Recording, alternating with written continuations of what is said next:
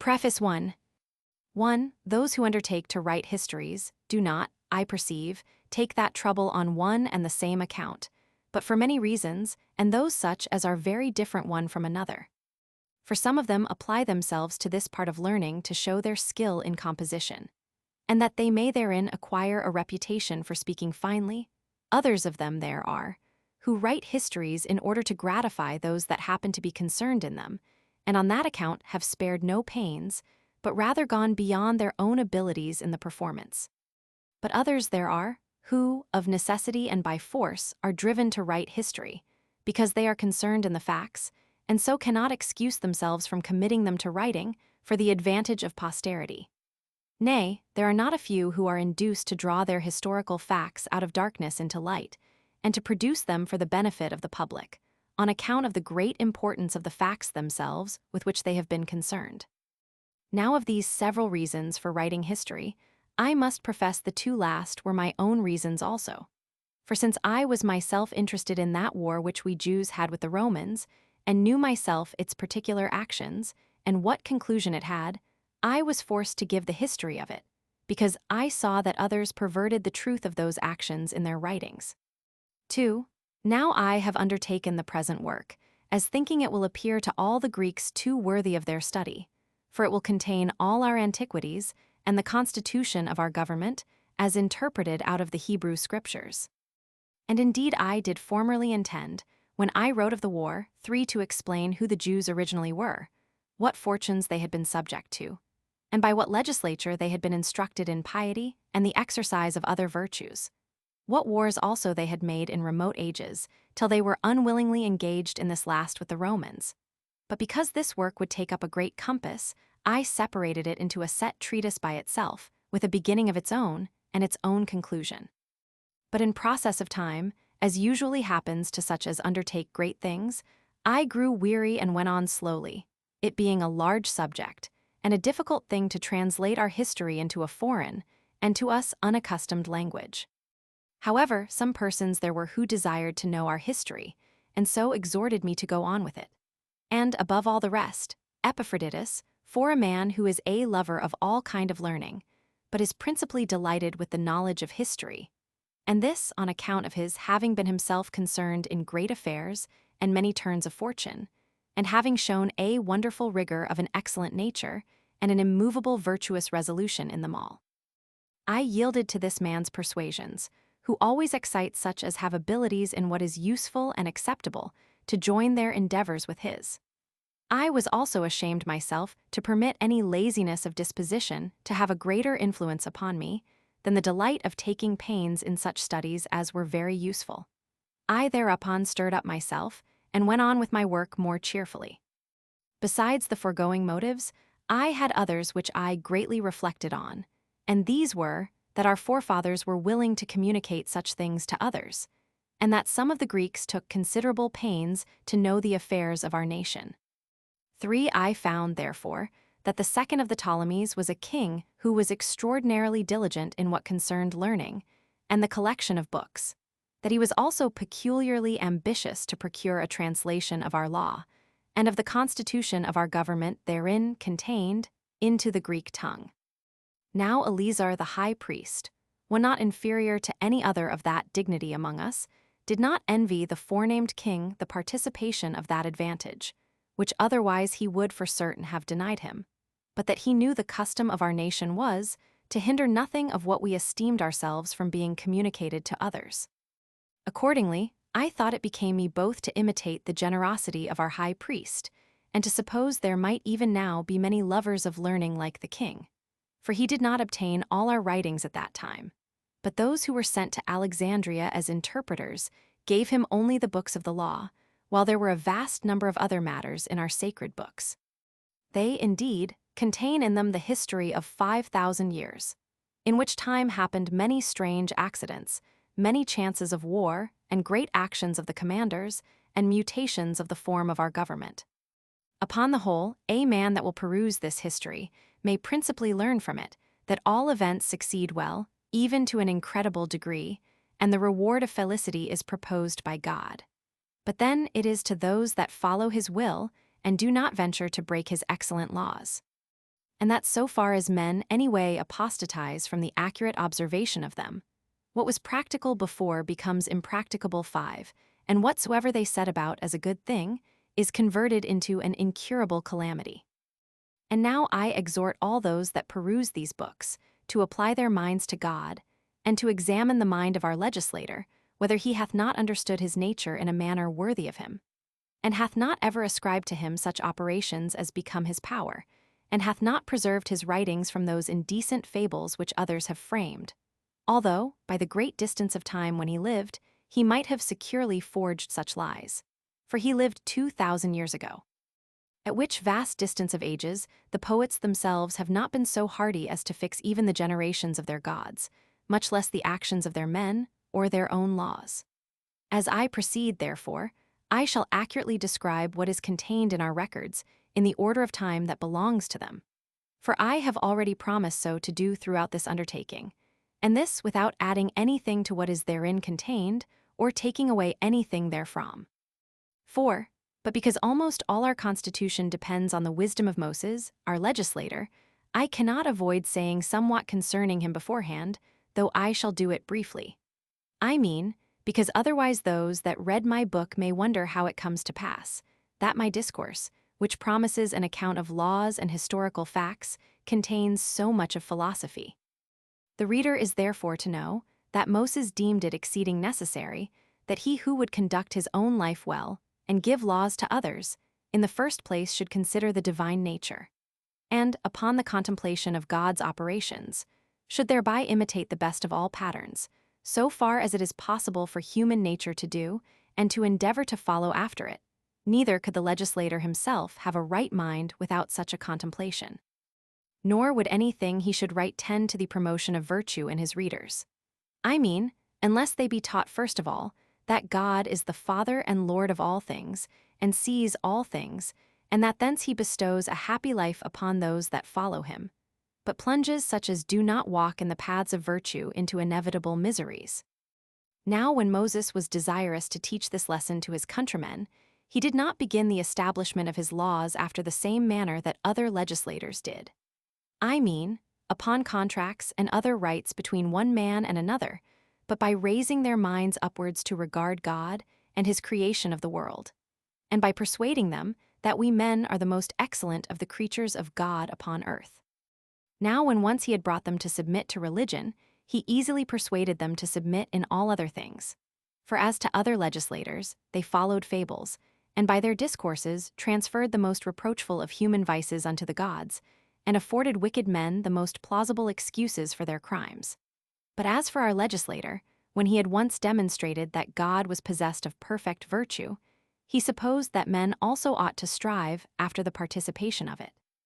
And on those who did not so think, and so believe, he inflicted the severest punishments.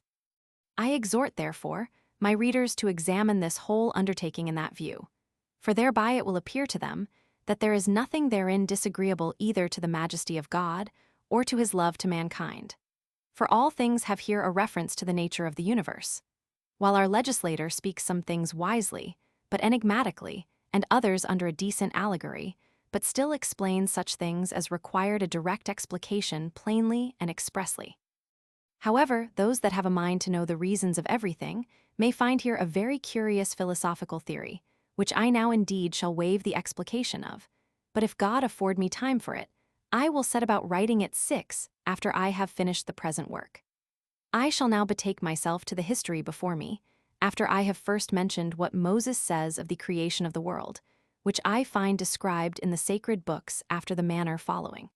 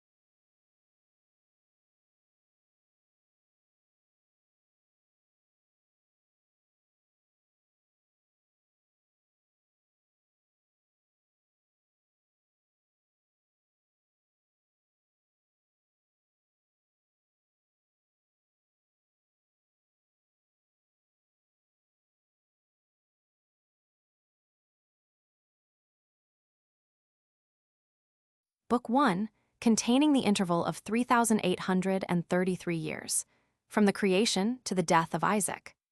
Chapter 1, the constitution of the world and the disposition of the elements. 1. In the beginning, God created the heaven and the earth. But when the earth did not come into sight, but was covered with thick darkness, and a wind moved upon its surface, God commanded that there should be light. And when that was made, he considered the whole mass and separated the light and the darkness. And the name he gave to one was night, and the other he called day. And he named the beginning of light, and the time of rest, the evening and the morning, and this was indeed the first day. But Moses said it was one day, the cause of which I am able to give even now. But because I have promised to give such reasons for all things in a treatise by itself, I shall put off its exposition till that time. After this, on the second day, he placed the heaven over the whole world, and separated it from the other parts, and he determined it should stand by itself. He also placed a crystalline round it, and put it together in a manner agreeable to the earth, and fitted it for giving moisture and rain, and for affording the advantage of dews. On the third day he appointed the dry land to appear, with the sea itself round about it. And on the very same day he made the plants and the seeds to spring out of the earth. On the fourth day he adorned the heaven with the sun, the moon, and the other stars, and appointed them their motions and courses, that the vicissitudes of the seasons might be clearly signified. And on the fifth day he produced the living creatures, both those that swim and those that fly, the former in the sea, the latter in the air. He also sorted them as to society and mixture, for procreation, and that their kinds might increase and multiply. On the sixth day he created the four-footed beasts, and made them male and female. On the same day he also formed man. Accordingly Moses says that in just 6 days the world and all that is therein was made, and that the seventh day was a rest, and a release from the labor of such operations. Whence it is that we celebrate a rest from our labors on that day, and call it the Sabbath, which word denotes rest in the Hebrew tongue. 2. Moreover, Moses, after the seventh day was over, one begins to talk philosophically, and concerning the formation of man says thus: that God took dust from the ground, and formed man, and inserted in him a spirit and a soul too. This man was called Adam, which in the Hebrew tongue signifies one that is red, because he was formed out of red earth compounded together. For of that kind is virgin and true earth. God also presented the living creatures, when he had made them, according to their kinds, both male and female, to Adam, who gave them those names by which they are still called.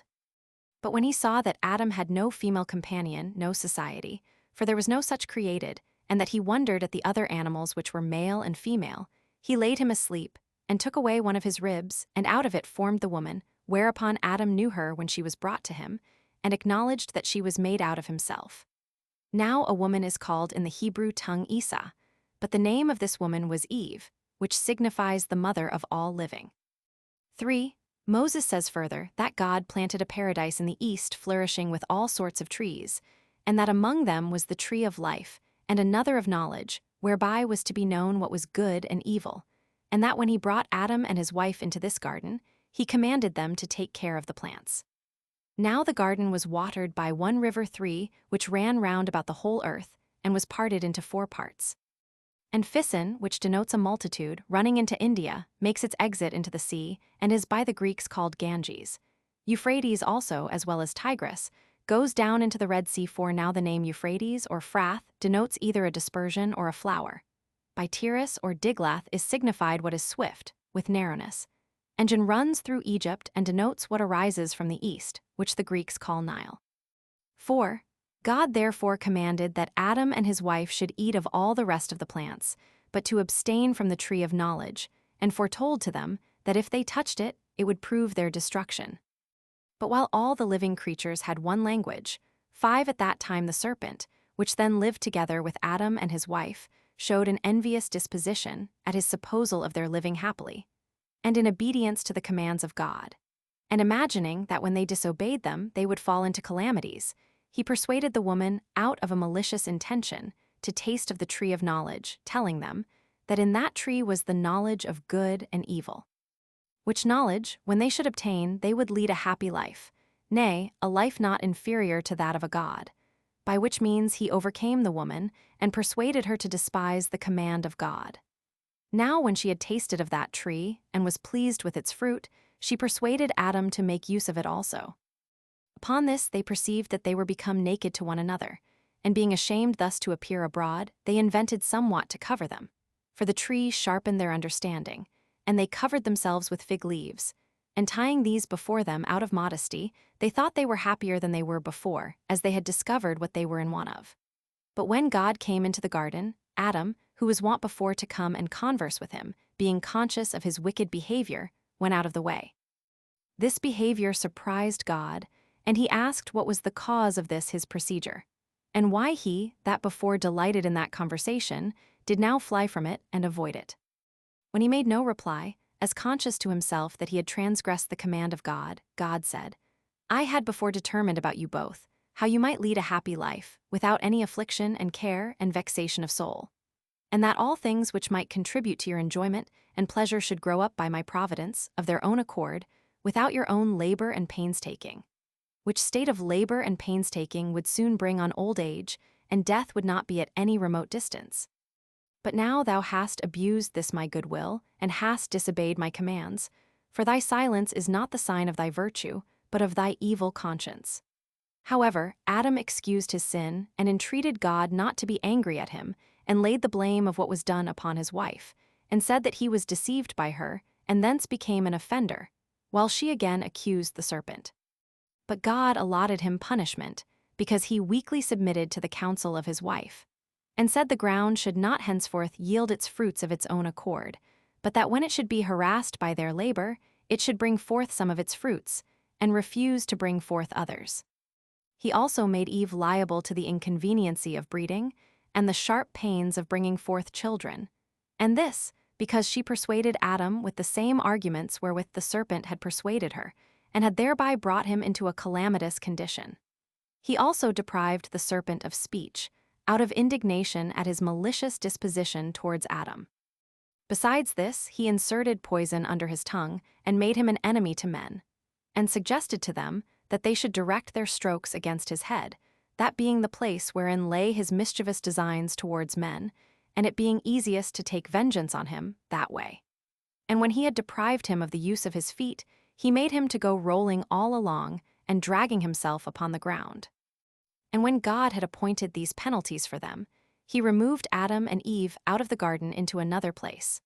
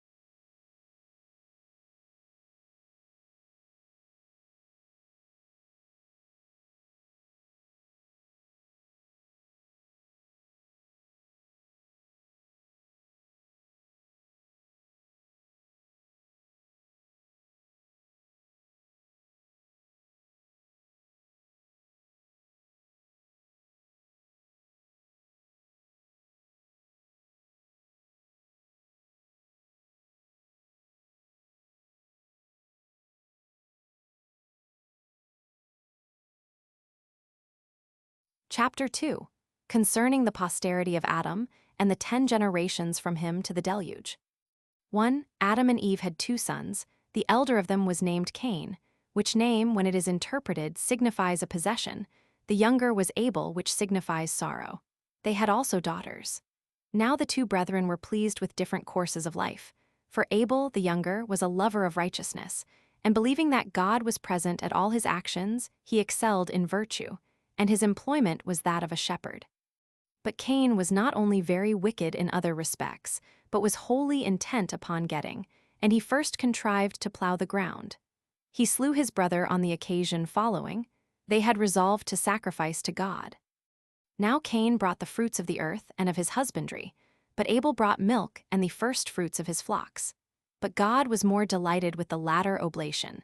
6. When he was honored with what grew naturally of its own accord, than he was with what was the invention of a covetous man, and gotten by forcing the ground.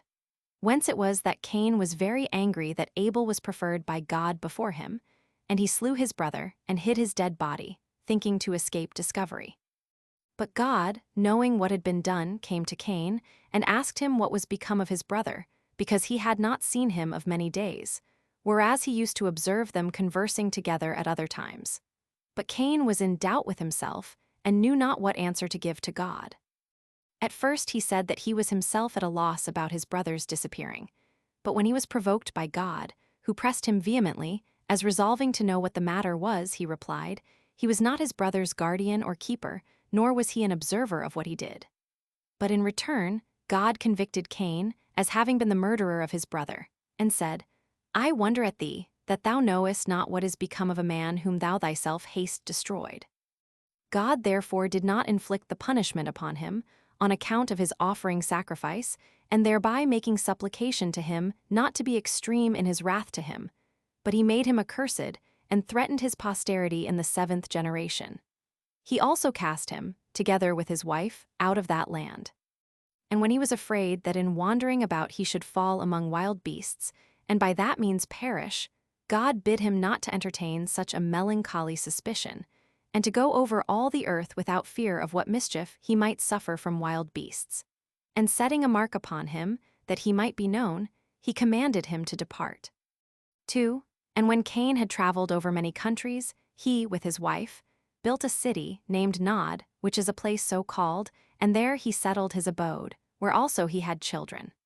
However, he did not accept of his punishment in order to amendment, but to increase his wickedness. For he only aimed to procure everything that was for his own bodily pleasure, though it obliged him to be injurious to his neighbors. He augmented his household substance with much wealth, by rapine and violence. He excited his acquaintance to procure pleasures and spoils by robbery, and became a great leader of men into wicked courses. He also introduced a change in that way of simplicity wherein men lived before, and was the author of measures and weights. And whereas they lived innocently and generously while they knew nothing of such arts, he changed the world into cunning craftiness. He first of all set boundaries about lands. He built a city and fortified it with walls, and he compelled his family to come together to it, and called that city Enoch after the name of his eldest son Enoch.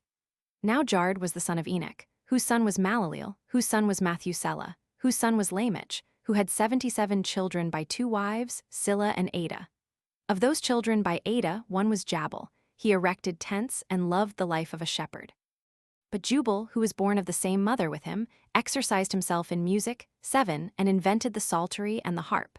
But Tubal, one of his children by the other wife, exceeded all men in strength, and was very expert and famous in martial performances. He procured what tended to the pleasures of the body by that method, and first of all invented the art of making brass. Lamech was also the father of a daughter, whose name was Naamah.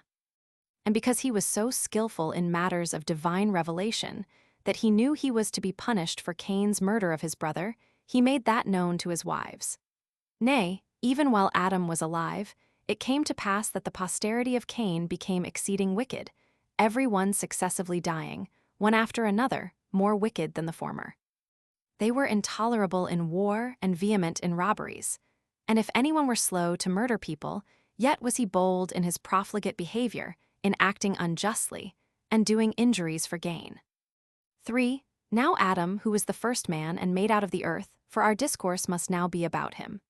After Abel was slain, and Cain fled away on account of his murder, was solicitous for posterity, and had a vehement desire of children, he being 230 years old, after which time he lived other 700, and then died. He had indeed many other children, 8, but Seth in particular. As for the rest, it would be tedious to name them. I will therefore only endeavor to give an account of those that proceeded from Seth. Now this Seth, when he was brought up, and came to those years in which he could discern what was good, became a virtuous man. And as he was himself of an excellent character, so did he leave children behind him who imitated his virtues. 9. All these proved to be of good dispositions. They also inhabited the same country without dissensions, and in a happy condition, without any misfortunes falling upon them, till they died. They also were the inventors of that peculiar sort of wisdom which is concerned with the heavenly bodies and their order. And that their inventions might not be lost before they were sufficiently known, upon Adam's prediction that the world was to be destroyed at one time by the force of fire, and at another time by the violence and quantity of water, they made 2 pillars, 10 the one of brick, the other of stone. They inscribed their discoveries on them both, that in case the pillar of brick should be destroyed by the flood, the pillar of stone might remain and exhibit those discoveries to mankind. And also inform them that there was another pillar of brick erected by them. Now this remains in the land of Syriad to this day.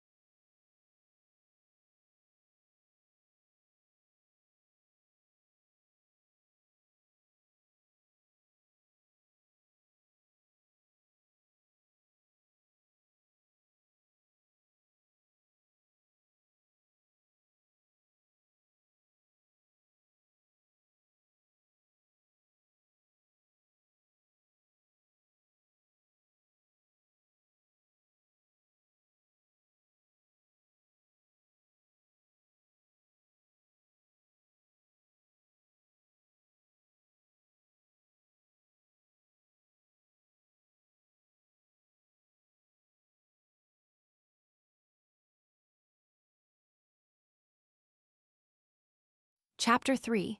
Concerning the flood, and after what manner Noah was saved in an ark with his kindred, and afterwards dwelt in the plain of Shinar. 1. Now this posterity of Seth continued to esteem God as the Lord of the universe, and to have an entire regard to virtue, for 7 generations. But in process of time they were perverted, and forsook the practices of their forefathers, and did neither pay those honors to God which were appointed them, nor had they any concern to do justice towards men. But for what degree of zeal they had formerly shown for virtue, they now showed by their actions a double degree of wickedness, whereby they made God to be their enemy. For many angels 11 of God accompanied with women, and begat sons that proved unjust, and despisers of all that was good, on account of the confidence they had in their own strength. For the tradition is, that these men did what resembled the acts of those whom the Grecians call giants. But Noah was very uneasy at what they did, and being displeased at their conduct, persuaded them to change their dispositions and their acts for the better. But seeing they did not yield to him, but were slaves to their wicked pleasures, he was afraid they would kill him, together with his wife and children, and those they had married. So he departed out of that land. 2. Now God loved this man for his righteousness. Yet he not only condemned those other men for their wickedness, but determined to destroy the whole race of mankind, and to make another race that should be pure from wickedness, and cutting short their lives, and making their years not so many as they formerly lived, but 120 only. 12. He turned the dry land into sea. And thus were all these men destroyed. But Noah alone was saved. For God suggested to him the following contrivance and way of escape: that he should make an ark of 4 stories high, 300 cubits 13 long, 50 cubits broad, and 30 cubits high. Accordingly he entered into that ark, and his wife and sons and their wives, and put into it not only other provisions, to support their wants there, but also sent in with the rest all sorts of living creatures, the male and his female for the preservation of their kinds, and others of them by 7s. Now this ark had firm walls and a roof, and was braced with cross beams, so that it could not be any way drowned or overborne by the violence of the water. And thus was Noah with his family preserved. Now he was the 10th from Adam, as being the son of Lamech, whose father was Methuselah. He was the son of Enoch, the son of Jared, and Jared was the son of Malaleel, who, with many of his sisters, were the children of Canaan, the son of Enos. Now Enos was the son of Seth, the son of Adam. 3. This calamity happened in the 600th year of Noah's government, in the 2nd month, 14, called by the Macedonians Dias, but by the Hebrews' Marchasuan, for so did they order their year in Egypt. But Moses appointed that Uacute Nisan, which is the same with Xanthicus, should be the first month for their festivals, because he brought them out of Egypt in that month. So that this month began the year as to all the solemnities they observed to the honor of God, although he preserved the original order of the months as to selling and buying and other ordinary affairs. Now he says that this flood began on the 27th day of the forementioned month, and this was 1656 years from Adam, the first man, and the time is written down in our sacred books, those who then lived having noted down, with great accuracy, both the births and deaths of illustrious men. For indeed Seth was born when Adam was in his 230th year, who lived 930 years. Seth begat Enos in his 205th year, who, when he had lived 912 years, delivered the government to Canaan his son, whom he had in his 190th year. He lived 905 years.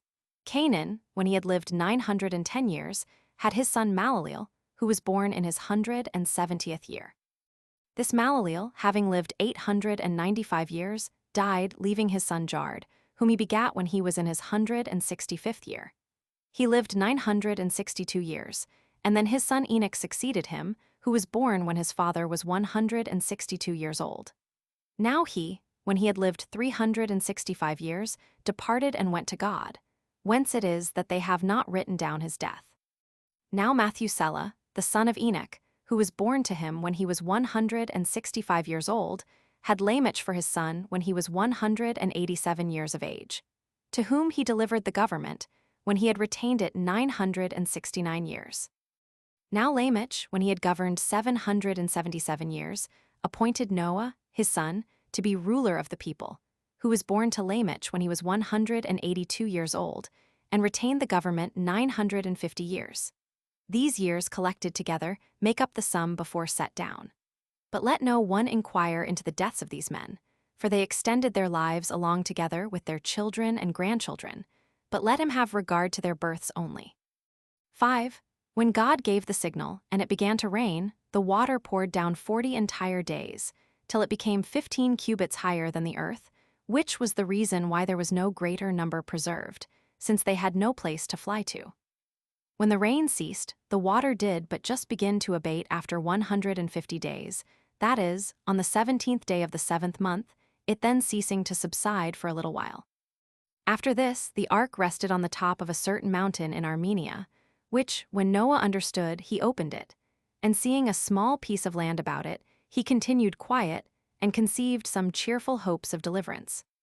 But a few days afterward, when the water was decreased to a greater degree, he sent out a raven, as desirous to learn whether any other part of the earth were left dry by the water, and whether he might go out of the ark with safety. But the raven, finding all the land still overflowed, returned to Noah again. And after 7 days he sent out a dove, to know the state of the ground, which came back to him covered with mud and bringing an olive branch. Hereby Noah learned that the earth was become clear of the flood. So after he had stayed 7 more days, he sent the living creatures out of the ark. And both he and his family went out, when he also sacrificed to God and feasted with his companions. However, the Armenians call this place 16 the place of descent. For the ark being saved in that place, its remains are shown there by the inhabitants to this day. 6. Now all the writers of barbarian histories make mention of this flood and of this ark, among whom is Berossus the Chaldean. For when he is describing the circumstances of the flood, he goes on thus.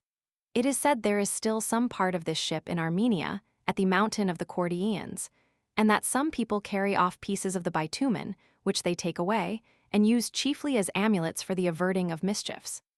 Hieronymus the Egyptian also, who wrote the Phoenician Antiquities, and Mnasias, and a great many more, make mention of the same.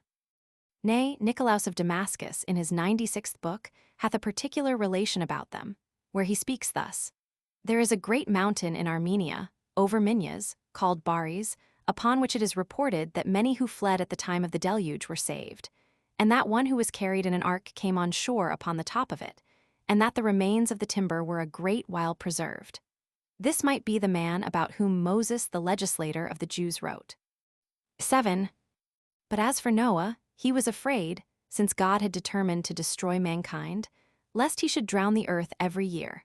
So he offered burnt offerings and besought God that nature might hereafter go on in its former orderly course, and that he would not bring on so great a judgment any more, by which the whole race of creatures might be in danger of destruction.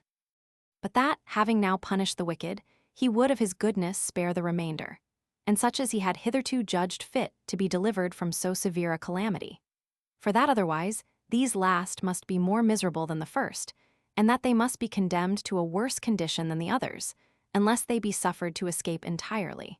That is, if they be reserved for another deluge, while they must be afflicted with the terror and sight of the first deluge, and must also be destroyed by a second. He also entreated God to accept of his sacrifice, and to grant that the earth might never again undergo the like effects of his wrath, that men might be permitted to go on cheerfully in cultivating the same, to build cities and live happily in them, and that they might not be deprived of any of those good things which they enjoyed before the flood, but might attain to the like length of days and old age which the ancient people had arrived at before. 8. When Noah had made these supplications, God, who loved the man for his righteousness, granted entire success to his prayers, and said that it was not he who brought the destruction on a polluted world, but that they underwent that vengeance on account of their own wickedness, and that he had not brought men into the world if he had himself determined to destroy them, it being an instance of greater wisdom not to have granted them life at all, than, after it was granted, to procure their destruction. But the injuries, said he, they offered to my holiness and virtue forced me to bring this punishment upon them. But I will leave off for the time to come to require such punishments, the effects of so great wrath, for their future wicked actions, and especially on account of thy prayers.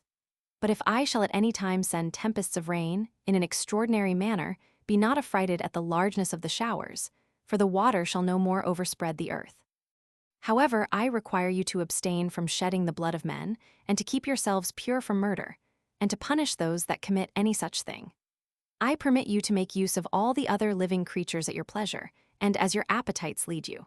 For I have made you lords of them all, both of those that walk on the land, and those that swim in the waters, and of those that fly in the regions of the air on high, excepting their blood, for therein is the life. But I will give you a sign that I have left off my anger by my bow. Whereby is meant the rainbow, for they determined that the rainbow was the bow of God. And when God had said and promised thus, he went away.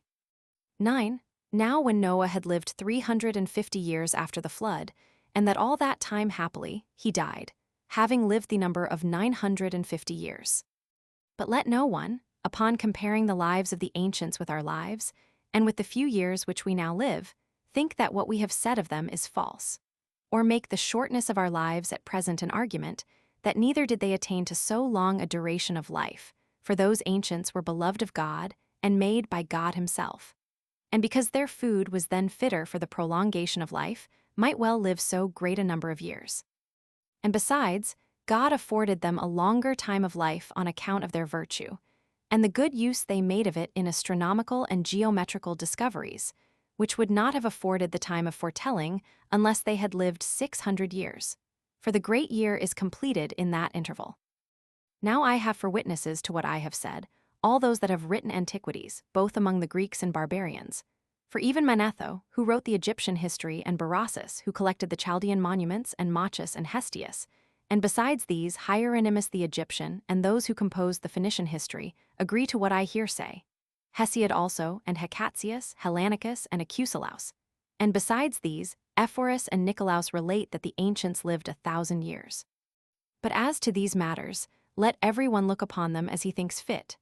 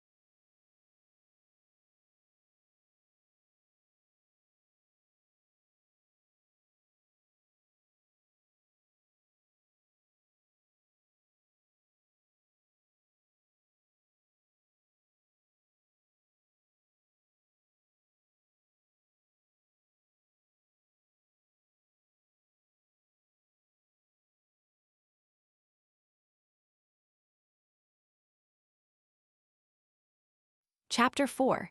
Concerning the Tower of Babylon and the confusion of tongues.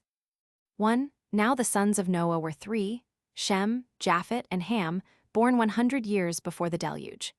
These first of all descended from the mountains into the plains, and fixed their habitation there, and persuaded others who were greatly afraid of the lower grounds on account of the flood, and so were very loath to come down from the higher places, to venture to follow their examples. Now the plain in which they first dwelt was called Shinar.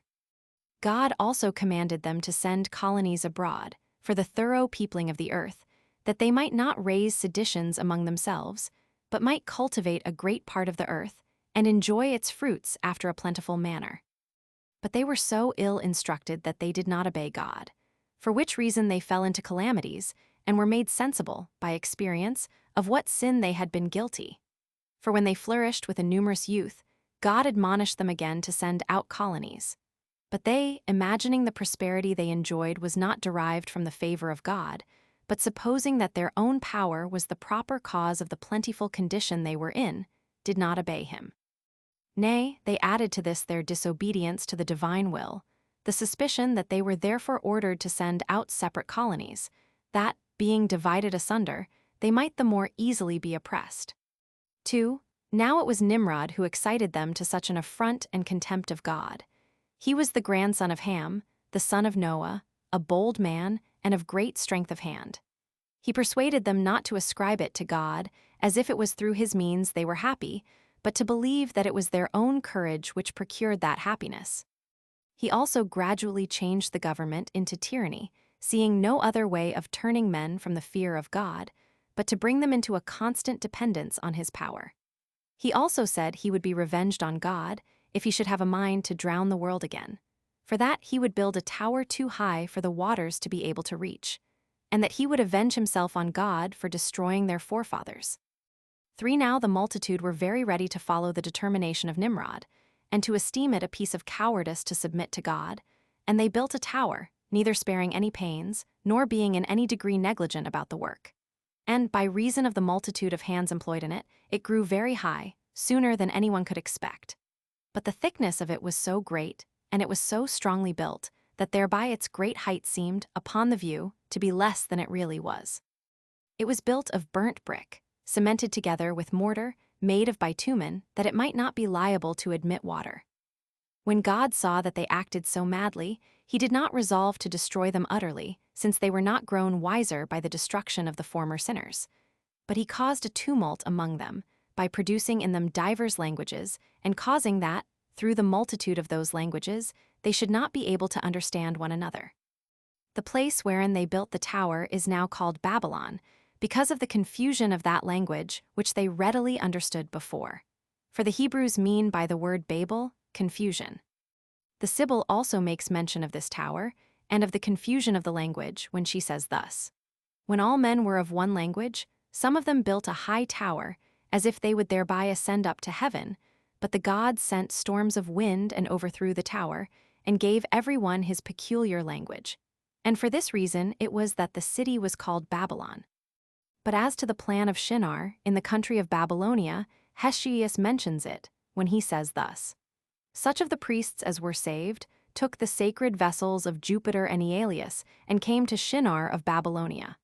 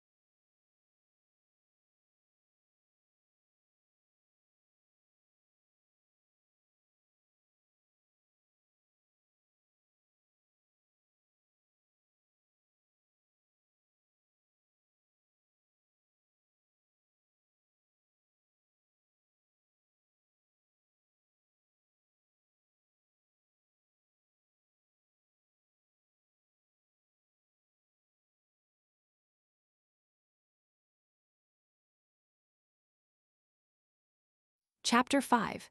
After what manner the posterity of Noah sent out colonies, and inhabited the whole earth. 1. After this they were dispersed abroad, on account of their languages, and went out by colonies everywhere. And each colony took possession of that land which they light upon, and unto which God led them, so that the whole continent was filled with them, both the inland and the maritime countries. There were some also who passed over the sea in ships, and inhabited the islands.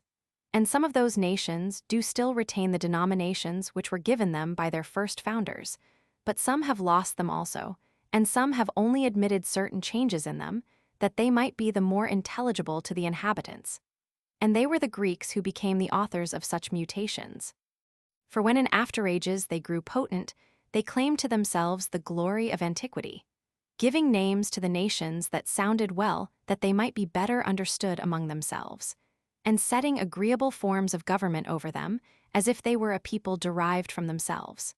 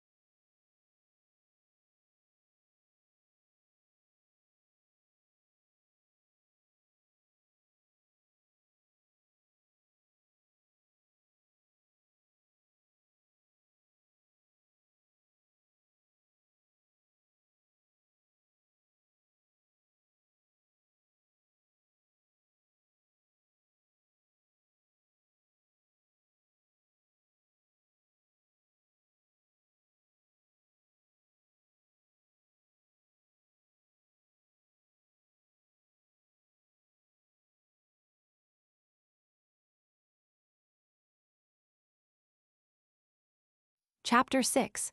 How every nation was denominated from their first inhabitants. 1. Now they were the grandchildren of Noah, in honor of whom names were imposed on the nations by those that first seized upon them. Japhet, the son of Noah, had 7 sons. They inhabited so, that beginning at the mountains Taurus and Amanus, they proceeded along Asia as far as the river Tansis, and along Europe to Cadiz, and settling themselves on the lands which they light upon, which none had inhabited before, they called the nations by their own names.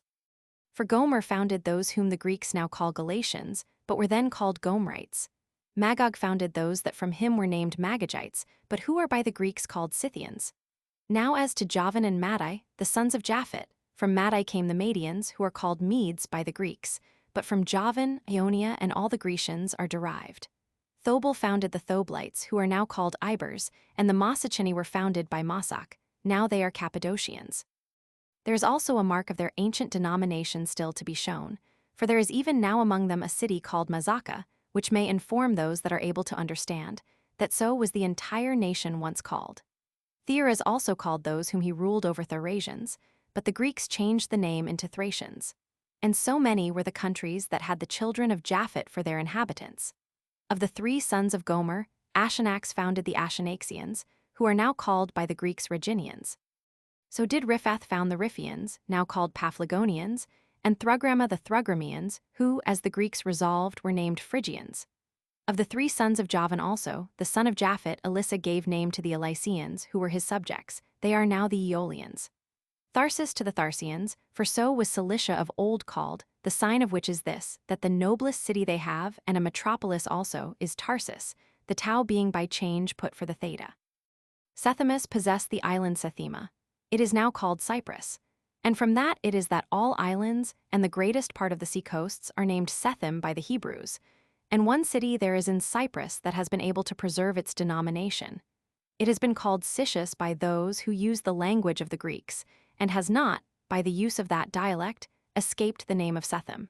And so many nations have the children and grandchildren of Japhet possessed. Now when I have premised somewhat, which perhaps the Greeks do not know, I will return and explain what I have omitted. For such names are pronounced here after the manner of the Greeks, to please my readers. For our own country language does not so pronounce them. But the names in all cases are of one and the same ending. For the name we here pronounce Neas is there Noah, and in every case retains the same termination. 2. The children of Ham possessed the land from Syria and Amanus, and the mountains of Libanus, seizing upon all that was on its seacoasts, and as far as the ocean, and keeping it as their own. Some indeed of its names are utterly vanished away, others of them being changed, and another sound given them, are hardly to be discovered. Yet a few there are which have kept their denominations entire. For of the 4 sons of Ham, time has not at all hurt the name of Chus. For the Ethiopians, over whom he reigned, are even at this day, both by themselves and by all men in Asia, called Chusites. The memory also of the Mesrates is preserved in their name, for all we who inhabit this country called Egypt Mestor, and the Egyptians Mestrians. Phut also was the founder of Libya, and called the inhabitants Feudites, from himself. There is also a river in the country of Moors which bears that name. Whence it is that we may see the greatest part of the Grecian historiographers mention that river and the adjoining country by the appellation of Phut. But the name it has now has been by change given it from one of the sons of Mesraim, who was called Libyos. We will inform you presently what has been the occasion why it has been called Africa also.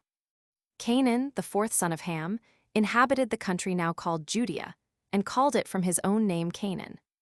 The children of these were these: Sabas, who founded the Sabaeans; Evilas, who founded the Evelians, who are called Getchli. Sabaths founded the Sabathans, they are now called by the Greeks Estaborans. Sabactus settled the Sabactans, and Ragmus the Ragmians, and he had 2 sons, the one of whom Judatas settled the Judadians, a nation of the western Ethiopians, and left them his name, as did Sabas to the Sabaeans. But Nimrod, the son of Chus, stayed and tyrannized at Babylon, as we have already informed. Now all the children of Mesraim, being 8 in number, possessed the country from Gaza to Egypt, though it retained the name of one only, the Philistim, for the Greeks call part of that country Palestine. As for the rest, Ludium and Enamim and Labim, who alone inhabited in Libya, and called the country from himself, Nedim and Phethrasim, and Cheslaim, and Sephthorim, we know nothing of them besides their names. For the Ethiopic War 17, which we shall describe hereafter, was the cause that those cities were overthrown. The sons of Canaan were these: Sidonius, who also built a city of the same name. It is called by the Greeks Sidon Amathus, inhabited in Amathine, which is even now called Amath by the inhabitants, although the Macedonians named it Epiphania from one of his posterity. Arudius possessed the island Aradus. Arocas possessed Ars, which is in Libanus. But for the 7 others, Chedius, Jebusius, Amorius, Gergesus, Eudius, Cyneus, Samaris, we have nothing in the sacred books but their names, for the Hebrews overthrew their cities, and their calamities came upon them on the occasion following. 3. Noah, when after the deluge the earth was resettled in its former condition, set about its cultivation. And when he had planted it with vines, and when the fruit was ripe, and he had gathered the grapes in their season, and the wine was ready for use, he offered sacrifice and feasted, and being drunk, he fell asleep, and lay naked in an unseemly manner. When his youngest son saw this, he came laughing, and showed him to his brethren, but they covered their father's nakedness. And when Noah was made sensible of what had been done, he prayed for prosperity to his other sons. But for Ham, he did not curse him, by reason of his nearness in blood, but cursed his prosperity. And when the rest of them escaped that curse, God inflicted it on the children of Canaan. But as to these matters, we shall speak more hereafter. For Shem, the 3rd son of Noah, had 5 sons, who inhabited the land that began at Euphrates and reached to the Indian Ocean. For Elam left behind him the Elamites, the ancestors of the Persians. Asher lived at the city Nineve, and named his subjects Assyrians, who became the most fortunate nation beyond others. Arphaxad named the Arphaxadites, who are now called Chaldeans. Aram had the Aramites, which the Greeks called Syrians, as Lod founded the Lodites, which are now called Lydians. Of the 4 sons of Aram, Uz founded Trachonitis and Damascus. This country lies between Palestine and Celesyria. Ul founded Armenia, and Gather the Bactrians, and Mesa the Messenians. It is now called Cherech Spasini. Sala was the son of Arphaxad, and his son was Heber, from whom they originally called the Jews Hebrews. 18 Heber begat Jotan and Phaleg. He was called Phaleg because he was born at the dispersion of the nations to their several countries. for Phaleg among the Hebrews signifies division. Now Joktan, one of the sons of Heber, had these sons: Elmadad, Saliph, Asermoth, Jera, Adoram, Izel, Diklah, Ebal, Abimael, Sabius, Ophir, Uelat, and Jobab. These inhabited from Kafan, an Indian river, and in part of Asia adjoining to it. And this shall suffice concerning the sons of Shem. 5. I will now treat of the Hebrews. The son of Phaleg, whose father was Heber, was Rago, whose son was Serug, to whom was born Nahor. His son was Terah, who was the father of Abraham, who accordingly was the 10th from Noah, and was born in the 292nd year after the deluge. For Terah begat Abram in his 70th year. Nahor begat Haran when he was 120 years old. Nahor was born to Serug in his 132nd year. Rago had Serug at 130. At the same age also Phaleg had Rago. Heber begat Phaleg in his 134th year. He himself being begotten by Salah when he was 130 years old, whom Arphaxad had for his son at the 135th year of his age.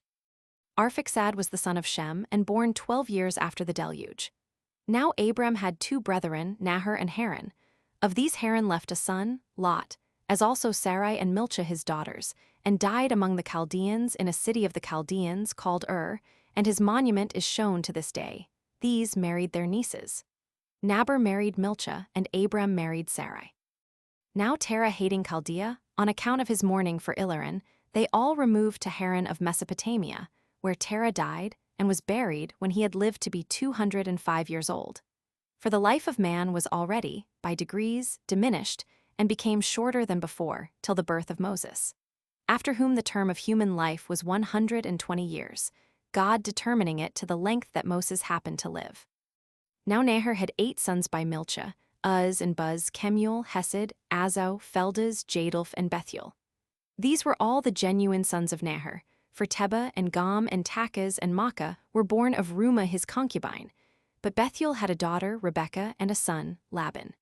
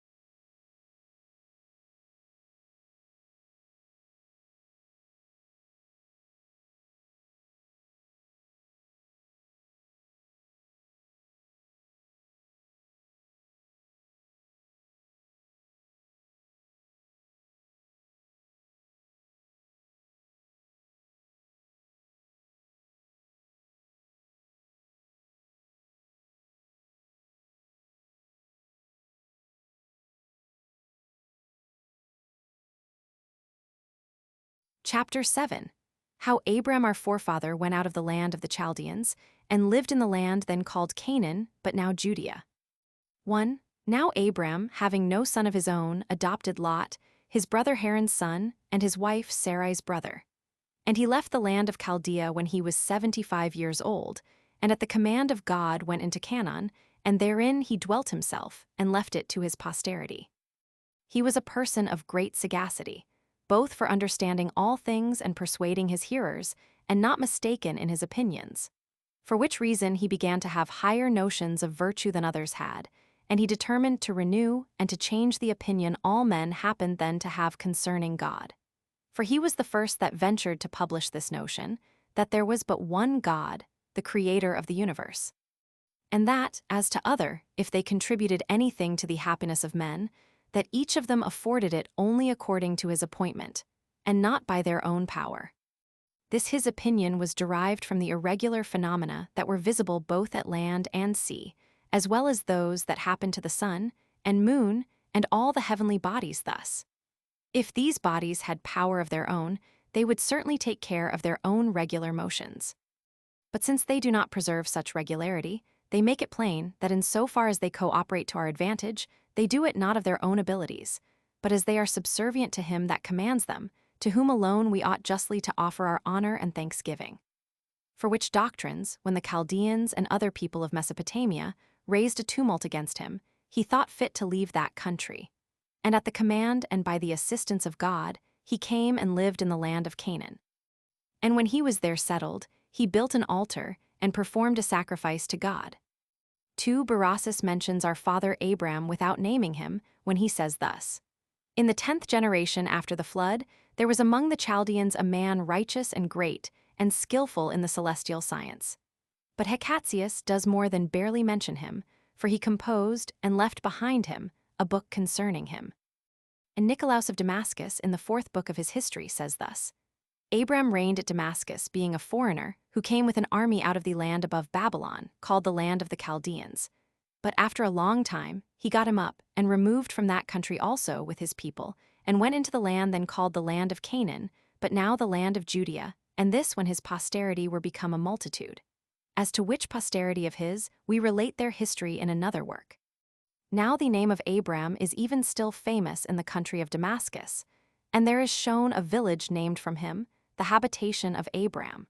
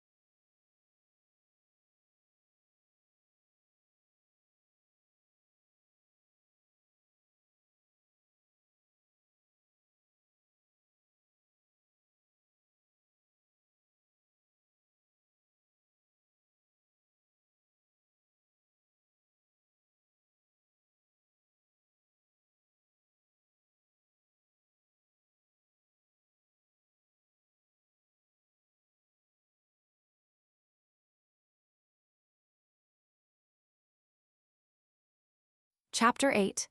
That when there was a famine in Canaan, Abram went thence into Egypt, and after he had continued there a while, he returned back again. 1. Now, after this, when a famine had invaded the land of Canaan, and Abram had discovered that the Egyptians were in a flourishing condition, he was disposed to go down to them, both to partake of the plenty they enjoyed, and to become an auditor of their priests, and to know what they said concerning the gods, designing either to follow them, if they had better notions than he, or to convert them into a better way, if his own notions proved the truest.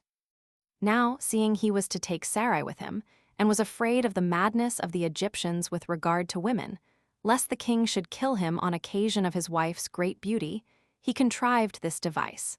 He pretended to be her brother, and directed her in a dissembling way to pretend the same, for he said it would be for their benefit. Now, as soon as he came into Egypt, it happened to Abram as he supposed it would. For the fame of his wife's beauty was greatly talked of, for which reason Pharaoh, the king of Egypt, would not be satisfied with what was reported of her, but would needs see her himself, and was preparing to enjoy her. But God put a stop to his unjust inclinations by sending upon him a distemper and a sedition against his government. And when he inquired of the priests how he might be freed from these calamities, they told him that this his miserable condition was derived from the wrath of God, upon account of his inclinations to abuse the stranger's wife. He then, out of fear, asked Sarai who she was, and who it was that she brought along with her. And when he had found out the truth, he excused himself to Abram, that supposing the woman to be his sister, and not his wife, he set his affections on her, as desiring an affinity with him by marrying her, but not as incited by lust to abuse her. He also made him a large present in money, and gave him leave to enter into conversation with the most learned among the Egyptians, from which conversation his virtue and his reputation became more conspicuous than they had been before. 2. For whereas the Egyptians were formerly addicted to different customs, and despised one another's sacred and accustomed rights, and were very angry one with another on that account. Abram conferred with each of them, and, confuting the reasonings they made use of, every one for their own practices, demonstrated that such reasonings were vain and void of truth. Whereupon he was admired by them in those conferences as a very wise man, and one of great sagacity, when he discoursed on any subject he undertook. And this not only in understanding it, but in persuading other men also to assent to him. He communicated to them arithmetic, and delivered to them the science of astronomy. For before Abram came into Egypt, they were unacquainted with those parts of learning. For that science came from the Chaldeans into Egypt, and from thence to the Greeks also. 3. As soon as Abram was come back into Canaan, he parted the land between him and Lot, upon account of the tumultuous behavior of their shepherds, concerning the pastures wherein they should feed their flocks. However, he gave Lot his option, or leave, to choose which lands he would take, and he took himself what the other left, which were the lower grounds at the foot of the mountains, and he himself dwelt in Hebron, which is a city 7 years more ancient than Tunis of Egypt. But Lot possessed the land of the plain, and the river Jordan not far from the city of Sodom, which was then a fine city, but is now destroyed by the will and wrath of God, the cause of which I shall show in its proper place hereafter.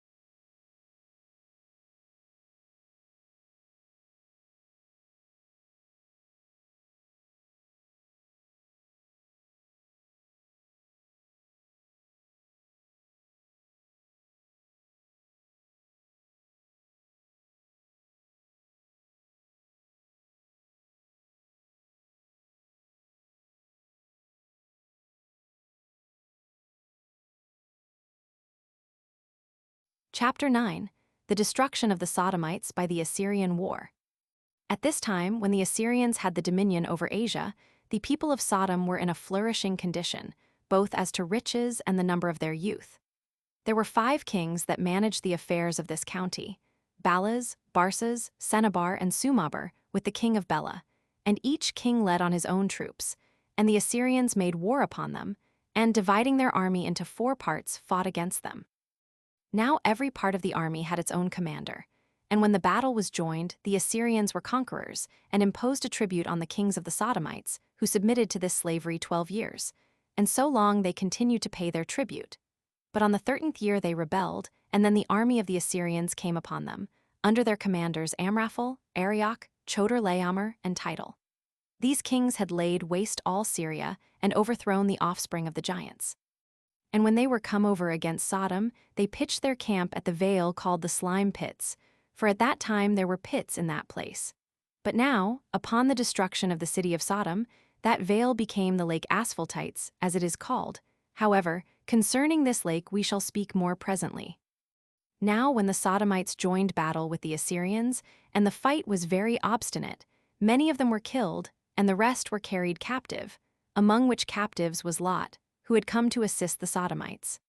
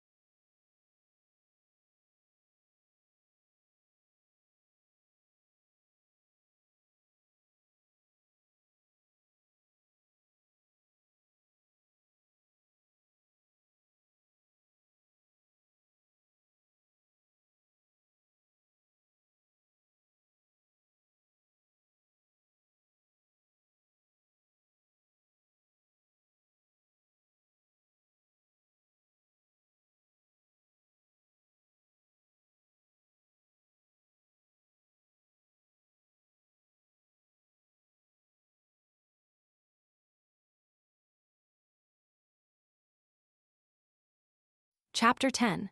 How Abram fought with the Assyrians and overcame them and saved the Sodomite prisoners, and took from the Assyrians the prey they had gotten. 1. When Abram heard of their calamity, he was at once afraid for Lot his kinsman, and pitied the Sodomites, his friends and neighbors.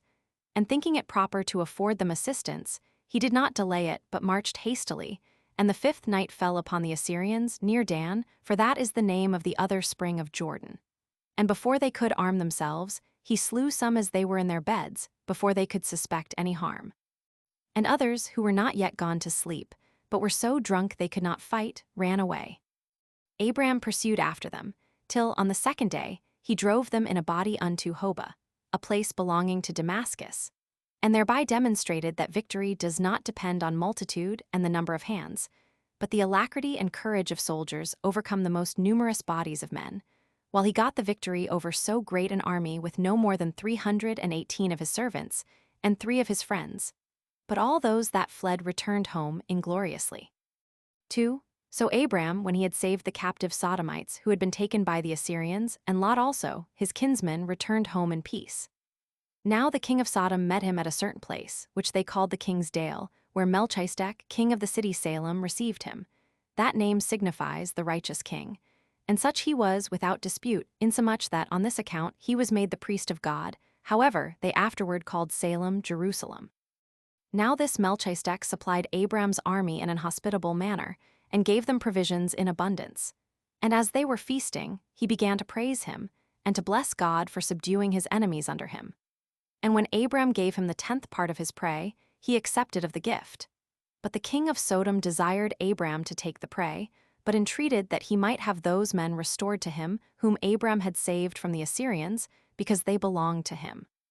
But Abram would not do so, nor would make any other advantage of that prey than what his servants had eaten, but still insisted that he should afford a part to his friends that had assisted him in the battle. The first of them was called Eshal, and then Ener and Mamber. 3. And God commended his virtue, and said, Thou shalt not however lose the rewards thou hast deserved to receive by such thy glorious actions. He answered, And what advantage will it be to me to have such rewards, when I have none to enjoy them after me? For he was hitherto childless, and God promised that he should have a son, and that his posterity should be very numerous, insomuch that their number should be like the stars. When he heard that, he offered a sacrifice to God, as he commanded him. The manner of the sacrifice was this. He took an heifer of 3 years old, and a she-goat of 3 years old, and a ram in like manner of 3 years old, and a turtle dove, and a pigeon 19, and as he was enjoined, he divided the 3 former, but the birds he did not divide. After which, before he built his altar, where the birds of prey flew about, as desirous of blood, a divine voice came to him, declaring that their neighbors would be grievous to his posterity, when they should be in Egypt for 400 years. 20 during which time they should be afflicted, but afterwards should overcome their enemies, should conquer the Canaanites in war, and possess themselves of their land and of their cities. 4. Now Abram dwelt near the oak called Audiobook. The place belongs to Canaan, not far from the city of Hebron. But being uneasy at his wife's barrenness, he entreated God to grant that he might have male issue. And God required of him to be of good courage, and said that he would add to all the rest of the benefits that he had bestowed upon him, ever since he led him out of Mesopotamia, the gift of children. Accordingly Sarai, at God's command, brought to his bed one of her handmaidens, a woman of Egyptian descent, in order to obtain children by her. And when this handmaid was with child, she triumphed and ventured to affront Sarai, as if the dominion were to come to a son to be born of her. But when Abram resigned her into the hand of Sarai, to punish her, she contrived to fly away, as not able to bear the instances of Sarai's severity to her, and she entreated God to have compassion on her. Now a divine angel met her, as she was going forward in the wilderness, and bid her return to her master and mistress, for if she would submit to that wise advice, she would live better hereafter. For that the reason of her being in such a miserable case was this, that she had been ungrateful and arrogant towards her mistress. He also told her that if she disobeyed God and went on still in her way, she should perish, but if she would return back, she should become the mother of a son who should reign over that country. These admonitions she obeyed, and returned to her master and mistress, and obtained forgiveness. A little while afterwards, she bare Ismael, which may be interpreted heard of God, because God had heard his mother's prayer. 5. The forementioned son was born to Abram when he was 86 years old. But when he was 99, God appeared to him and promised him that he should have a son by Sarai, and commanded that his name should be Isaac, and showed him that from this son should spring great nations and kings, and that they should obtain all the land of Canaan by war, from Sidon to Egypt. But he charged him, in order to keep his posterity unmixed with others, that they should be circumcised in the flesh of their foreskin, and that this should be done on the 8th day after they were born. The reason of which circumcision I will explain in another place. And Abram inquiring also concerning Ismael, whether he should live or not, God signified to him that he should live to be very old, and should be the father of great nations. Abram therefore gave thanks to God for these blessings. And then he and all his family and his son Ismael were circumcised immediately, the son being that day 13 years of age, and he 99.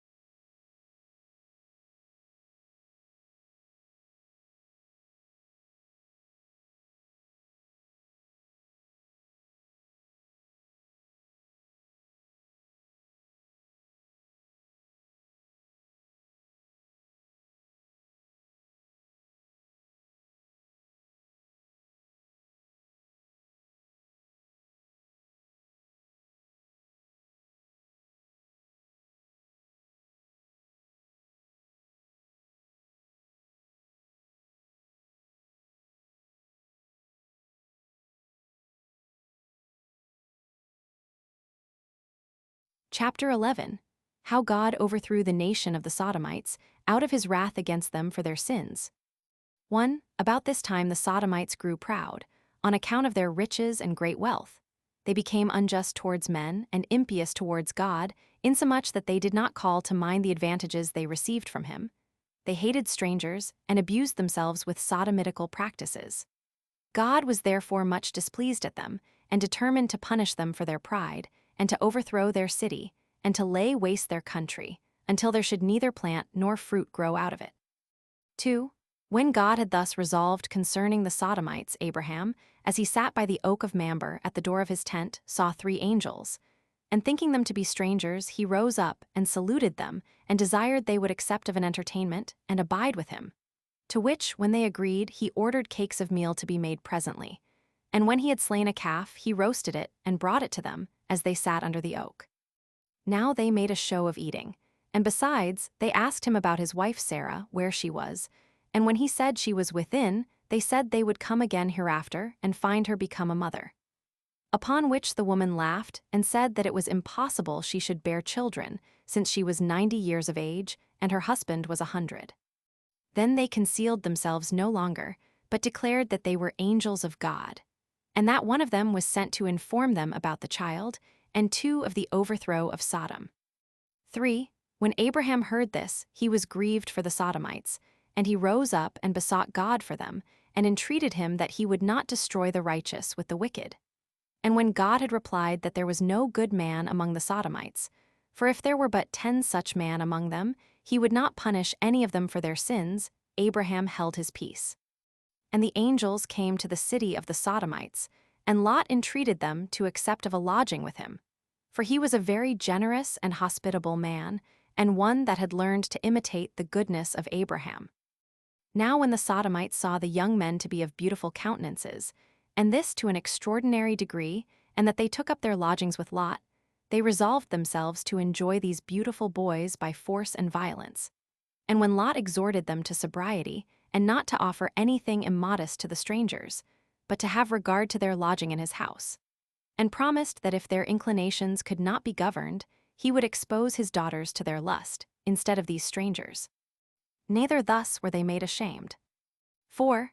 But God was much displeased at their impudent behavior, so that he both smote those men with blindness, and condemned the Sodomites to universal destruction. But Lot, upon God's informing him of the future destruction of the Sodomites, went away, taking with him his wife and daughters, who were 2 and still virgins. For those that were betrothed 21 to them were above the thoughts of going, and deemed that Lot's words were trifling. God then cast a thunderbolt upon the city, and set it on fire with its inhabitants, and laid waste the country with the like burning, as I formerly said when I wrote the Jewish war. 22 But Lot's wife continually turning back to view the city as she went from it, and being too nicely inquisitive what would become of it, although God had forbidden her so to do, was changed into a pillar of salt. 23 For I have seen it, and it remains at this day. Now he and his daughters fled to a certain small place, encompassed with the fire, and settled in it. It is to this day called Zor, for that is the word which the Hebrews use for a small thing. There it was that he lived a miserable life, on account of his having no company and his want of provisions. 5. But his daughters, thinking that all mankind were destroyed, approached to their father, 24 though taking care not to be perceived. This they did, that humankind might not utterly fail, and they bare sons. The son of the elder was named Moab, which denotes one derived from his father. The younger bare Ammon, which name denotes one derived from a kinsman. The former of whom was the father of the Moabites, which is even still a great nation. The latter was the father of the Ammonites, and both of them are inhabitants of Celesyria. And such was the departure of Lot from among the Sodomites.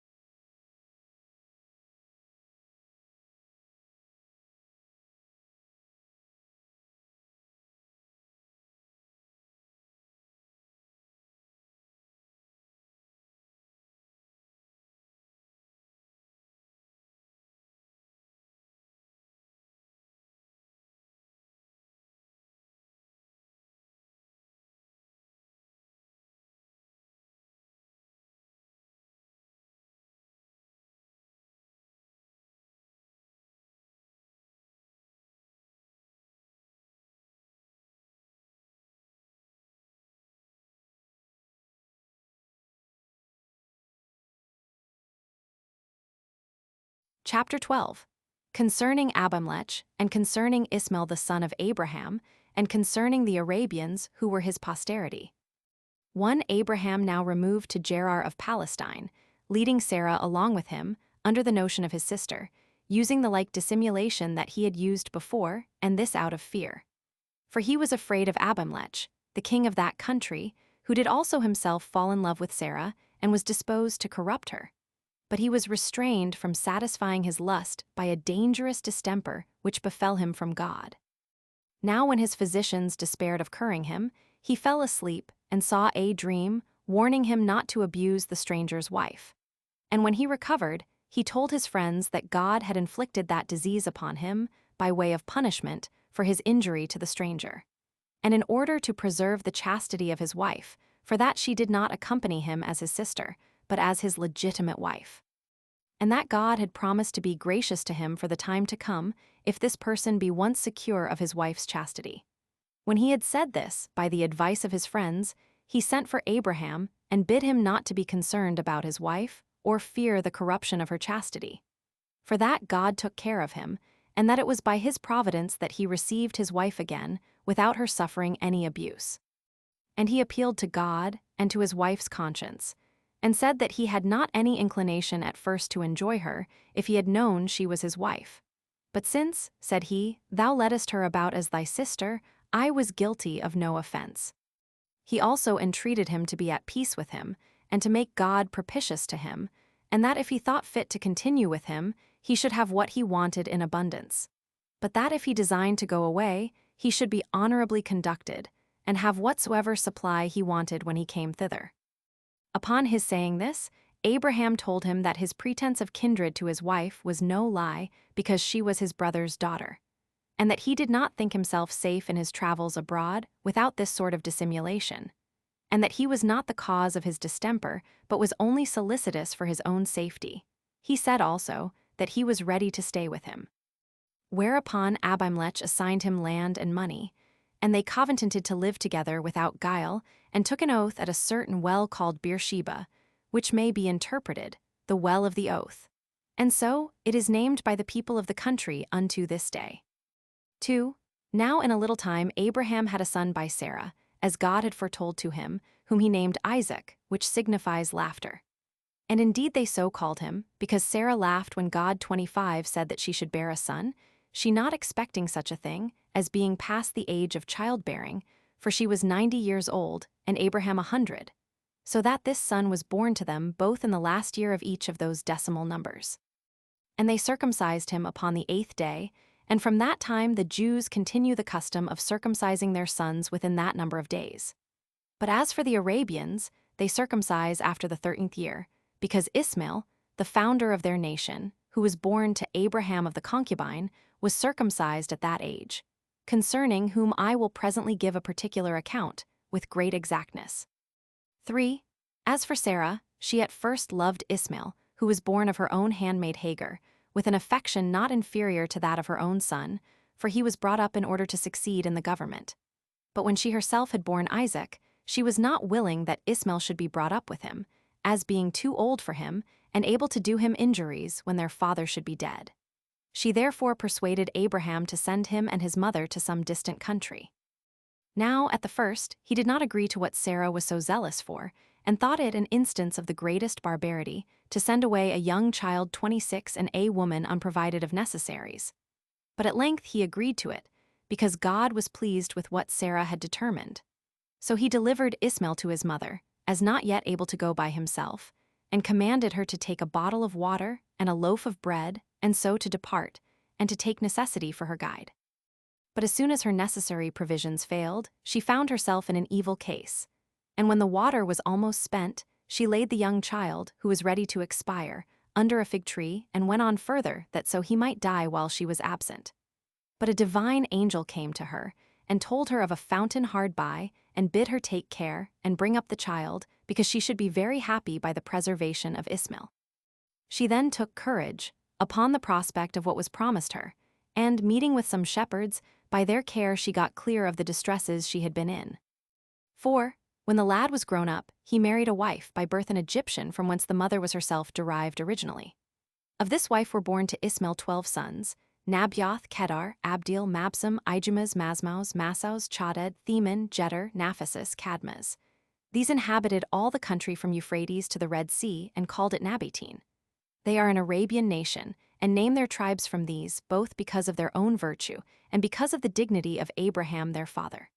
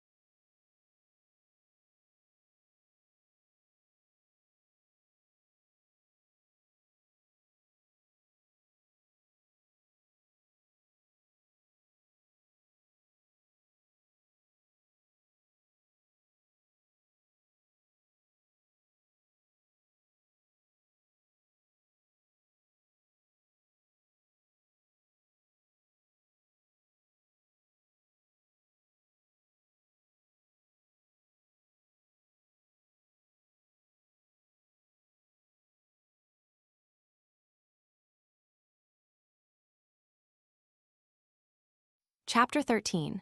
Concerning Isaac, the legitimate son of Abraham. 1. Now Abraham greatly loved Isaac, as being his only begotten 27 and given to him at the borders of old age, by the favor of God.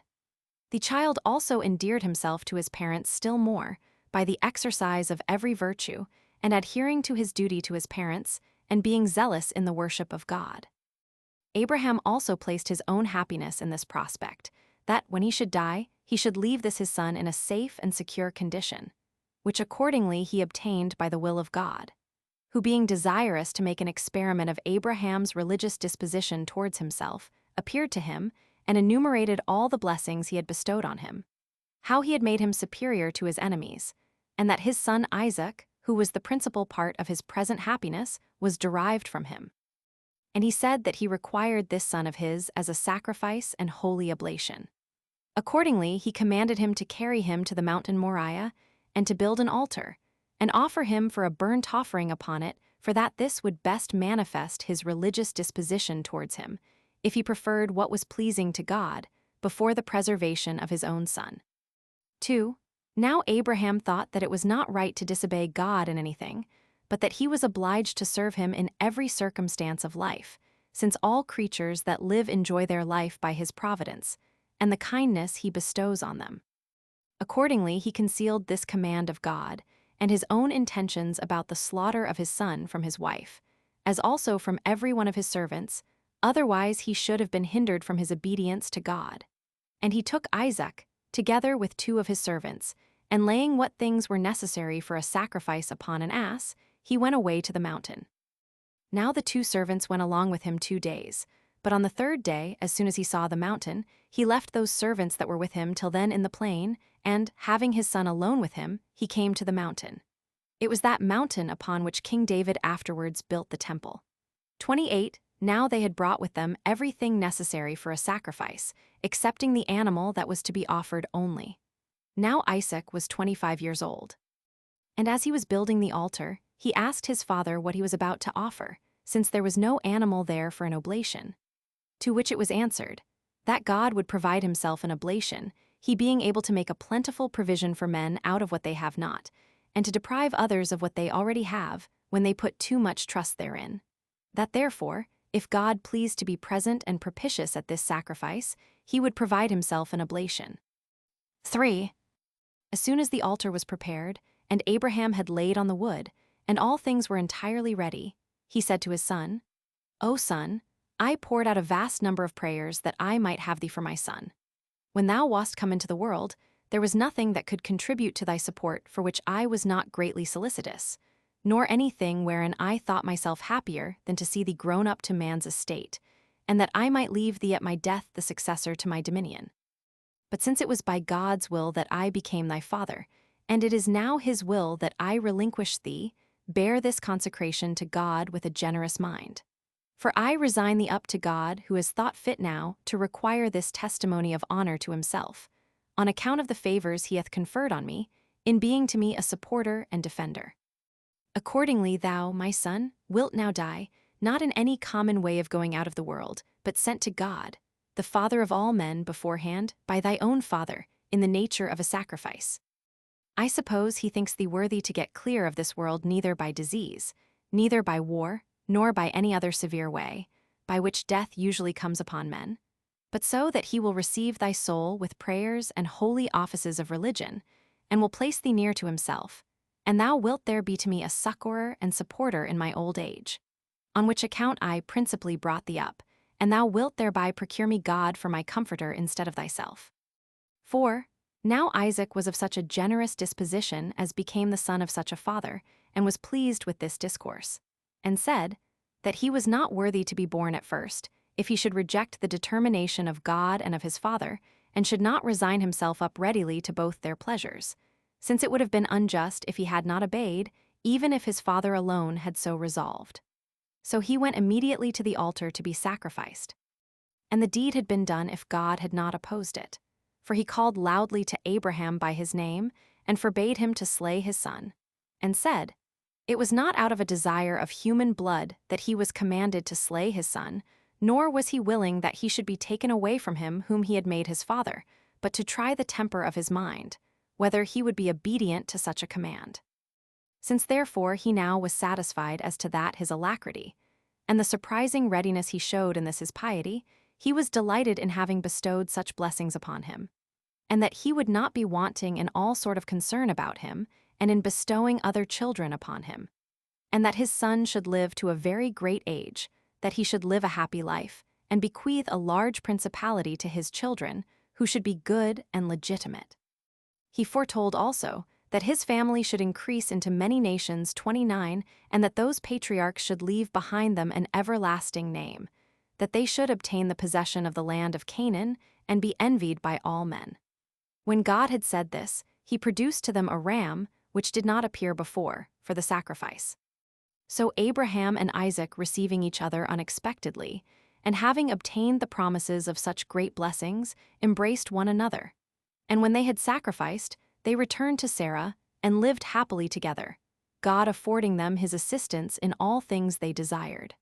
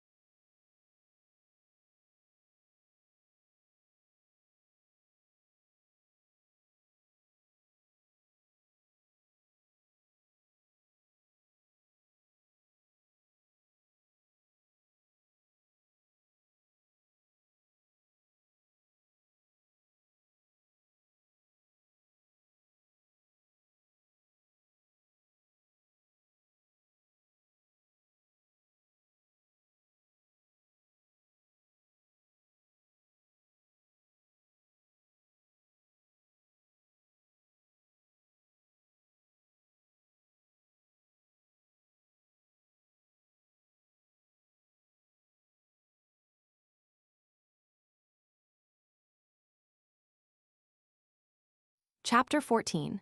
Concerning Sarah Abraham's wife, and how she ended her days. Now Sarah died a little while after, having lived 127 years. They buried her in Hebron, the Canaanites publicly allowing them a burying place, which piece of ground Abraham bought for 400 shekels of Ephron, an inhabitant of Hebron. And both Abraham and his descendants built themselves sepulchres in that place.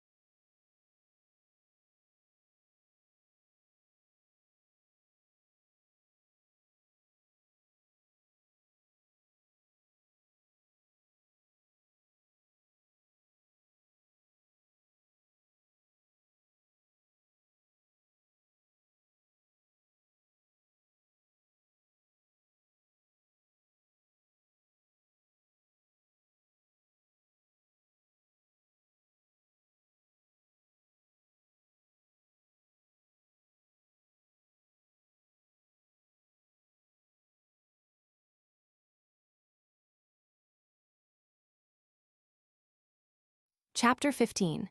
How the nation of the troglodytes were derived from Abraham by Keturah. Abraham after this married Keturah, by whom 6 sons were born to him, men of courage and of sagacious minds, Zambran and Jazer and Maddan and Madian and Josabak and Suz. Now the sons of Suz were Sabbathan and Daddan. The sons of Daddan were Latusim and Ashur and Leuam. The sons of Madiau were Ephaz and Ophran and Anak and Ebedaz and Eldas. Now for all these sons and grandsons, Abraham contrived to settle them in colonies, and they took possession of Troglodytes and the country of Arabia the Happy, as far as it reaches to the Red Sea. It is related of this Ophron that he made war against Libya and took it, and that his grandchildren, when they inhabited it, called it Africa. And indeed Alexander Polyhistor gives his attestation to what I here say, who speaks thus.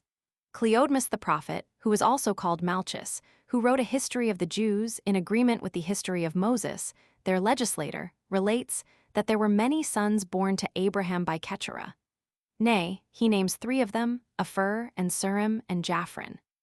That from Surim was the land of Assyria denominated, and that from the other 2 the country of Africa took its name, because these men were auxiliaries to Hercules when he fought against Libya and Antaeus. And that Hercules married Ephra's daughter, and of her he begat a son, Diodorus, and that Sophon was his son, from whom that barbarous people called Cephasians were denominated. Chapter 16. How Isaac took Rebekah to wife. 1. Now when Abraham, the father of Isaac, had resolved to take Rebekah, who was granddaughter to his brother Nahor, for a wife to his son Isaac, who was then about 40 years old, he sent the ancientest of his servants to betroth her, after he had obliged him to give him the strongest assurances of his fidelity, which assurances were given after the manner following. They put each other's hands under each other's thighs. Then they called upon God as the witness of what was to be done. He also sent such presents to those that were there as were in esteem, on account that they either rarely or never were seen in that country. The servant got thither not under a considerable time. For it requires much time to pass through Mesopotamia, in which it is tedious traveling, both in the winter for the depth of the clay, and in summer for want of water. And, besides this, for the robberies there committed, which are not to be avoided by travelers, but by caution beforehand. However, the servant came to Haran, and when he was in the suburbs, he met a considerable number of maidens going to the water. He therefore prayed to God that Rebekah might be found among them, or her whom Abraham sent him as his servant to espouse to his son, in case his will were that this marriage should be consummated, and that she might be made known to him by the sign, that while others denied him water to drink, she might give it him. 2. With this intention he went to the well, and desired the maidens to give him some water to drink. But while the others refused, on pretense that they wanted it all at home, and could spare none for him, one only of the company rebuked them for their peevish behavior towards the stranger, and said, What is there that you will ever communicate to anybody, who have not so much as given the man some water? She then offered him water in an obliging manner. And now he began a hope that his grand affair would succeed, but desiring still to know the truth, he commended her for her generosity and good nature, that she did not scruple to afford a sufficiency of water to those that wanted it, though it cost her some pains to draw it, and asked who were her parents, and wished them joy of such a daughter. And mayst thou be espoused, said he, to their satisfaction, into the family of an agreeable husband, and bring him legitimate children. Nor did she disdain to satisfy his inquiries, but told him her family. They, says she, call me Rebekah, my father was Bethuel, but he is dead, and Laban is my brother, and together with my mother, takes care of all our family affairs, and is the guardian of my virginity. When the servant heard this, he was very glad at what had happened, and at what was told him, as perceiving that God had thus plainly directed his journey, and producing his bracelets, and some other ornaments which it was esteemed decent for virgins to wear, he gave them to the damsel, by way of acknowledgment, and as a reward for her kindness in giving him water to drink, saying, it was but just that she should have them, because she was so much more obliging than any of the rest. She desired also that he would come and lodge with them, since the approach of the night gave him not time to proceed farther. And producing his precious ornaments for women, he said he desired to trust them to none more safely than to such as she had shown herself to be, and that he believed he might guess at the humanity of her mother and brother, that they would not be displeased, from the virtue he found in her, for he would not be burdensome, but would pay the hire for his entertainment, and spend his own money. To which she replied, that he guessed right as to the humanity of her parents, but complained that he should think them so parsimonious as to take money, for that he should have all on free cost. But she said she would first inform her brother Laban, and, if he gave her leave, she would conduct him in. 3. As soon then as this was over, she introduced the stranger. And for the camels, the servants of Laban brought them in, and took care of them, and he was himself brought in to supper by Laban. And after supper, he says to him, and to the mother of the damsel, addressing himself to her, Abraham is the son of Terah and a kinsman of yours, for Nahor, the grandfather of these children, was the brother of Abraham by both father and mother. Upon which account he hath sent me to you, being desirous to take this damsel for his son to wife. He is his legitimate son, and is brought up as his only heir. He could indeed have had the most happy of all the women in that country for him, but he would not have his son marry any of them. But out of regard to his own relations, he desired him to match here, whose affection and inclination I would not have you despise. For it was by the good pleasure of God that other accidents fell out in my journey, and that thereby I lighted upon your daughter and your house. For when I was near to the city, I saw a great many maidens coming to a well, and I prayed that I might meet with this damsel, which has come to pass accordingly. Do you therefore confirm that marriage, whose espousals have been already made by a divine appearance, and show the respect you have for Abraham, who hath sent me with so much solicitude, in giving your consent to the marriage of this damsel. Upon this they understood it to be the will of God, and greatly approved of the offer, and sent their daughter, as was desired. Accordingly Isaac married her, the inheritance being now come to him, for the children by Keturah were gone to their own remote habitations.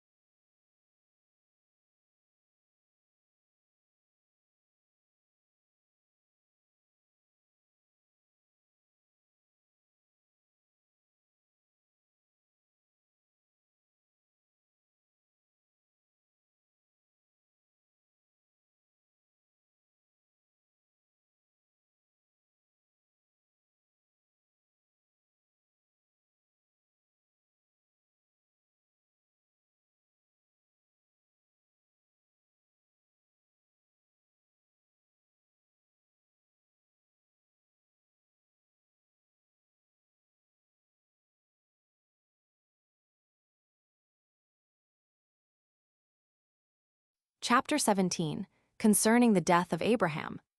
A little while after this Abraham died. He was a man of incomparable virtue, and honored by God in a manner agreeable to his piety towards him. The whole time of his life was 175 years, and he was buried in Hebron with his wife Sarah, by their sons Isaac and Ishmael.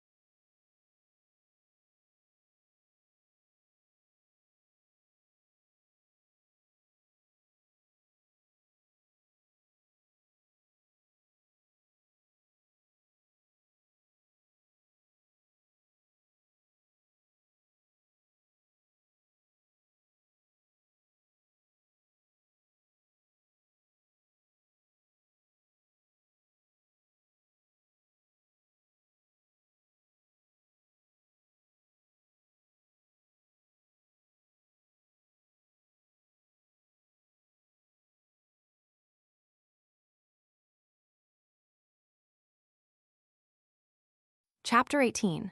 Concerning the sons of Isaac, Esau, and Jacob, of their nativity and education.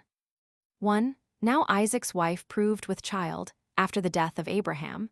30. And when her belly was greatly burdened, Isaac was very anxious and inquired of God, who answered that Rebekah should bear twins, and that 2 nations should take the names of those sons, and that he who appeared the second should excel the elder. Accordingly she, in a little time, as God had foretold, bare twins, the elder of whom, from his head to his feet, was very rough and hairy, but the younger took hold of his heel as they were in the birth. Now the father loved the elder, who was called Esau, a name agreeable to his roughness, for the Hebrews call such a hairy roughness Seir. But Jacob the younger was best beloved by his mother. 2. When there was a famine in the land, Isaac resolved to go into Egypt, the land there being good, but he went to Gerar as God commanded him. Here Abimelech the king received him, because Abraham had formerly lived with him and had been his friend. And as in the beginning he treated him exceeding kindly, so he was hindered from continuing in the same disposition to the end by his envy at him. For when he saw that God was with Isaac, and took such great care of him, he drove him away from him. But Isaac, when he saw how envy had changed the temper of Abimelech, retired to a place called the Valley, not far from Gerar. And as he was digging a well, the shepherds fell upon him and began to fight, in order to hinder the work. And because he did not desire to contend, the shepherds seemed to get the him, so he still retired and dug another, and when certain other shepherds of Abimelech began to offer him violence, he left that also, still retired, thus purchasing security to himself a rational and prudent conduct. At length they gave him leave to dig a well without disturbance. He named this well Rehoboth, which denotes a large space. But of the former wells, one was called Eskin, which denotes strife, the other Sitna, name signifies enmity. 3. It was now that Isaac's affairs increased, and in a flourishing condition, and this his great riches. But Abimelech, thinking in opposition to him, while their living made them suspicious of each other, and retiring showing a secret enmity also, he afraid that his former friendship with Isaac would not secure him, if Isaac should endeavor the injuries he had formerly offered him. He therefore renewed his friendship with him, Philok, one of his generals. And when he had obtained everything he desired, by reason of Isaac's good nature, who preferred the earlier friendship Abimelech had shown to himself, and his father to his later wrath against him, he returned home. 4. Now when Esau, one of the sons of Isaac, whom the father principally loved, was now come to the age of 40 years, he married Adah, the daughter of Helon, and Aholibamah, the daughter of Esabean, which Helon and Esabean were great lords among the Canaanites, thereby taking upon himself the authority, and pretending to have dominion over his own marriages, without so much as asking the advice of his father. For had Isaac been the arbitrator, he had not given him leave to marry thus, for he was not pleased with contracting any alliance with the people of that country, but not caring to be uneasy to his son, by commanding him to put away these wives, he resolved to be silent. 5. But when he was old and could not see at all, he called Esau to him, and told him that besides his blindness, and the disorder of his eyes, his very old age hindered him from his worship of God. He bid him therefore to go out a-hunting, and when he had caught as much venison as he could, to prepare him a supper 32, that after this he might make supplication to God, to be to him a supporter and an assister during the whole time of his life, saying that it was uncertain when he should die, and that he was desirous by prayers for him to procure, beforehand, God to be merciful to him. 6. Accordingly, Esau went out a-hunting. But Rebekah 33, thinking it proper to have the supplication made for obtaining the favor of God to Jacob, and that without the consent of Isaac, bid him kill kids of the goats and prepare a supper. So Jacob obeyed his mother, according to all her instructions. Now when the supper was got ready, he took a goat's skin and put it about his arm, that by reason of its hairy roughness, he might by his father be believed to be Esau, for they being twins and in all things else alike, differed only in this thing. This was done out of his fear, that before his father had made his supplications, he should be caught in his evil practice, and lest he should, on the contrary, provoke his father to curse him. So he brought in the supper to his father. Isaac perceived to be Esau. So suspecting no deceit, he ate the supper, and betook himself to his prayers and intercessions with God, and said, O Lord of all ages and Creator of all substance, For it was thou that didst propose to my father great plenty of good things, and hast vouchsafed to bestow on me what I have, and hast promised to my posterity to be their kind supporter, and to bestow on them still greater blessings. Do thou therefore confirm these thy promises, and do not overlook me, because of my present weak condition, on account of which I most earnestly pray to thee. Be gracious to this my son, and preserve him and keep him from everything that is evil. Give him a happy life, and the possession of as many good things as thy power is able to bestow. Make him terrible to his enemies, and honorable and beloved among his friends. 7. Thus did Isaac pray to God, thinking his prayers had been made for Esau. He had but just finished them when Esau came in from hunting. And when Isaac perceived his mistake, he was silent. But Esau required that he might be made partaker of the like blessing from his father that his brother had partook of. But his father refused it, because all his prayers had been spent upon Jacob. So Esau lamented the mistake. However, his father, being grieved at his weeping, said that he should excel in hunting and strength of body, in arms, and all such sorts of work, and should obtain glory forever on those accounts, he and his posterity after him, but still should serve his brother. 8. Now the mother delivered Jacob, when she was afraid that his brother would inflict some punishment upon him because of the mistake about the prayers of Isaac. For she persuaded her husband to take a wife for Jacob out of Mesopotamia, of her own kindred, Esau having married already Basemath, the daughter of Ishmael, without his father's consent. For Isaac did not like the Canaanites, so that he disapproved of Esau's former marriages, which made him take Basemath to wife, in order to please him. And indeed, he had a great affection for her.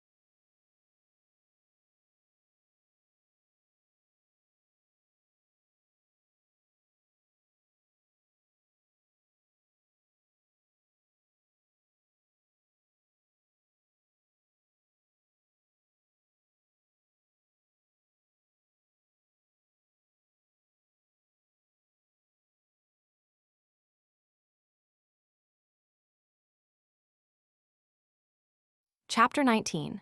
Concerning Jacob's flight into Mesopotamia by reason of the fear he was in of his brother. 1. Now Jacob was sent by his mother to Mesopotamia, in order to marry Laban her brother's daughter, which marriage was permitted by Isaac, on account of his obsequiousness to the desires of his wife. And he accordingly journeyed through the land of Canaan. And because he hated the people of that country, he would not lodge with any of them, but took up his lodging in the open air, and laid his head on a heap of stones that he had gathered together. At which time he saw in his sleep such a vision standing by him. He seemed to see a ladder that reached from the earth unto heaven, and persons descending upon the ladder that seemed more excellent than human.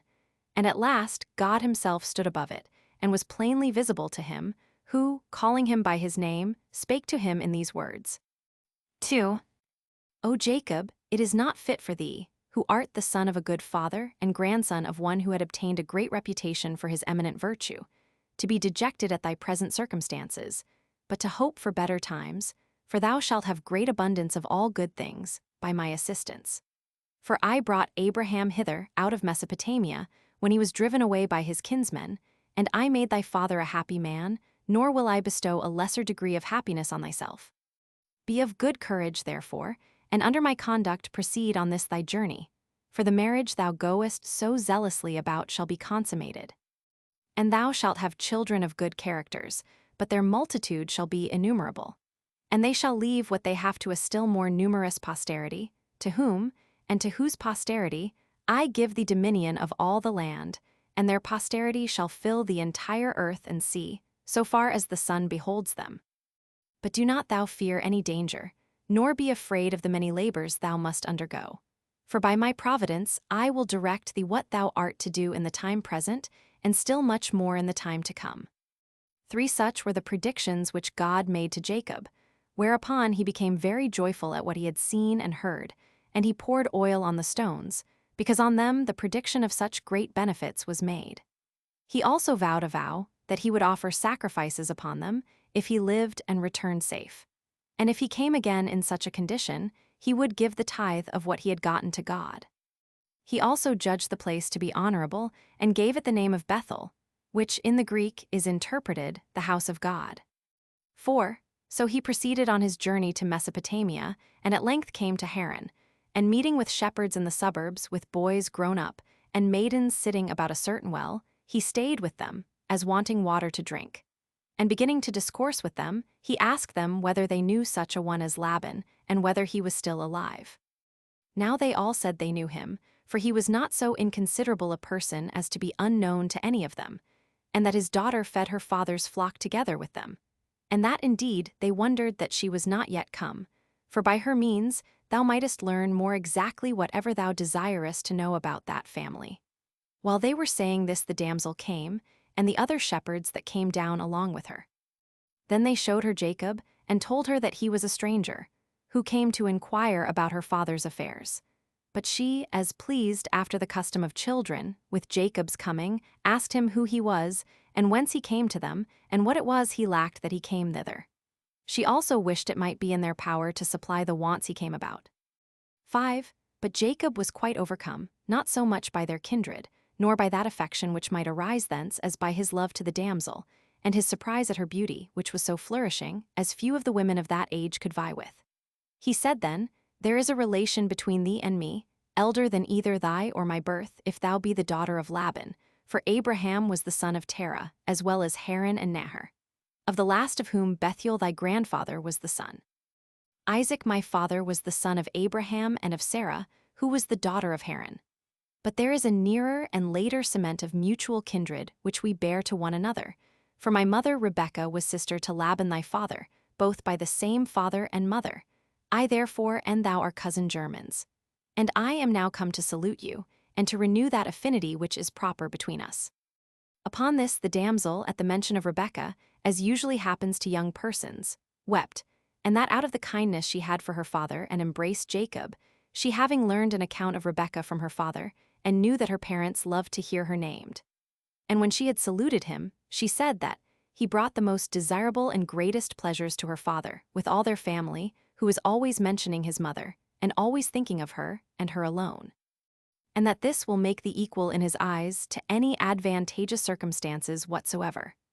Then she bid him go to her father, and follow her while she conducted him to him, and not to deprive him of such a pleasure, by staying any longer away from him. 6. When she had said thus, she brought him to Laban, and being owned by his uncle, he was secure himself, as being among his friends, and he brought a great deal of pleasure to them by his unexpected coning. But a little while afterward, Laban told him that he could not express in words the joy he had at his coming. But still, he inquired of him the occasion of his coming, and why he left his aged mother and father when they wanted to be taken care of by him, and that he would afford him all the assistance he wanted. Then Jacob gave him an account of the whole occasion of his journey, and told him that Isaac had 2 sons that were twins, himself and Esau, who, because he failed of his father's prayers, which by his mother's wisdom were put up for him, sought to kill him, as deprived of the kingdom 34 which was to be given him of God, and of the blessings for which their father prayed, and that this was the occasion of his coming hither, as his mother had commanded him to do. For we are all brethren one to another. But our mother esteems an alliance with your family more than she does one with the families of the country. So I look upon yourself and God to be the supporters of my travels, and think myself safe in my present circumstances. 7. Now Laban promised to treat him with great humanity, both on account of his ancestors, and particularly for the sake of his mother, towards whom, he said, he would show his kindness, even though she were absent, by taking care of him. for he assured him he would make him the head shepherd of his flock and give him authority sufficient for that purpose. And when he should have a mind to return to his parents, he would send him back with presents, and this in as honorable a manner as the nearness of their relation should require. This Jacob heard gladly, and said he would willingly, and with pleasure, undergo any sort of pains while he tarried with him, but desired Rachel to wife, as the reward of those pains, who was not only on other accounts esteemed by him, but also because she was the means of his coming to him. For he said he was forced by the love of the damsel to make this proposal. Laban was well pleased with this agreement, and consented to give the damsel to him, as not desirous to meet with any better son-in-law, and said he would do this if he would stay with him some time, for he was not willing to send his daughter to be among the Canaanites, for he repented of the alliance he had made already by marrying his sister there. And when Jacob had given his consent to this, he agreed to stay 7 years. For so many years he had resolved to serve his father-in-law, that, having given a specimen of his virtue, it might be better known what sort of a man he was. And Jacob, accepting of his terms, after the time was over, he made the wedding feast. And when it was night, without Jacob's perceiving it, he put his other daughter into bed to him, who was both elder than Rachel and of no comely countenance. Jacob lay with her that night, as being both in drink and in the dark. However, when it was day, he knew what had been done to him, and he reproached Laban for his unfair proceeding with him, who asked pardon for that necessity which forced him to do what he did. For he did not give him Leah out of any ill design, but as overcome by another greater necessity, that, notwithstanding this, nothing should hinder him from marrying Rachel, but that when he had served another 7 years, he would give him her whom he loved. Jacob submitted to this condition, for his love to the damsel did not permit him to do otherwise, and when another 7 years were gone, he took Rachel to wife. 8. Now each of these had handmaids by their father's donation. Zilpah was handmaid to Leah, and Bilhah to Rachel, by no means slaves, 35 but however subject to their mistresses. Now Leah was sorely troubled at her husband's love to her sister, and she expected she should be better esteemed if she bare him children. So she entreated God perpetually, and when she had borne a son, and her husband was on that account better reconciled to her, she named her son Reuel, because God had had mercy upon her in giving her a son, for that is the signification of this name. After some time she bare 3 more sons, Simeon, which name signifies that God had hearkened to her prayer. Then she bare Levi, the confirmer of their friendship. After him was born Judah, which denotes thanksgiving. But Rachel, fearing lest the fruitfulness of her sister should make herself enjoy a lesser share of Jacob's affections, put to bed to him her handmaid Bilhah, by whom Jacob had Dan. One may interpret that name into the Greek tongue, a divine judgment. And after him Nephthalim, as it were, unconquerable in stratagems, since Rachel tried to conquer the fruitfulness of her sister by this stratagem. Accordingly, Leah took the same method and used a counter-stratagem to that of her sister, for she put to bed to him her own handmaid. Jacob therefore had by Zilpah a son, whose name was Gad, which may be interpreted fortune, and after him Asher, which may be called a happy man, because he added glory to Leah. Now Reuel, the eldest son of Leah, brought apples of mandrakes 36 to his mother. When Rachel saw them, she desired that she would give her the apples, for she longed to eat them. But when she refused and bid her be content that she had deprived her of the benevolence she ought to have had from her husband, Rachel, in order to mitigate her sister's anger, said she would yield her husband to her, and he should lie with her that evening. She accepted of the favor, and Jacob slept with Leah by the favor of Rachel. She bare then these sons, Issachar, denoting one born by hire, and Zabulon, one born as a pledge of benevolence towards her, and a daughter, Dinah.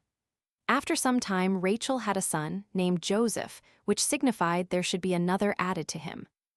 9. Now Jacob fed the flocks of Laban his father-in-law all this time, being 20 years, after which he desired leave of his father-in-law to take his wives and go home. But when his father-in-law would not give him leave, he contrived to do it secretly. He made trial therefore of the disposition of his wives what they thought of this journey, when they appeared glad, and approved of it. Rachel took along with her the images of the gods, which, according to their laws, they used to worship in their own country, and ran away together with her sister. The children also of them both, and the handmaids, and what possessions they had, went along with them.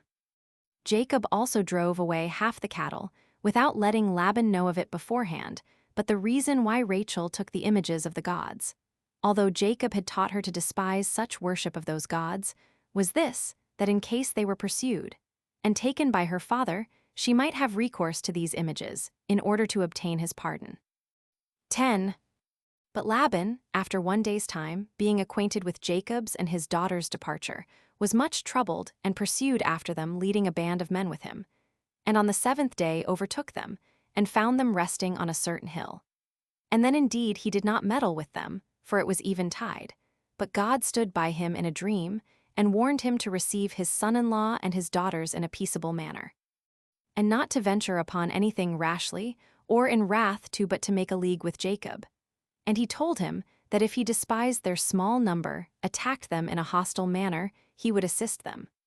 When Laban had been thus forewarned by God, he called Jacob to him the next day in order to treat with him, and showed him what dream he had. In dependence whereupon he came confidently to him, and began to accuse him, alleging that he had entertained him when he was poor, and in want of all things, and had given him plenty of all things which he had. For, said he, I have joined my daughters to thee in marriage, and supposed that thy kindness to me be greater than before. But thou hast had no regard to either thy mother's relations to me, nor to the affinity now newly contracted between us, nor to those wives whom thou hast married, nor to those children, of whom I am the grandfather.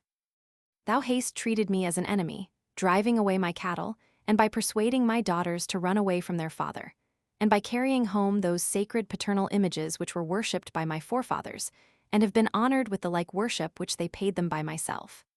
In short, thou hast done this whilst thou art my kinsman, and my sister's son, and the husband of my daughters, and was hospitably treated by me, and didst eat at my table.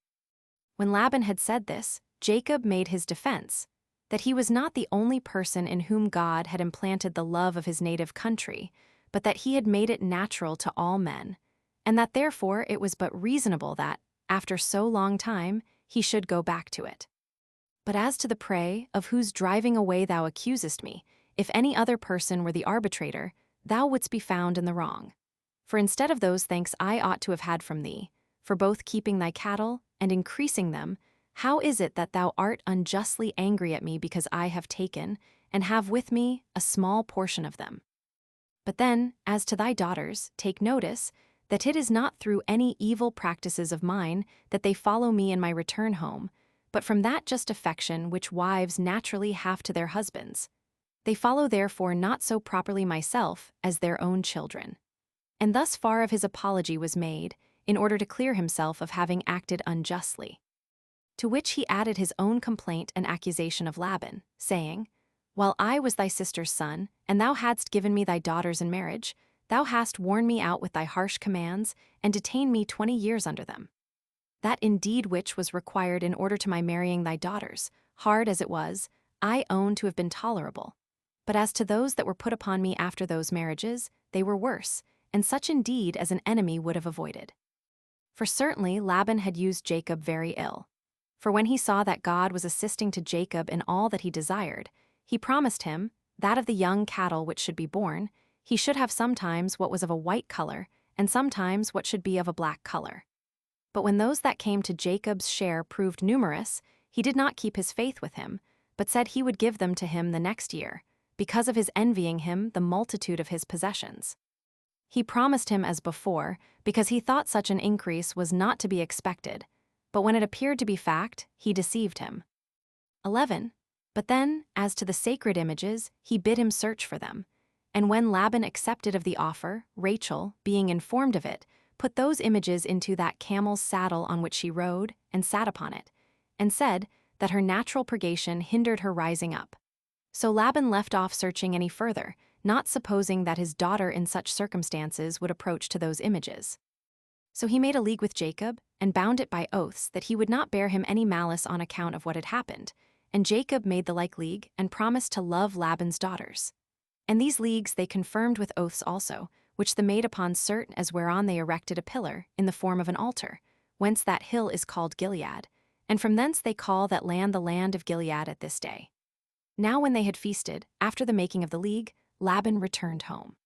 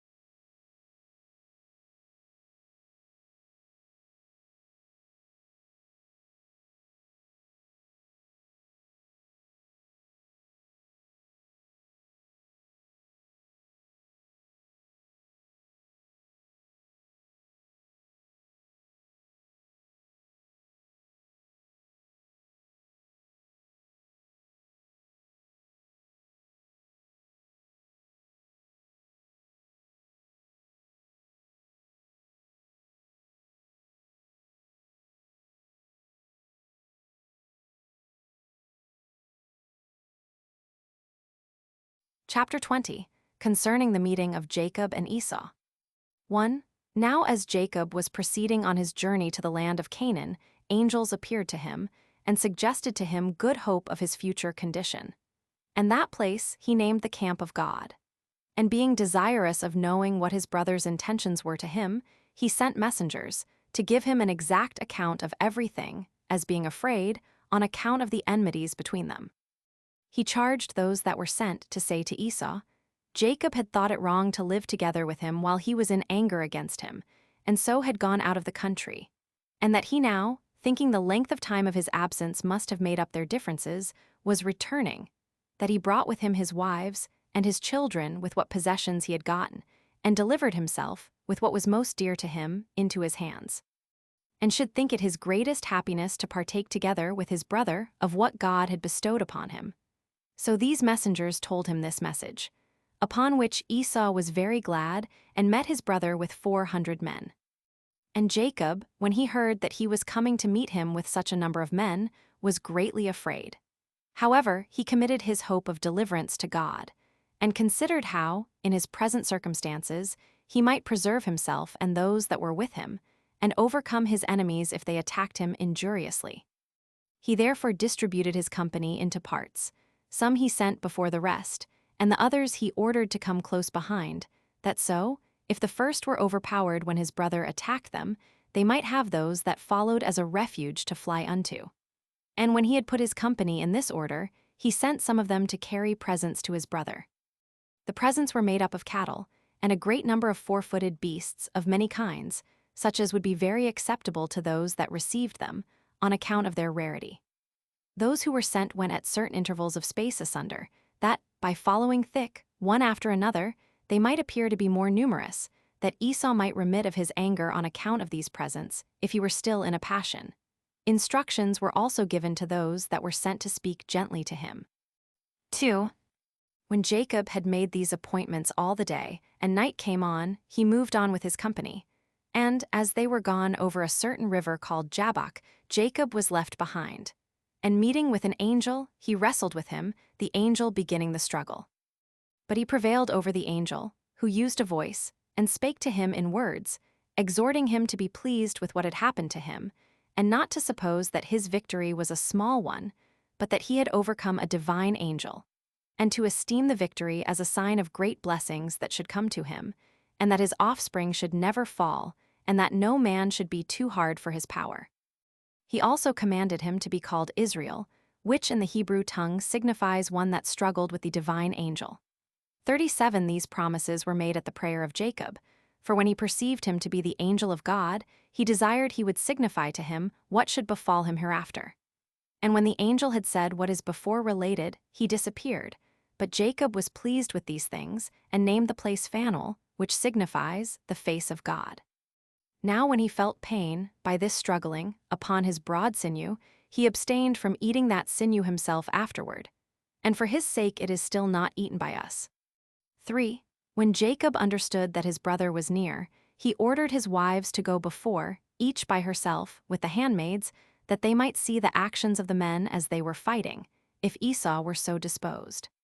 He then went up to his brother Esau, and bowed down to him, who had no evil design upon him, but saluted him, and asked him about the company of the children and of the women, and desired, when he had understood all he wanted to know about them, that he would go along with him to their father.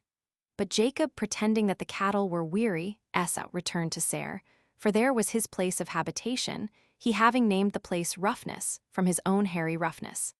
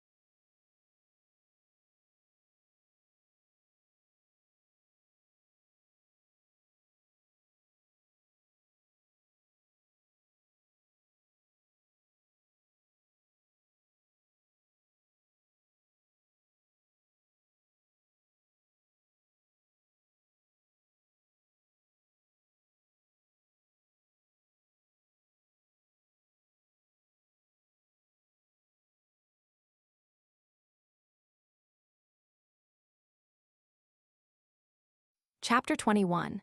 Concerning the violation of Dinah's chastity.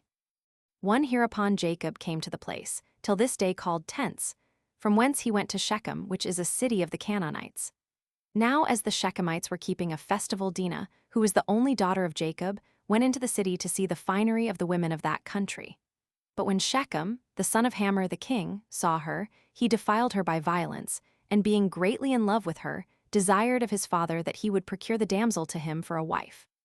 To which desire he condescended, and came to Jacob, desiring him to give leave that his son Shechem might, according to law, marry Dinah. But Jacob, not knowing how to deny the desire of one of such great dignity, and yet not thinking it lawful to marry his daughter to a stranger, entreated him to give him leave to have a consultation about what he desired him to do. So the king went away, in hopes that Jacob would grant him this marriage. But Jacob informed his sons of the defilement of their sister, and of the address of Hamor, and desired them to give their advice what they should do. Upon this the greatest part said nothing, not knowing what advice to give.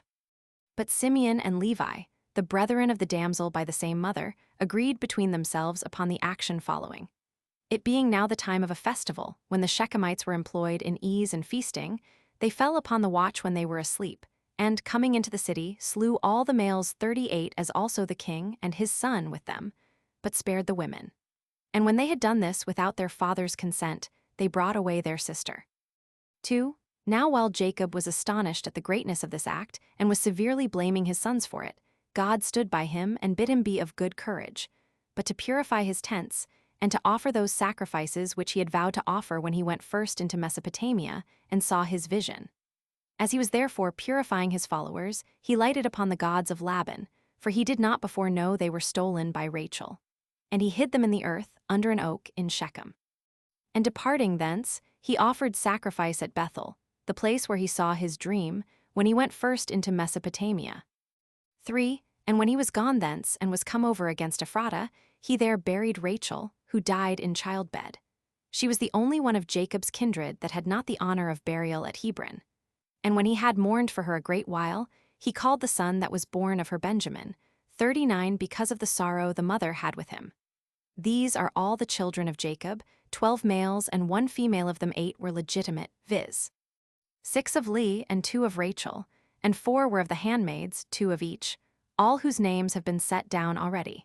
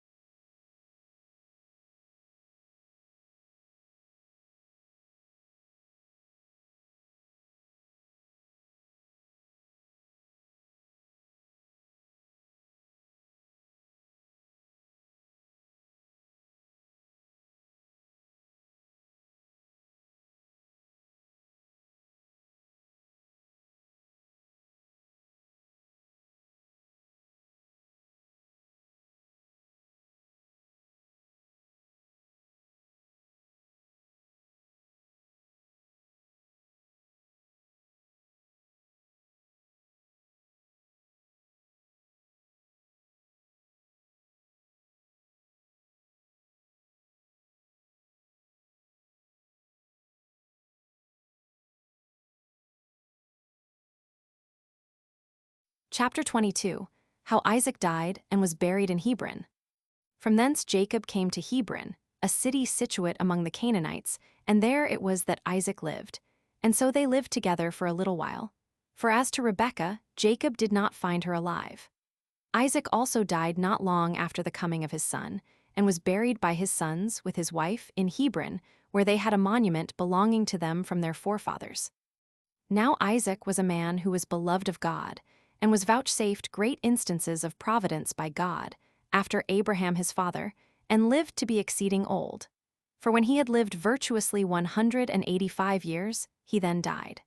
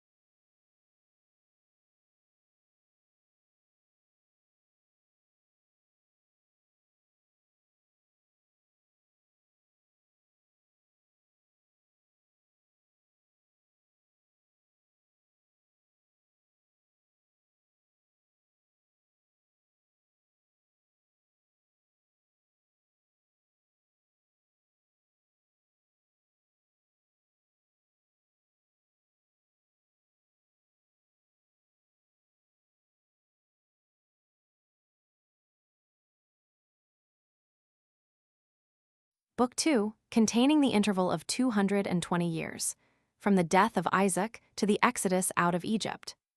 Chapter 1, how Esau and Jacob, Isaac's sons, divided their habitation, and Esau possessed Idumea and Jacob Canaan. 1. After the death of Isaac, his sons divided their habitations respectively, nor did they retain what they had before. But Esau departed from the city of Hebron and left it to his brother, and dwelt in Seir, and ruled over Idumea. He called the country by that name from himself, for he was named Edom, which appellation he got on the following occasion. One day, returning from the toil of hunting very hungry, he lighted on his brother when he was getting ready lentil pottage for his dinner, which was of a very red color. On which account he the more earnestly longed for it, and desired him to give him some of it to eat. But he made advantage of his brother's hunger, and forced him to resign up to him his birthright. And he, being pinched with famine, resigned it up to him, under an oath.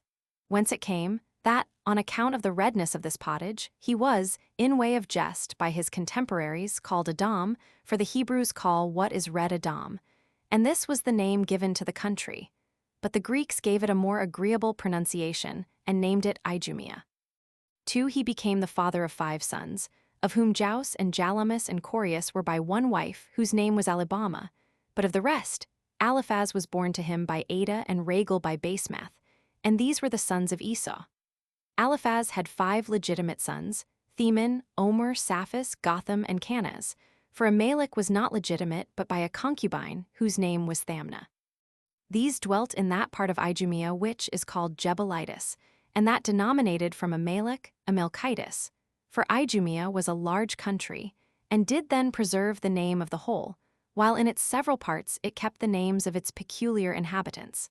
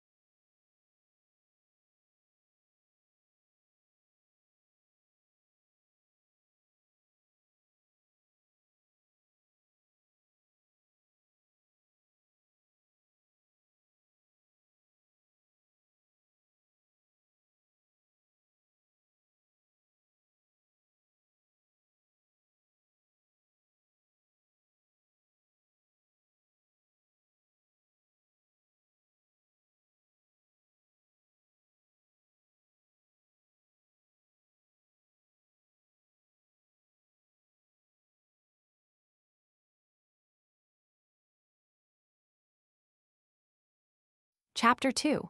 How Joseph, the youngest of Jacob's sons, was envied by his brethren, when certain dreams had foreshown his future happiness.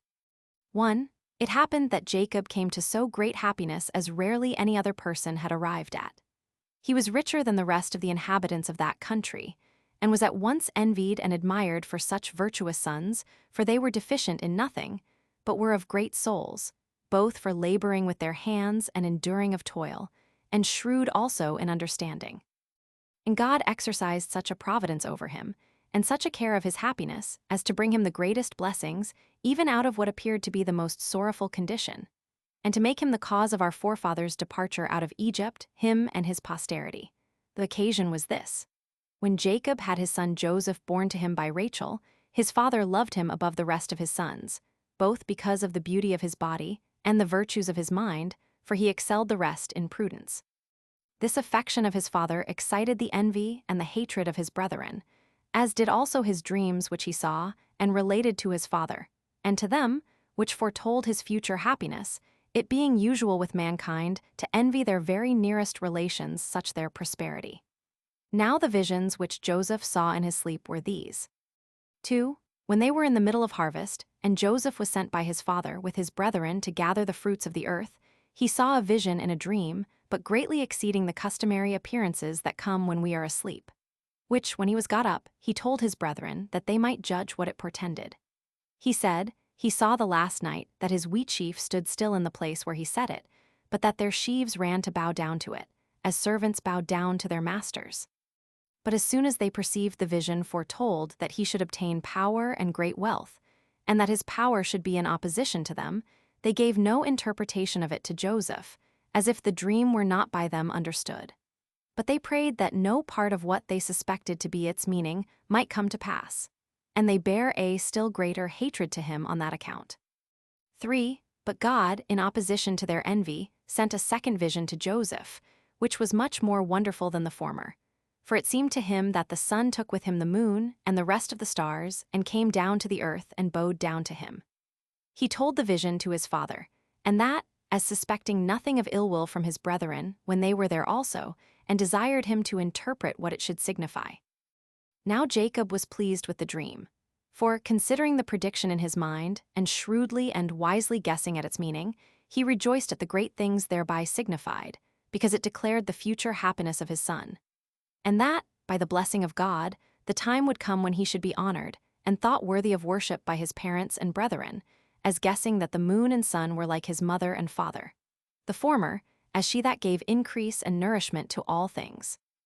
And the latter, he that gave form and other powers to them.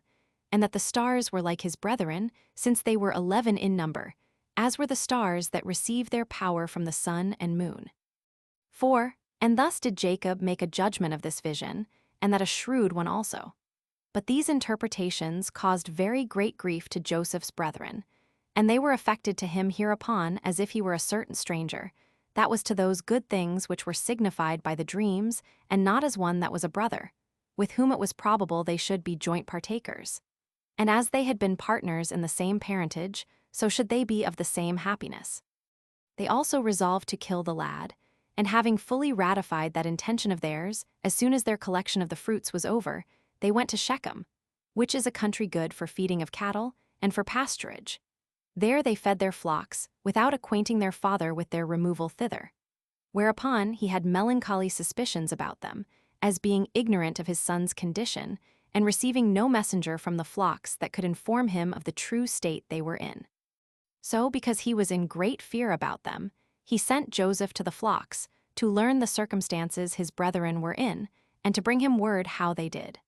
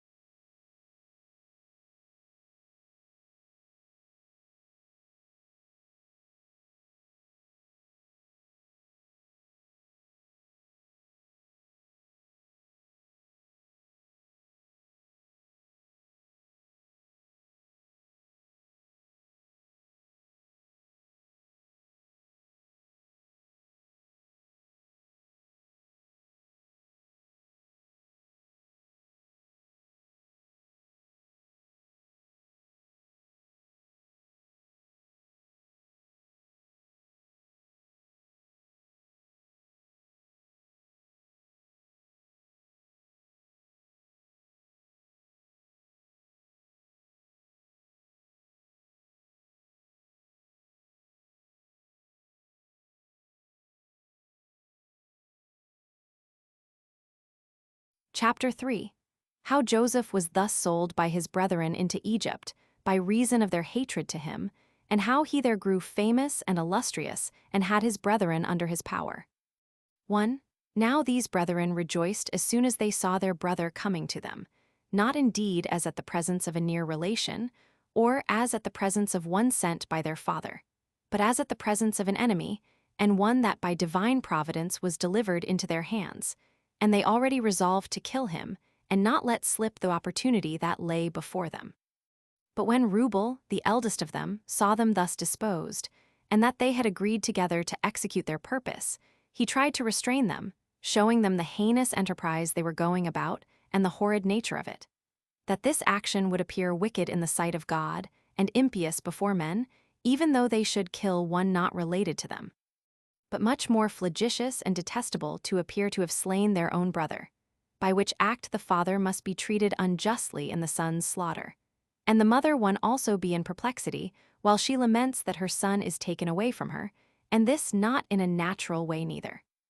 So he entreated them to have a regard to their own consciences, and wisely to consider what mischief would betide them upon the death of so good a child and their youngest brother, that they would also fear God, who was already both a spectator and a witness of the designs they had against their brother, that he would love them if they abstained from this act and yielded to repentance and amendment. But in case they proceeded to do the fact, all sorts of punishments would overtake them from God for this murder of their brother, since they polluted his providence, which was everywhere present, and which did not overlook what was done, either in deserts or in cities. For wheresoever a man is, there ought he to suppose that God is also. He told them further that their consciences would be their enemies if they attempted to go through so wicked an enterprise, which they can never avoid, whether it be a good conscience, or whether it be such a one as they will have within them when once they have killed their brother. He also added this besides to what he had before said, that it was not a righteous thing to kill a brother, though he had injured them, that it is a good thing to forget the actions of such near friends, even in things wherein they might seem to have offended, but that they were going to kill Joseph, who had been guilty of nothing that was ill towards them, in whose case the infirmity of his small age should rather procure him mercy, and move them to unite together in the care of his preservation.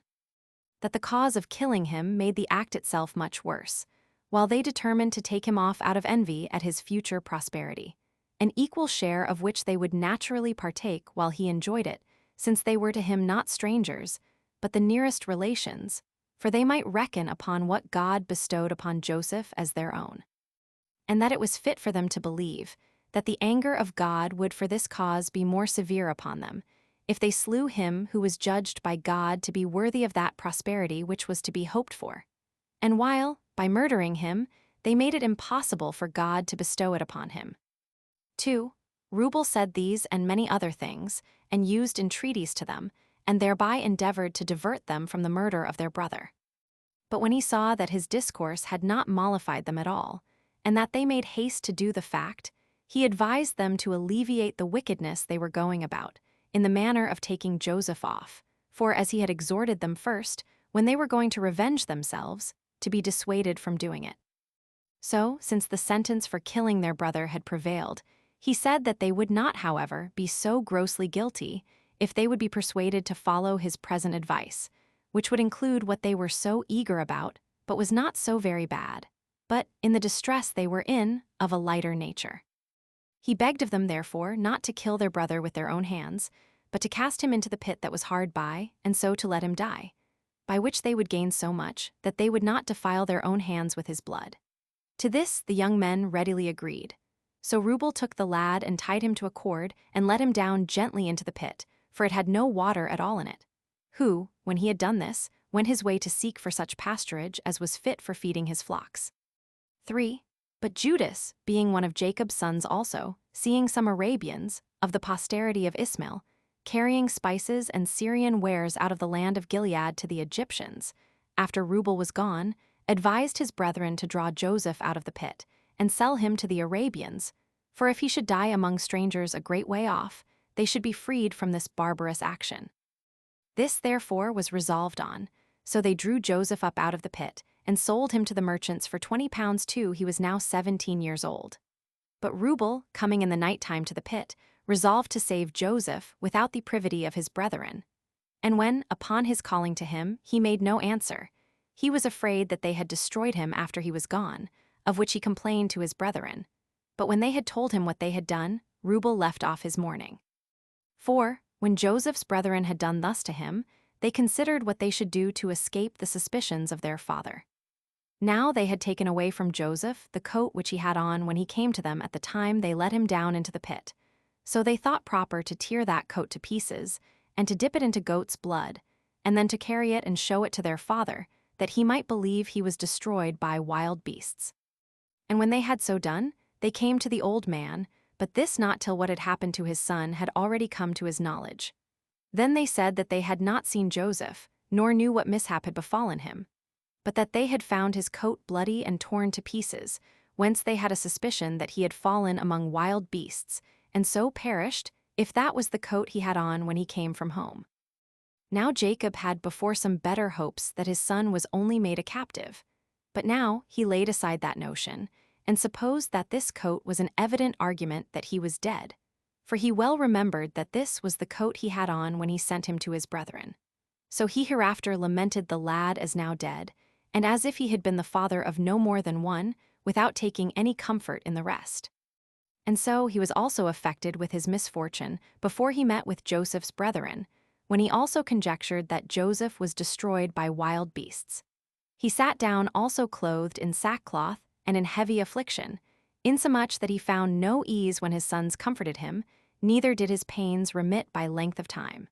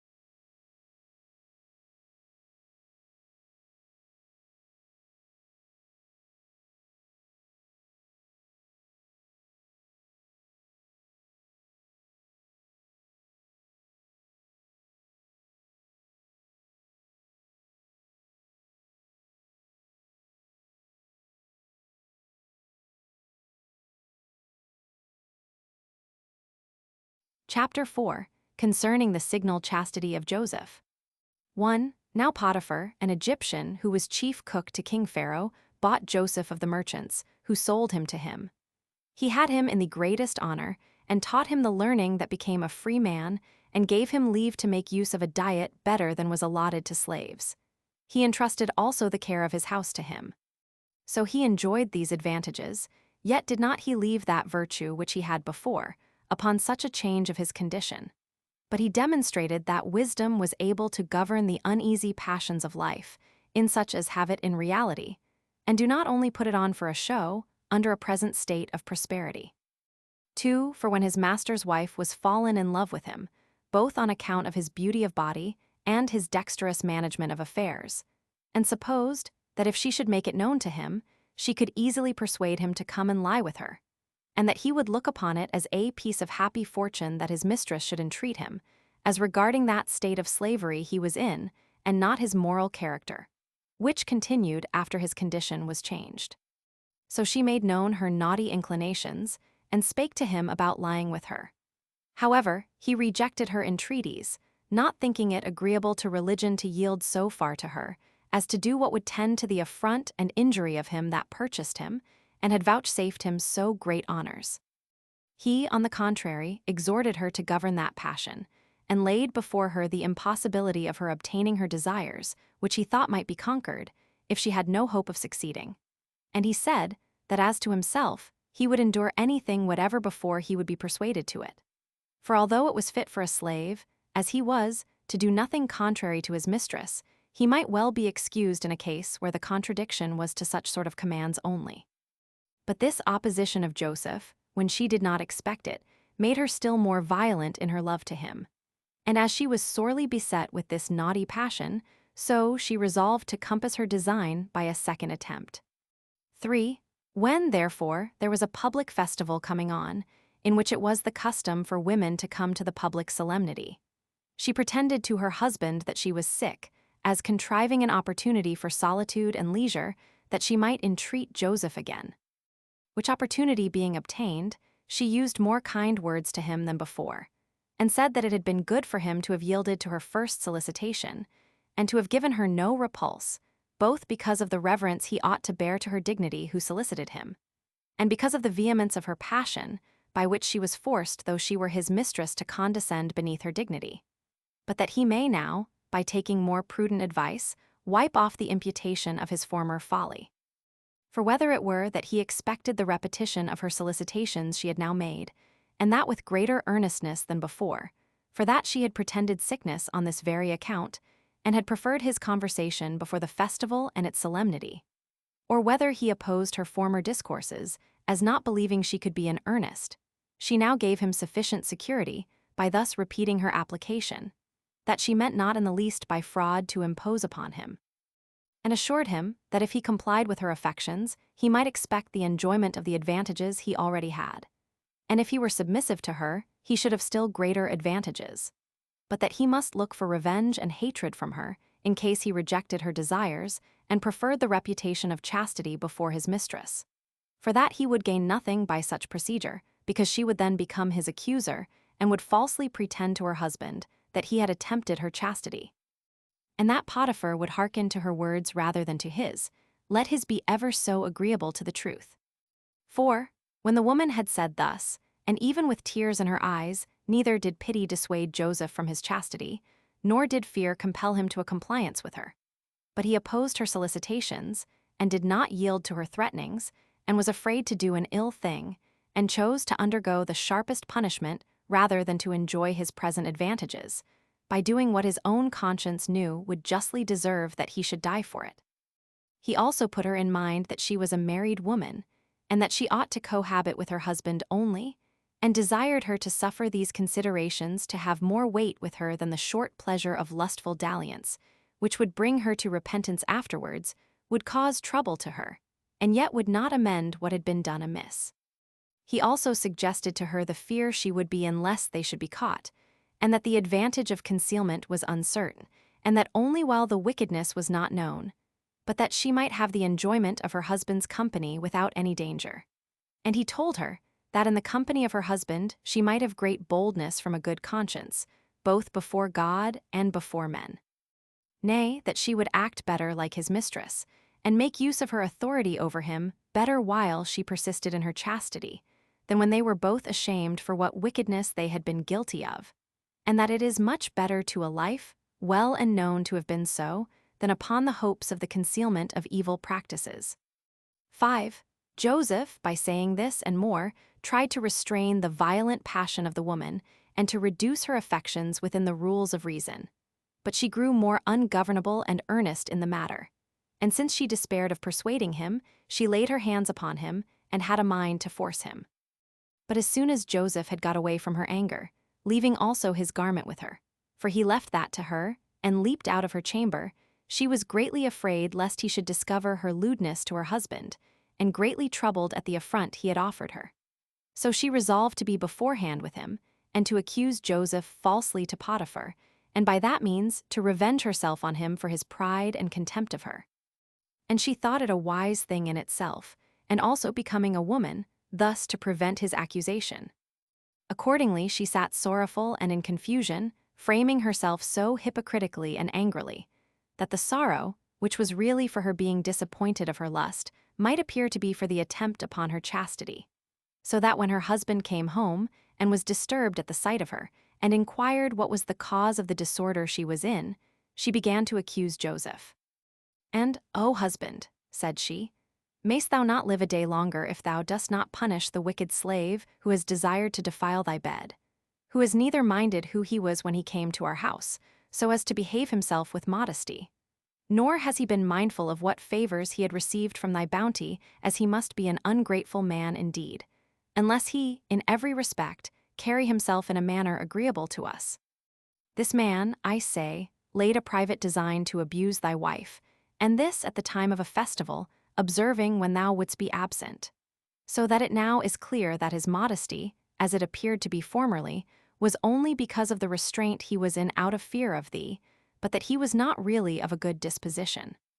This has been occasioned by his being advanced to honor beyond what he deserved, and what he hoped for, insomuch that he concluded that he who was deemed fit to be trusted with thy estate and the government of thy family, and was preferred above thy eldest servants, might be allowed to touch thy wife also. Thus, when she had ended her discourse, she showed him his garment, as if he then left it with her when he attempted to force her.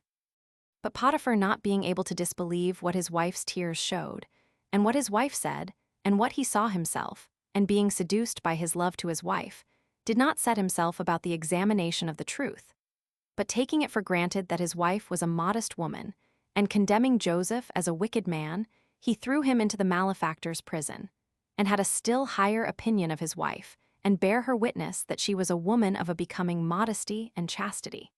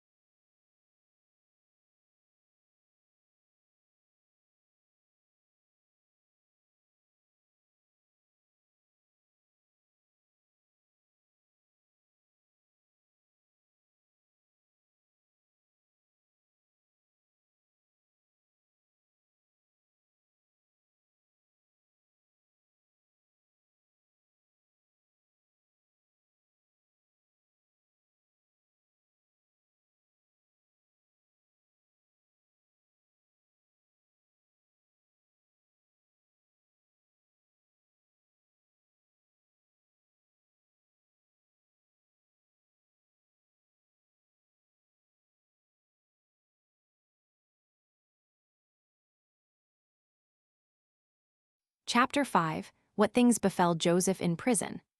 1. Now Joseph, commending all his affairs to God, did not betake himself to make his defense, nor to give an account of the exact circumstances of the fact, but silently underwent the bonds and the distress he was in, firmly believing that God, who knew the cause of his affliction and the truth of the fact, would be more powerful than those that inflicted the punishments upon him, a proof of whose providence he quickly received.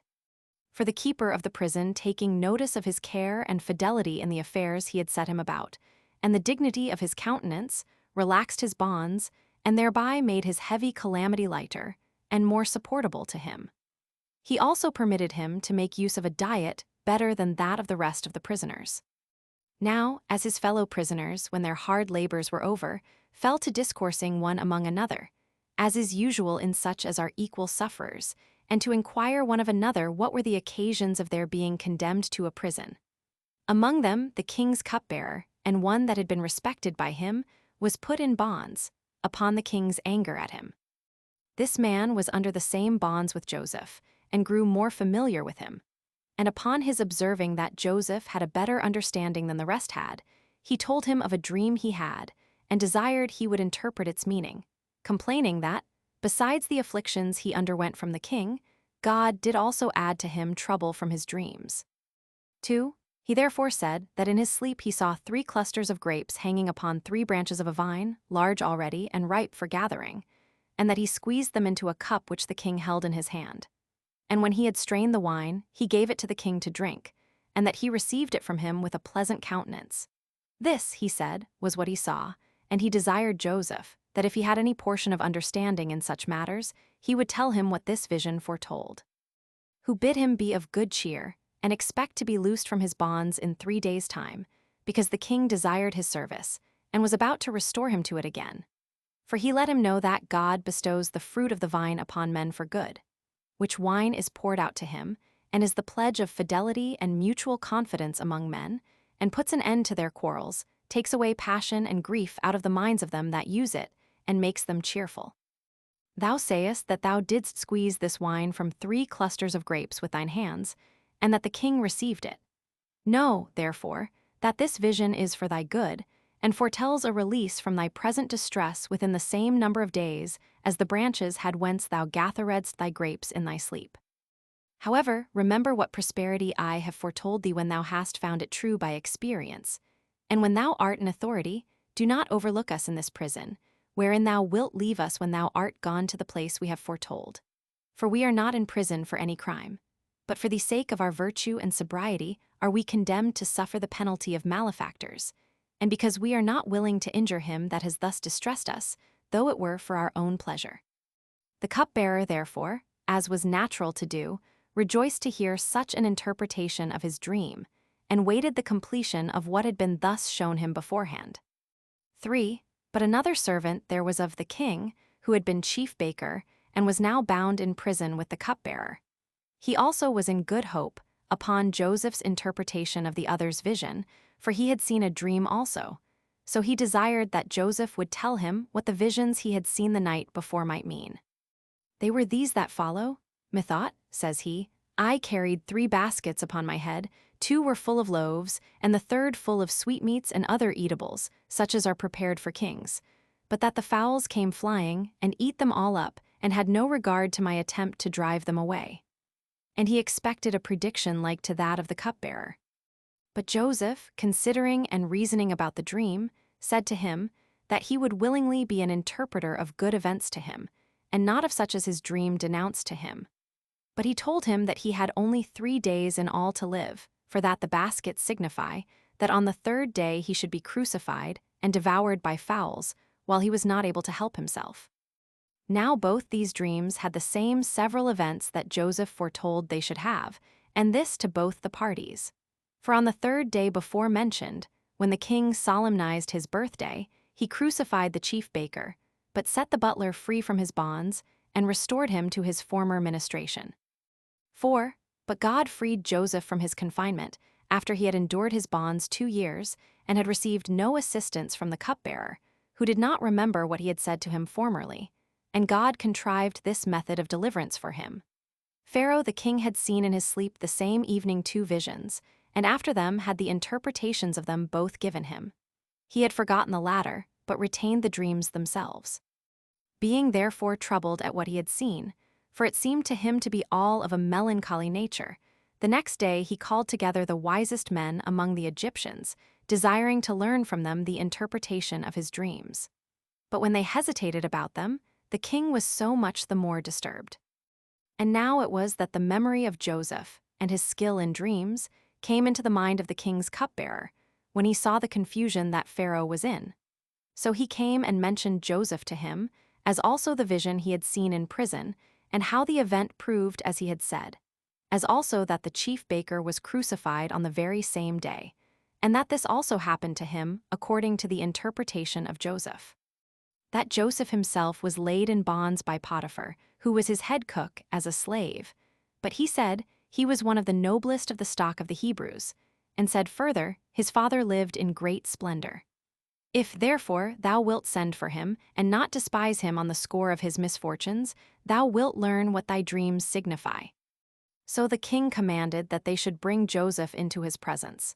And those who received the command came and brought him with them, having taken care of his habit, that it might be decent, as the king had enjoined them to do. 5. But the king took him by the hand, and, O young man, says he, for my servant bears witness that thou art at present the best and most skillful person I can consult with. Vouchsafe me the same favors which thou bestowedst on this servant of mine, and tell me what events they are which the visions of my dreams foreshow. And I desire thee to suppress nothing out of fear, nor to flatter me with lying words, or with what may please me, although the truth should be of a melancholy nature. For it seemed to me that, as I walked by the river, I saw kine fat and very large, 7 in number, going from the river to the marshes. And other kine of the same number like them met them out of the marshes, exceeding lean and ill-favored, which ate up the fat and the large kine, and yet were no better than before, and not less miserably pinched with famine. After I had seen this vision, I awaked out of my sleep, and being in disorder and considering with myself what this appearance should be, I fell asleep again, and saw another dream much more wonderful than the foregoing, which still did more affright and disturb me. I saw 7 ears of corn growing out of one root, having their heads borne down by the weight of the grains, and bending down with the fruit, which was now ripe and fit for reaping. And near these I saw 7 other ears of corn, meager and weak, for want of rain, which fell to eating and consuming those that were fit for reaping, and put me into great astonishment. 6 To which Joseph replied, This dream, said he, O king, although seen under 2 forms, signifies one and the same event of things. For when thou sawest the fat kine, which is an animal made for the plough and for labor, devoured by the worser kine, and the ears of corn eaten up by the smaller ears, they foretell a famine, and want of the fruits of the earth for the same number of years, and equal with those when Egypt was in a happy state. And this so far, that the plenty of these years will be spent in the same number of years of scarcity, and that scarcity of necessary provisions will be very difficult to be corrected, as a sign whereof the ill-favored kine, when they had devoured the better sort, could not be satisfied. But still God foreshows what is to come upon men, not to grieve them, but that, when they know it beforehand, they may by prudence make the actual experience of what is foretold the more tolerable. If thou, therefore, carefully dispose of the plentiful crops which will come in the former years, thou wilt procure that the future calamity will not be felt by the Egyptians. 7 Hereupon the king wondered at the discretion and wisdom of Joseph, and asked him by what means he might so dispense the foregoing plentiful crops in the happy years, as to make the miserable crops more tolerable. Joseph then added this his advice, to spare the good crops, and not permit the Egyptians to spend them luxuriously, but to reserve what they would have spent in luxury beyond their necessity against the time of want. He also exhorted him to take the corn of the husbandmen, and give them only so much as will be sufficient for their food. Accordingly, Pharaoh, being surprised at Joseph, not only for his interpretation of the dream, but for the counsel he had given him, entrusted him with dispensing the corn, with power to do what he thought would be for the benefit of the people of Egypt, and for the benefit of the king, as believing that he who first discovered this method of acting would prove the best overseer of it. But Joseph, having this power given him by the king, with leave to make use of his seal, and to wear purple, drove in his chariot through all the land of Egypt, and took the corn of the husbandmen, 3 allotting as much to every one as would be sufficient for seed and for food, but without discovering to anyone the reason why he did so.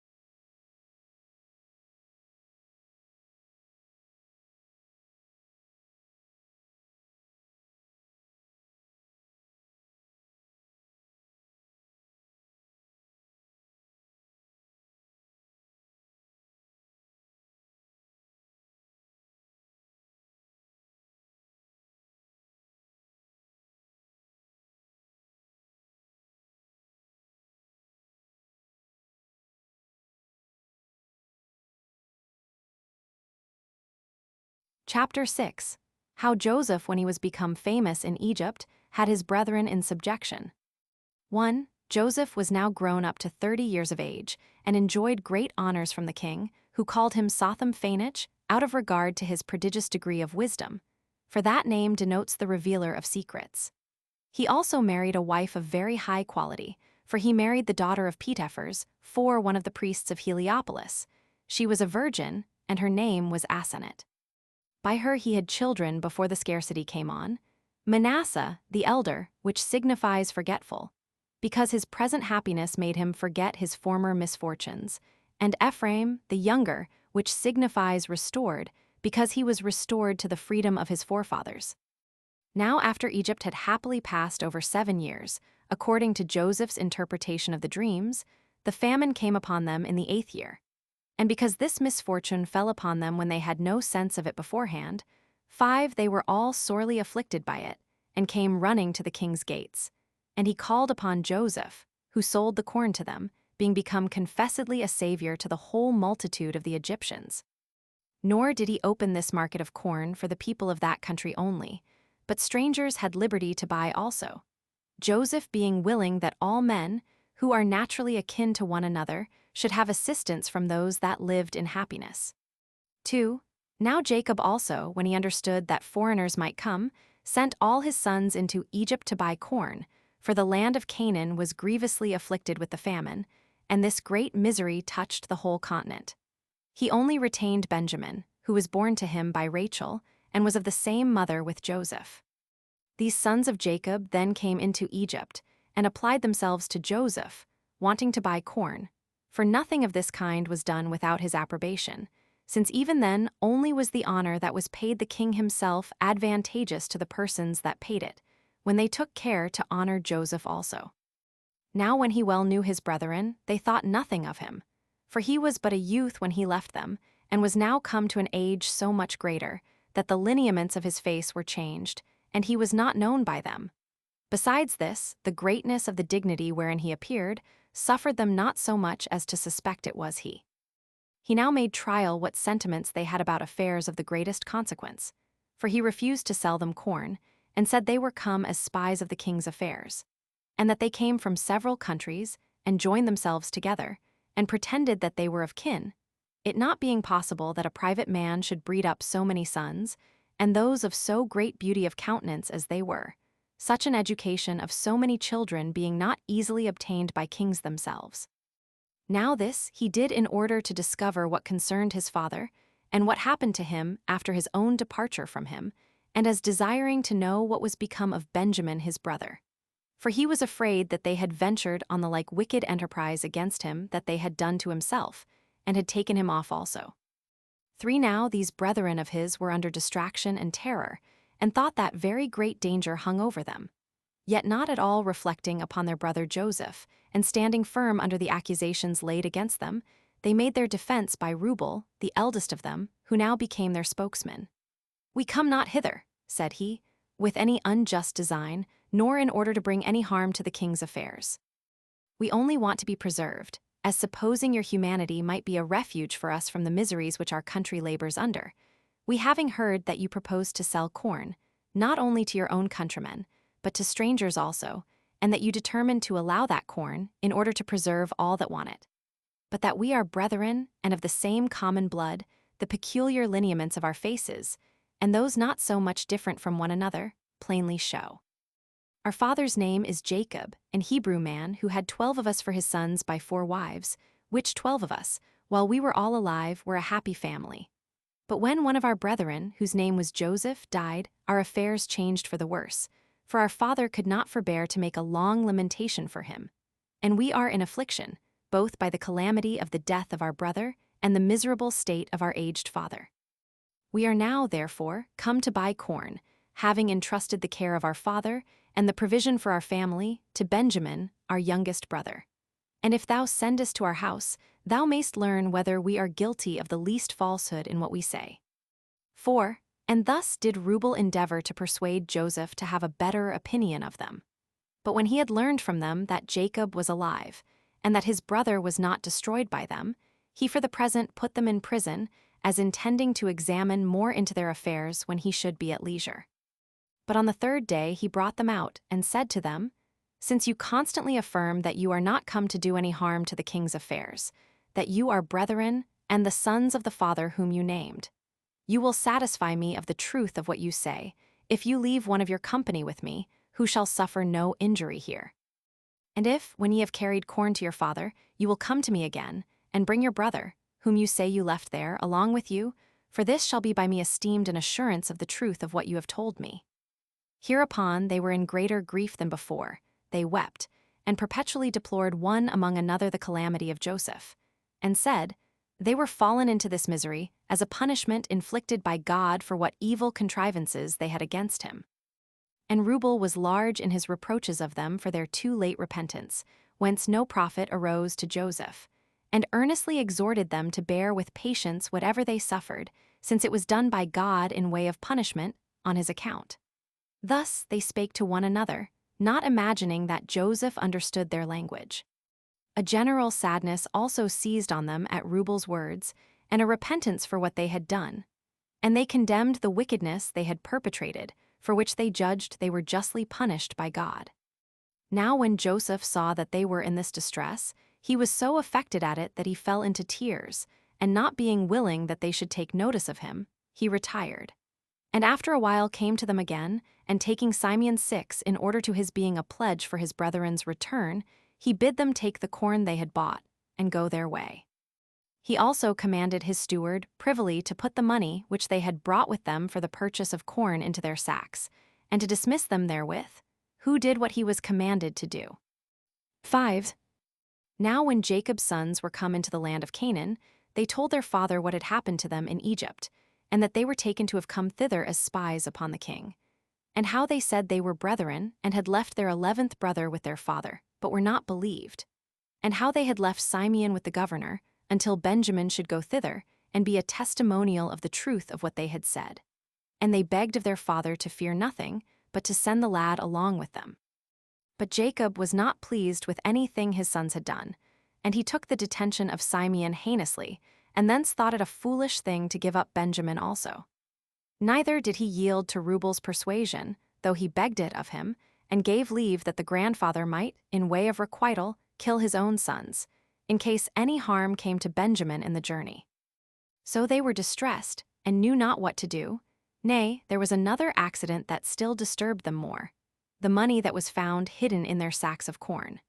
Yet when the corn they had brought failed them, and when the famine still afflicted them, and necessity forced them, Jacob did 7 still resolve to send Benjamin with his brethren, although there was no returning into Egypt unless they came with what they had promised. Now the misery growing every day worse, and his sons begging it of him, he had no other course to take in his present circumstances. And Judas, who was of a bold temper on other occasions, spake his mind very freely to him, that it did not become him to be afraid on account of his son, nor to suspect the worst, as he did. For nothing could be done to his son but by the appointment of God, which must also for certain come to pass, though he were at home with him, that he ought not to condemn them to such manifest destruction, nor deprive them of that plenty of food they might have from Pharaoh, by his unreasonable fear about his son Benjamin, but ought to take care of the preservation of Simeon, lest, by attempting to hinder Benjamin's journey, Simeon should perish. He exhorted him to trust God for him, and said he would either bring his son back to him safe, or, together with his, lose his own life. So that Jacob was at length persuaded, and delivered Benjamin to them, with the price of the corn doubled. He also sent presents to Joseph of the fruits of the land of Canaan, balsam and rosin, as also turpentine and honey. 8 Now their father shed many tears at the departure of his sons, as well as themselves. His concern was that he might receive them back again safe after their journey, and their concern was that they might find their father well, and no way afflicted with grief for them. And this lamentation lasted a whole day, so that the old man was at last tired with grief, and stayed behind.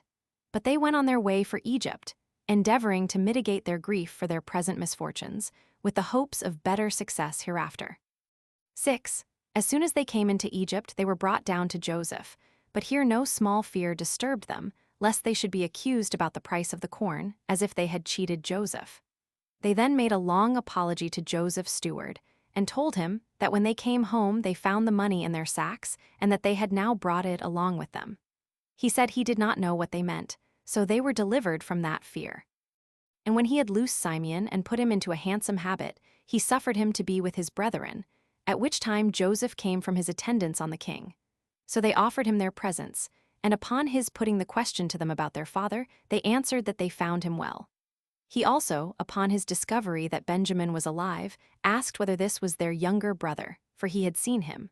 Whereupon they said he was. He replied that the God over all was his protector. But when his affection to him made him shed tears, he retired, desiring he might not be seen in that plight by his brethren. Then Joseph took them to supper, and they were set down in the same order as they used to sit at their father's table. And although Joseph treated them all kindly, yet did he send a mess to Benjamin that was double to what the rest of the guests had for their shares.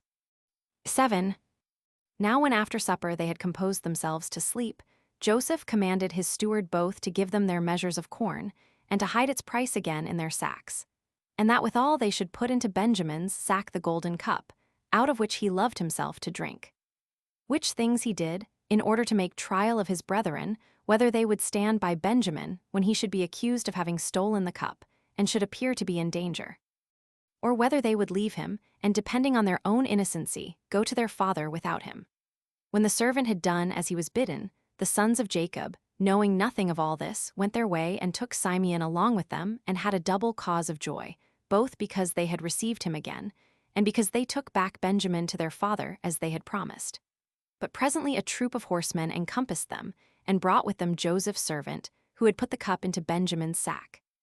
Upon which unexpected attack of the horsemen, they were much disturbed, and asked what the reason was that they came thus upon men, who a little before had been by their Lord thought worthy of an honorable and hospitable reception. They replied by calling them wicked wretches, who had forgot that very hospitable and kind treatment which Joseph had given them, and did not scruple to be injurious to him, and to carry off that cup out of which he had, in so friendly a manner, drank to them, and not regarding their friendship with Joseph, no more than the danger they should be in if they were taken, in comparison of the unjust gain. Hereupon he threatened that they should be punished, for though they had escaped the knowledge of him who was but a servant, yet had they not escaped the knowledge of God, nor had gone off with what they had stolen, and, after all, asked why we come upon them, as if they knew nothing of the matter. And he told them that they should immediately know it by their punishment. This, and more of the same nature, did the servant say, in way of reproach to them. But they, being wholly ignorant of anything here that concerned them, laughed at what he said, and wondered at the abusive language which the servant gave them, when he was so hardy as to accuse those who did not before so much as retain the price of their corn, which was found in their sacks, but brought it again, though nobody else knew of any such thing. So far were they from offering any injury to Joseph voluntarily. But still, supposing that a search would be a more sure justification of themselves than their own denial of the fact, they bid him search them, and that if any of them had been guilty of the theft, to punish them all, for being no way conscious to themselves of any crime, they spake with assurance, and, as they thought, without any danger to themselves also. The servants desired there might be a search made, but they said the punishment should extend to him alone who should be found guilty of the theft. So they made the search, and, having searched all the rest, they came last of all to Benjamin, as knowing it was Benjamin's sack in which they had hidden the cup, they having indeed searched the rest only for a show of accuracy. So the rest were out of fear for themselves, and were now only concerned about Benjamin, but still were well assured that he would also be found innocent. And they reproached those that came after them for their hindering them, while they might, in the meanwhile, have gotten a good way on their journey. But as soon as they had searched Benjamin's sack, they found the cup and took it from him, and all was changed into mourning and lamentation. They rent their garments, and wept for the punishment which their brother was to undergo for his theft, and for the delusion they had put on their father when they promised they would bring Benjamin safe to him. What added to their misery was, that this melancholy accident came unfortunately at a time when they thought they had been gotten off clear. But they confessed that this misfortune of their brother, as well as the grief of their father for him, was owing to themselves, since it was they that forced their father to send him with them, when he was averse to it. 8. The horsemen therefore took Benjamin and brought him to Joseph, his brethren also following him, who, when he saw him in custody and them in the habit of mourners, said, "How came you, vile wretches as you are, to have such a strange notion of my kindness to you, and of God's providence, as impudently to do thus to your benefactor, who in such an hospitable manner had entertained you?" Whereupon they gave up themselves to be punished, in order to save Benjamin, and called to mind what a wicked enterprise they had been guilty of against Joseph. They also pronounced him more happy than themselves, if he were dead, in being freed from the miseries of this life, and if he were alive, that he enjoyed the pleasure of seeing God's vengeance upon them. They said further, that they were the plague of their father, since they should now add to his former affliction for Joseph, this other affliction for Benjamin. Rubel also was large in cutting them upon this occasion. But Joseph dismissed them, for he said they had been guilty of no offense, and that he would content himself with the lad's punishment. For he said it was not a fit thing to let him go free for the sake of those who had not offended, nor was it a fit thing to punish them together with him who had been guilty of stealing. And when he promised to give them leave to go away in safety, the rest of them were under great consternation, and were able to say nothing on this sad occasion. But Judas, who had persuaded their father to send the lad from him, being otherwise also a very bold and active man, determined to hazard himself for the preservation of his brother. "It is true," 9 said he, "O governor, that we have been very wicked with regard to thee, and on that account deserved punishment. Even all of us may justly be punished, although the theft were not committed by all, but only by one of us, and he the youngest also. But yet there remains some hope for us, who otherwise must be under despair on his account, and this from thy goodness, which promises us a deliverance out of our present danger. And now I beg thou wilt not look at us, or at that great crime we have been guilty of, but at thy own excellent nature, and take advice of thine own virtue, instead of that wrath thou hast against us. Which passion those that otherwise are of lower character indulge, as they do their strength, and that not only on great, but also on very trifling occasions. Overcome, sir, that passion, and be not subdued by it, nor suffer it to slay those that do not otherwise presume upon their own safety, but are desirous to accept of it from thee. For this is not the first time that thou wilt bestow it on us, but before, when we came to buy corn, thou affordedst us great plenty of food, and gavest us leave to carry so much home to our family as has preserved them from perishing by famine. Nor is there any difference between not overlooking men that were perishing for want of necessaries, and not punishing those that seem to be offenders, and have been so unfortunate as to lose the advantage of that glorious benefaction which they received from thee. This will be an instance of equal favor, though bestowed after a different manner. For thou wilt save those this way whom thou didst feed the other. And thou wilt hereby preserve alive, by thy own bounty, those souls which thou didst not suffer to be distressed by famine, it being indeed at once a wonderful and a great thing to sustain our lives by corn, and to bestow on us that pardon, whereby, now we are distressed, we may continue those lives. And I am ready to suppose that God is willing to afford thee this opportunity of showing thy virtuous disposition, by bringing us into this calamity, that it may appear thou canst forgive the injuries that are done to thyself, and mayst be esteemed kind to others, besides those who, on other accounts, stand in need of thy assistance. Since it is indeed a right thing to do well to those who are in distress for want of food, but still a more glorious thing to save those who deserve to be punished, when it is on account of heinous offenses against thyself. For if it be a thing deserving commendation to forgive such as have been guilty of small offenses, that tend to a person's loss, and this be praiseworthy in him that overlooks such offenses, to restrain a man's passion as to crimes which are capital to the guilty, is to be like the most excellent nature of God himself. And truly, as for myself, had it not been that we had a father, who had discovered, on occasion of the death of Joseph, how miserably he is always afflicted at the loss of his sons, I had not made any words on account of the saving of our own lives. I mean, any further than as that would be an excellent character for thyself, to preserve even those that would have nobody to lament them when they were dead, but we would have yielded ourselves up to suffer whatsoever thou pleasedst. But now, for we do not plead for mercy to ourselves, though indeed, if we die, it will be while we are young, and before we have had the enjoyment of life, have regard to our Father, and take pity of his old age, on whose account it is that we make these supplications to thee. We beg thou wilt give us those lives which this wickedness of ours has rendered obnoxious to thy punishment, and this for his sake who is not himself wicked, nor does his being our Father make us wicked. He is a good man, and not worthy to have such trials of his patience, and now we are absent, he is afflicted with care for us. But if he hear of our deaths, and what was the cause of it, he will on that account die an immature death, and the reproachful manner of our ruin will hasten his end, and will directly kill him.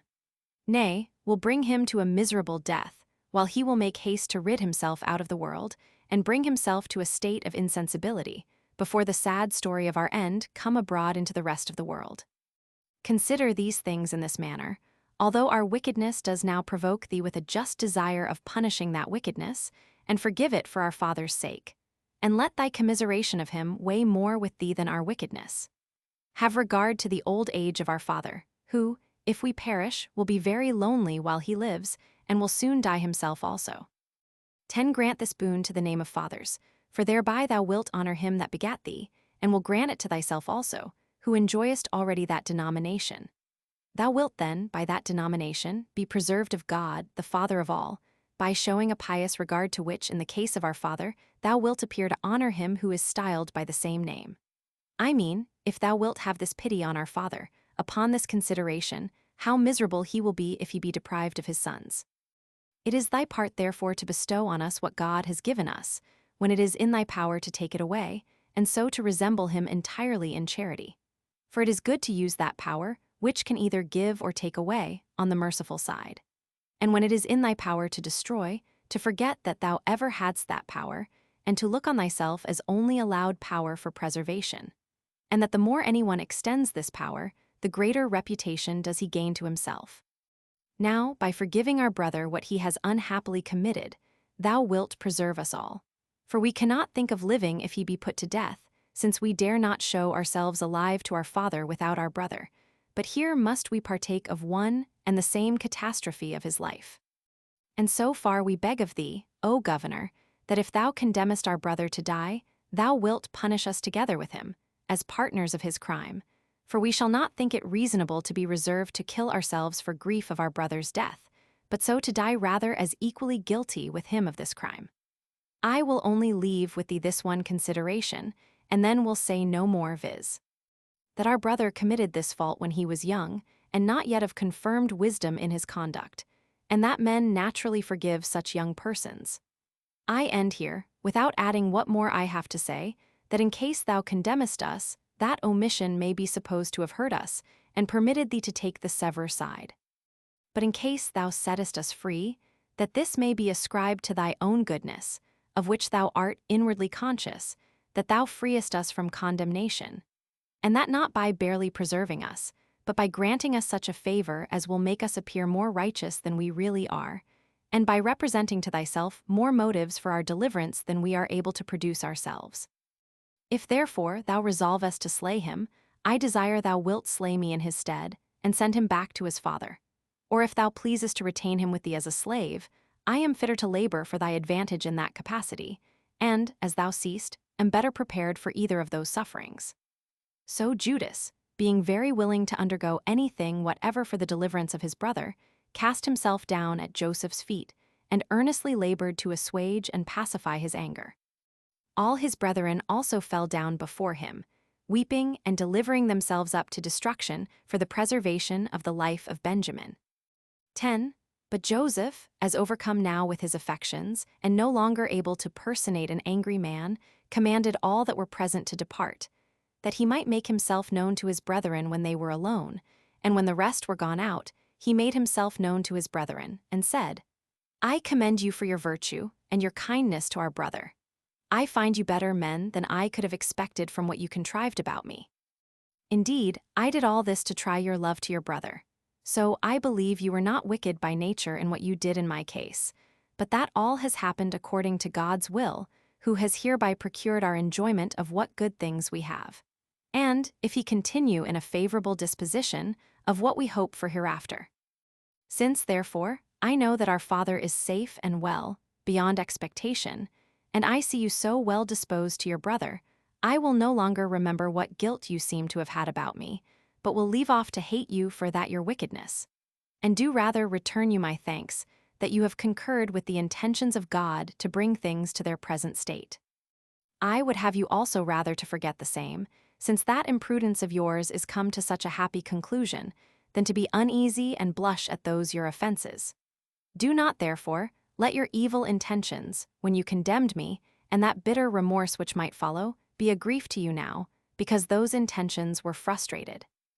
Go, therefore, your way, rejoicing in what has happened by the divine providence, and inform your father of it, lest he should be spent with cares for you, and deprive me of the most agreeable part of my felicity.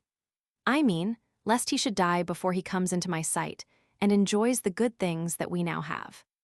Bring, therefore, with you our father, and your wives and children, and all your kindred, and remove your habitations hither.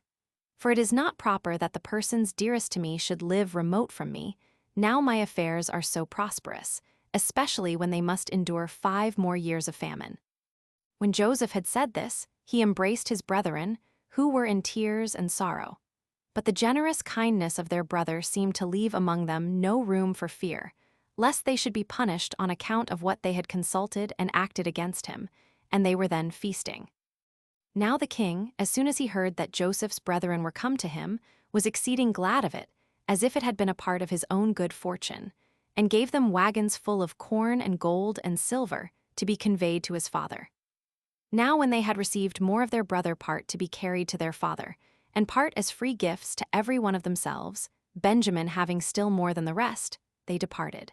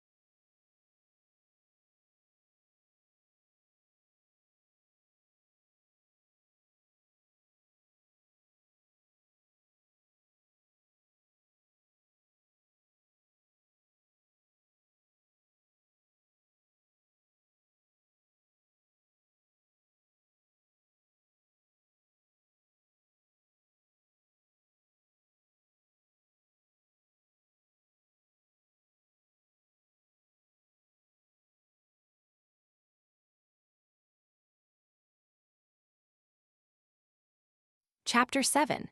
The removal of Joseph's father with all his family to him on account of the famine. 1. As soon as Jacob came to know, by his sons returning home, in what state Joseph was, that he had not only escaped death, for which yet he lived all along in mourning, but that he lived in splendor and happiness, and ruled over Egypt jointly with the king, and had entrusted to his care almost all his affairs, he did not think anything he was told to be incredible, considering the greatness of the works of God, and his kindness to him, although that kindness had for some late times been intermitted.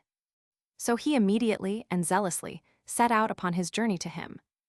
2.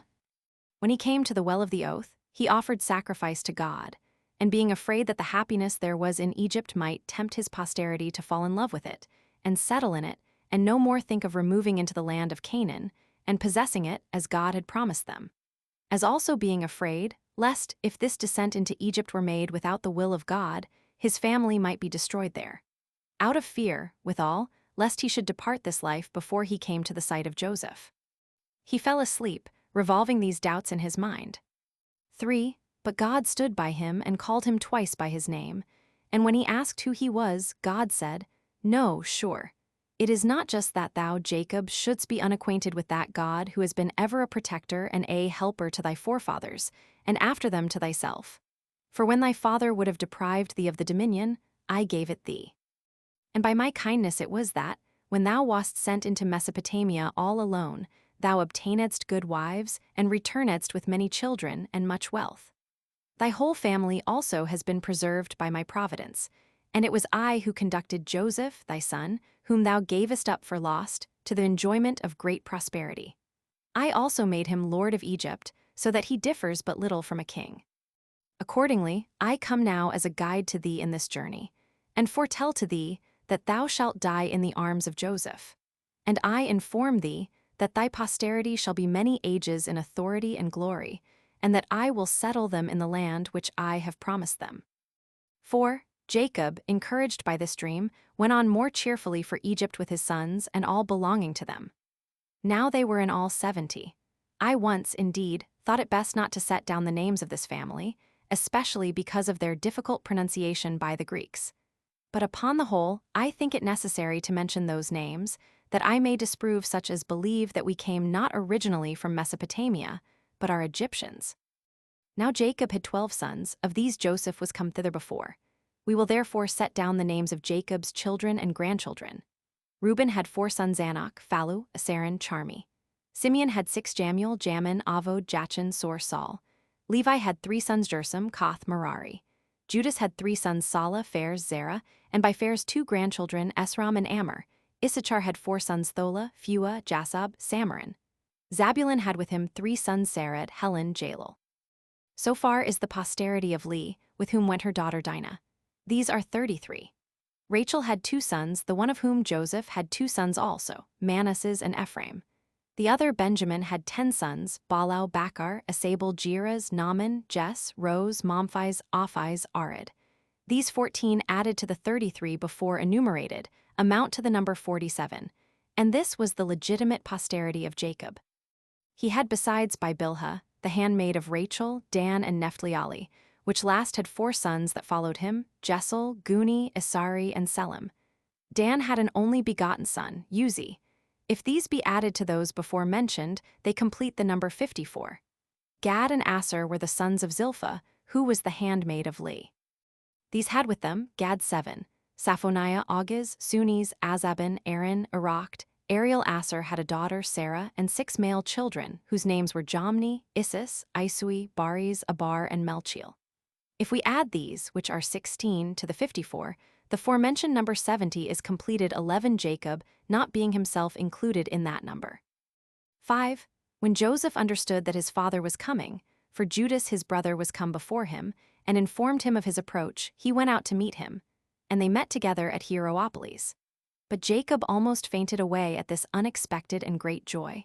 However, Joseph revived him, being yet not himself able to contain from being affected in the same manner, at the pleasure he now had. Yet was he not wholly overcome with his passion, as his father was. After this, he desired Jacob to travel on slowly, but he himself took 5 of his brethren with him, and made haste to the king, to tell him that Jacob and his family were come, which was a joyful hearing to him.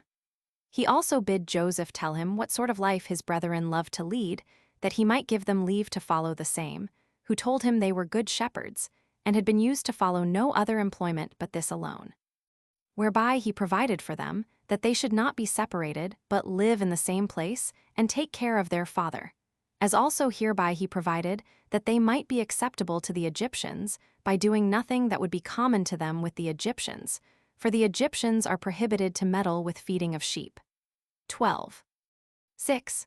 When Jacob was come to the king, and saluted him, and wished all prosperity to his government, Pharaoh asked him how old he now was, upon whose answer, that he was 130 years old, he admired Jacob on account of the length of his life.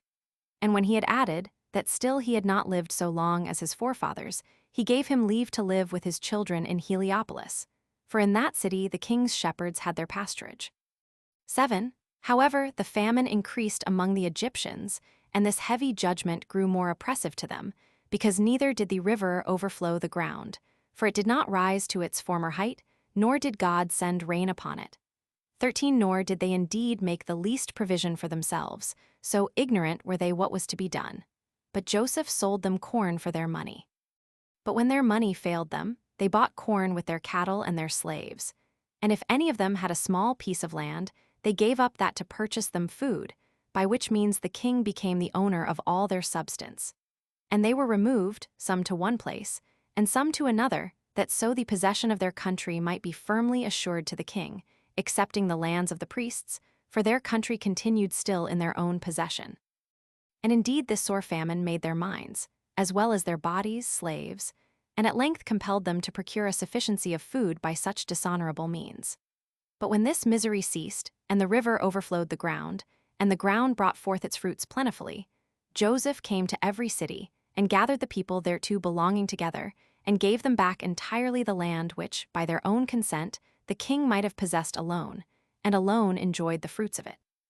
He also exhorted them to look on it as every one's own possession, and to fall to their husbandry with cheerfulness, and to pay as a tribute to the king the 5th part 14 of the fruits for the land which the king, when it was his own, restored to them. These men rejoiced upon their becoming unexpectedly owners of their lands, and diligently observed what was enjoined them. And by this means Joseph procured to himself a greater authority among the Egyptians, and greater love to the king from them. Now this law, that they should pay the 5th part of their fruits as tribute, continued until their later kings. Chapter 8. Of the death of Jacob and Joseph. 1. Now when Jacob had lived 17 years in Egypt, he fell into a disease, and died in the presence of his sons. But not till he made his prayers for their enjoying prosperity, and till he had foretold to them prophetically how every one of them was to dwell in the land of Canaan. But this happened many years afterward. He also enlarged upon the praises of Joseph 15, how he had not remembered the evil doings of his brethren to their disadvantage, Nay, on the contrary, was kind to them, bestowing upon them so many benefits, as seldom are bestowed on men's own benefactors. He then commanded his own sons that they should admit Joseph's sons, Ephraim and Manasseh, into their number, and divide the land of Canaan in common with them, concerning whom we shall treat hereafter. However, he made it his request that he might be buried at Hebron. So he died, when he had lived full 150 years, 3 only abated, having not been behind any of his ancestors in piety towards God, and having such a recompense for it, as it was fit those should have who were so good as these were.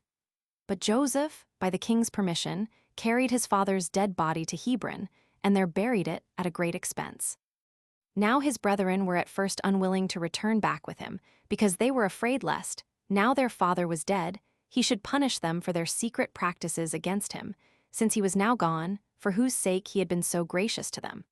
But he persuaded them to fear no harm, and to entertain no suspicions of him. So he brought them along with him, and gave them great possessions, and never left off his particular concern for them. 2. Joseph also died when he had lived 110 years, having been a man of admirable virtue, and conducting all his affairs by the rules of reason, and used his authority with moderation, which was the cause of his so great felicity among the Egyptians, even when he came from another country, and that in such ill circumstances also, as we have already described. At length his brethren died, after they had lived happily in Egypt. Now the posterity and sons of these men, after some time, carried their bodies and buried them at Hebron. But as to the bones of Joseph, they carried them into the land of Canaan afterward, when the Hebrews went out of Egypt, for so had Joseph made them promise him upon oath. But what became of every one of these men, and by what toils they got the possession of the land of Canaan, shall be shown hereafter, when I have first explained upon what account it was that they left Egypt.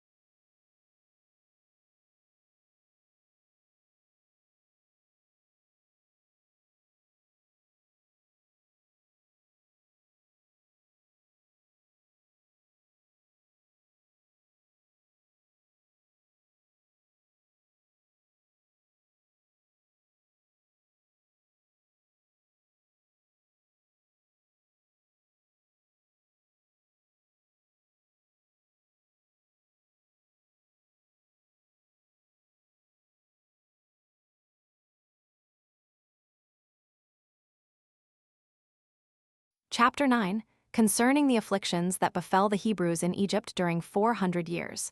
16. 1. Now it happened that the Egyptians grew delicate and lazy, as to painstaking, and gave themselves up to other pleasures, and in particular to the love of gain. They also became very ill-affected towards the Hebrews, as touched with envy at their prosperity. For when they saw how the nation of the Israelites flourished, and were become eminent already in plenty of wealth, which they had acquired by their virtue and natural love of labor, they thought their increase was to their own detriment. And having, in length of time, forgotten the benefits they had received from Joseph, particularly the crown being now come into another family, they became very abusive to the Israelites, and contrived many ways of afflicting them. For they enjoined them to cut a great number of channels for the river, and to build walls for their cities and ramparts, that they might restrain the river, and hinder its waters from stagnating, upon its running over its own banks. They set them also to build pyramids, 17, and by all this wore them out, and forced them to learn all sorts of mechanical arts, and to accustom themselves to hard labor. And 400 years did they spend under these afflictions, for they strove one against the other which should get the mastery, the Egyptians desiring to destroy the Israelites by these labors, and the Israelites desiring to hold out to the end under them. 2. While the affairs of the Hebrews were in this condition, there was this occasion offered itself to the Egyptians, which made them more solicitous for the extinction of our nation. One of those sacred scribes, 18, who are very sagacious in foretelling future events truly, told the king that about this time there would a child be born to the Israelites, who, if he were reared, would bring the Egyptian dominion low and would raise the Israelites, that he would excel all men in virtue and obtain a glory that would be remembered through all ages. Which thing was so feared by the king, that according to this man's opinion, he commanded that they should cast every male child, which was born to the Israelites, into the river and destroy it. That besides this, the Egyptian midwives 19 should watch the labors of the Hebrew women, and observe what is born, for those were the women who were enjoined to do the office of midwives to them, and by reason of their relation to the king, would not transgress his commands. He enjoined also that if any parents should disobey him, and venture to save their male children alive, 20 they and their families should be destroyed. This was a severe affliction indeed to those that suffered it, not only as they were deprived of their sons, and while they were the parents themselves, they were obliged to be subservient to the destruction of their own children, but as it was to be supposed to tend to the extirpation of their nation, while upon the destruction of their children and their own gradual dissolution, the calamity would become very hard and inconsolable to them.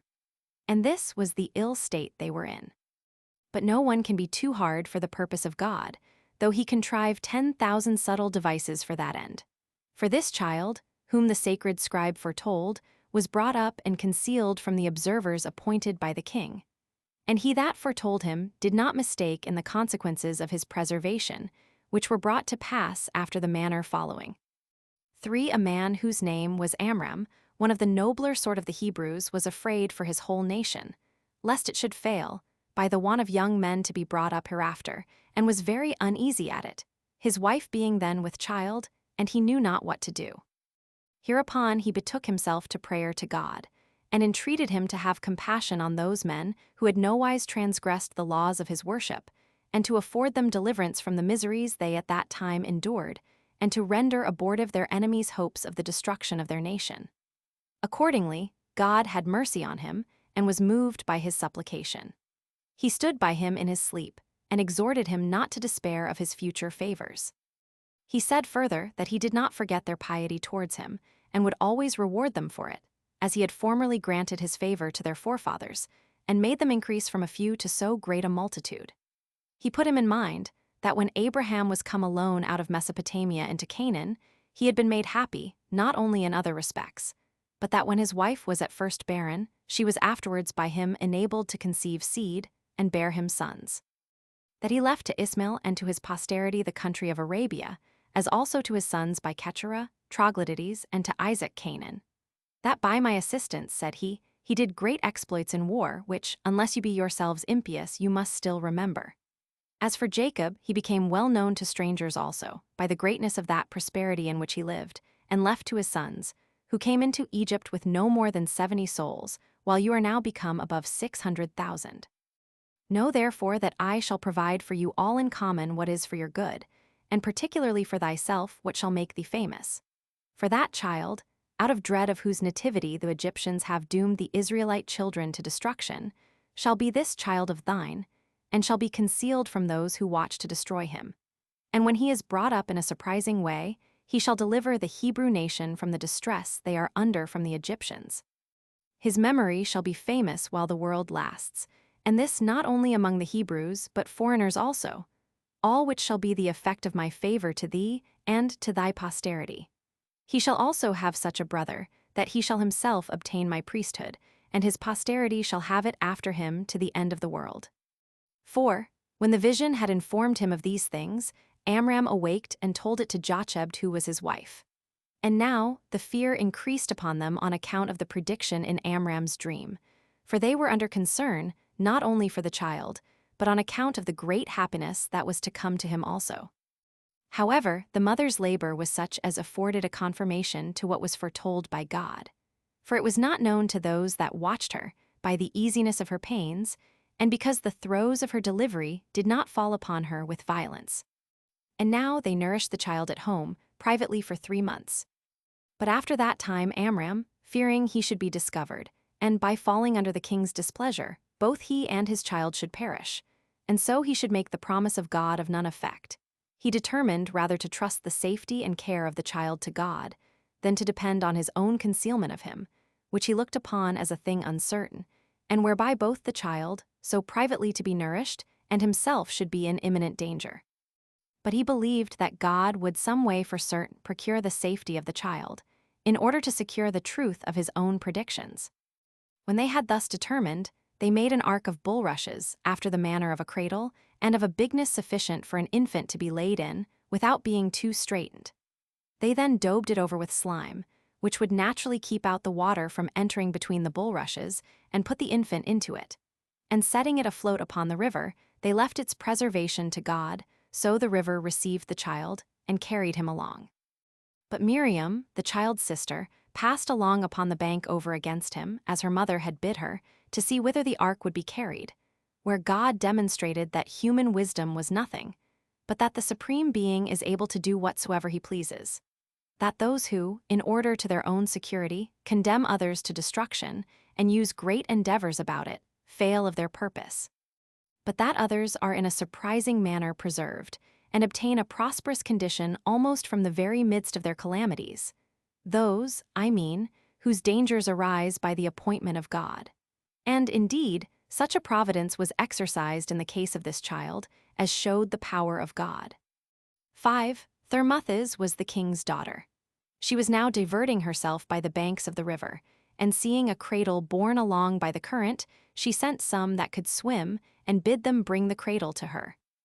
When those that were sent on this errand came to her with the cradle, and she saw the little child, she was greatly in love with it, on account of its largeness and beauty. For God had taken such great care in the formation of Moses, that he caused him to be thought worthy of bringing up, and providing for, by all those that had taken the most fatal resolutions, on account of the dread of his nativity, for the destruction of the rest of the Hebrew nation. Thermuthis bid them bring her a woman that might afford her breast to the child. Yet would not the child admit of her breast, but turned away from it, and did the like to many other women. Now Miriam was by when this happened, not to appear to be there on purpose, but only as staying to see the child, and she said, It is in vain that thou, O queen, callest for these women for the nourishing of the child, who are no way of kin to it. But still, if thou wilt order one of the Hebrew women to be brought, perhaps it may admit the breast of one of its own nation. Now since she seemed to speak well, Thermuthis bid her procure such a one, and to bring one of those Hebrew women that gave suck. So when she had such authority given her, she came back and brought the mother, who was known to nobody there. And now the child gladly admitted the breast, and seemed to stick close to it.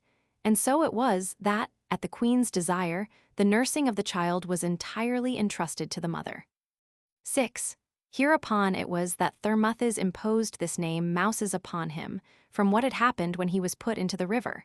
For the Egyptians call water by the name of Mo, and such as are saved out of it by the name of Uses. So by putting these two words together, they imposed this name upon him. And he was, by the confession of all, according to God's prediction, as well for his greatness of mind as for his contempt of difficulties, the best of all the Hebrews, For Abraham was his ancestor of the 7th generation. For Moses was the son of Amram, who was the son of Koth, whose father Levi was the son of Jacob, who was the son of Isaac, who was the son of Abraham. Now Moses's understanding became superior to his age, nay, far beyond that standard. And when he was taught, he discovered greater quickness of apprehension than was usual at his age, and his actions at that time promised greater when he should come to the age of a man.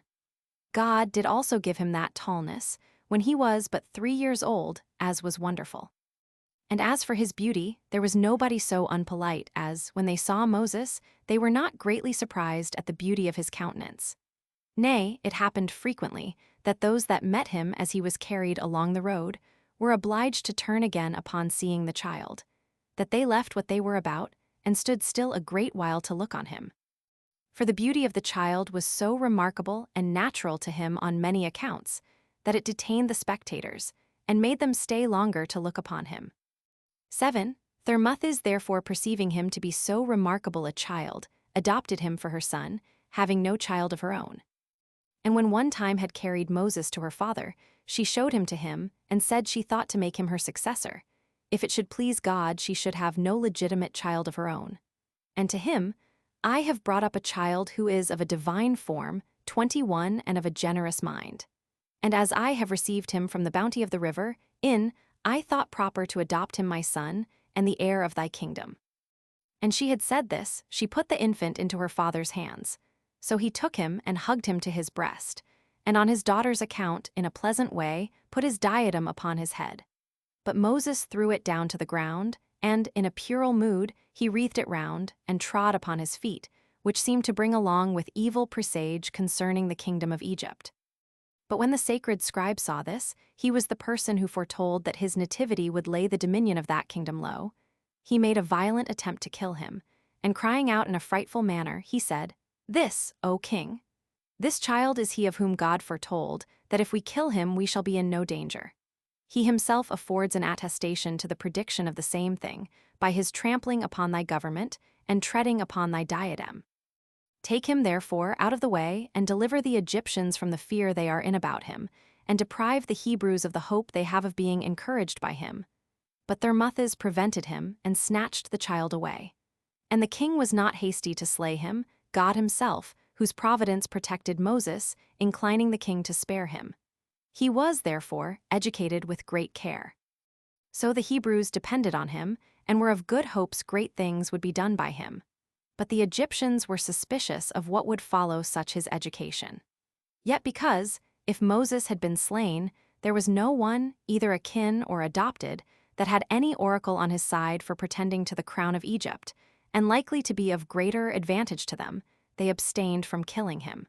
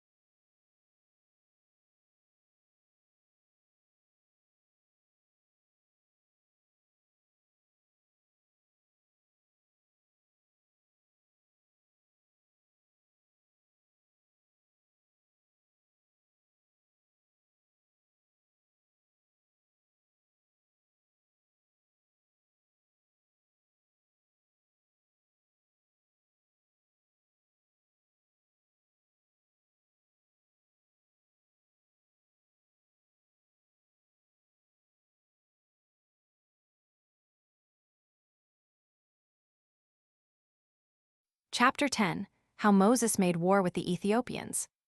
1.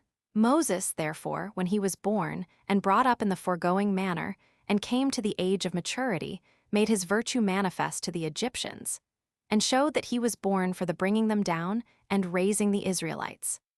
And the occasion he laid hold of was this. The Ethiopians, who are next neighbors to the Egyptians, made an inroad into their country, which they seized upon and carried off the effects of the Egyptians, who, in their rage, fought against them and revenged the affronts they had received from them. But being overcome in battle, some of them were slain, and the rest ran away in a shameful manner, and by that means saved themselves. Whereupon the Ethiopians followed after them in the pursuit, and thinking that it would be a mark of cowardice if they did not subdue all Egypt, they went on to subdue the rest with greater vehemence. And when they had tasted the sweets of the country, they never left off the prosecution of the war. And as the nearest parts had not courage enough at first to fight with them, they proceeded as far as Memphis, and the sea itself, while not one of the cities was able to oppose them. The Egyptians, under this sad oppression, betook themselves to their oracles and prophecies, and when God had given them this counsel, to make use of Moses the Hebrew and take his assistance, the king commanded his daughter to produce him, that he might be the general 22 of their army. Upon which, when she had made him swear he would do him no harm, she delivered him to the king, and supposed his assistance would be of great advantage to them. She withal reproached the priest, who, when they had before admonished the Egyptians to kill him, was not ashamed now to own their want of his help. 2. So Moses, at the persuasion both of Thermuthis and the king himself, cheerfully undertook the business. And the sacred scribes of both nations were glad, those of the Egyptians, that they should at once overcome their enemies by his valor, and that by the same piece of management Moses would be slain, but those of the Hebrews, that they should escape from the Egyptians, because Moses was to be their general. But Moses prevented the enemies, and took and led his army before those enemies were apprised of his attacking them. For he did not march by the river, but by land, where he gave a wonderful demonstration of his sagacity. For when the ground was difficult to be passed over, because of the multitude of serpents, which it produces in vast numbers, and indeed is singular in some of those productions, which other countries do not breed, and yet such as are worse than others in power and mischief, and an unusual fierceness of sight, some of which ascend out of the ground unseen, and also fly in the air, and so come upon men at unawares, and do them a mischief. Moses invented a wonderful stratagem to preserve the army safe, and without hurt, for he made baskets like unto arks of sedge, and filled them with ibes, 23, and carried them along with them. Which animal is the greatest enemy to serpents imaginable, for they fly from them when they come near them. And as they fly they are caught and devoured by them, as if it were done by the hearts. But the ibes are tame creatures, and only enemies to the serpentine kind. But about these ibes I say no more at present, since the Greeks themselves are not unacquainted with this sort of bird. As soon, therefore, as Moses was come to the land which was the breeder of these serpents, he let loose the ibes, and by their means repelled the serpentine kind, and used them for his assistance before the army came upon that ground. When he had therefore proceeded thus on his journey, he came upon the Ethiopians before they expected him, and, joining battle with them, he beat them, and deprived them of the hopes they had of success against the Egyptians, and went on in overthrowing their cities, and indeed made a great slaughter of these Ethiopians. Now when the Egyptian army had once tasted of this prosperous success, by the means of Moses, they did not slacken their diligence, insomuch that the Ethiopians were in danger of being reduced to slavery and all sorts of destruction. And at length they retired to Saba, which was a royal city of Ethiopia, which Cambyses afterwards named Miro, after the name of his own sister. The place was to be besieged with very great difficulty, since it was both encompassed by the Nile quite round, and the other rivers, Astapus and Astaboras, made it a very difficult thing for such as attempted to pass over them. For the city was situate in a retired place, and was inhabited after the manner of an island, being encompassed with a strong wall, and having the rivers to guard them from their enemies, and having great ramparts between the wall and the rivers, insomuch that when the waters come with the greatest violence, it can never be drowned, which ramparts make it next to impossible for even such as are got over the rivers to take the city.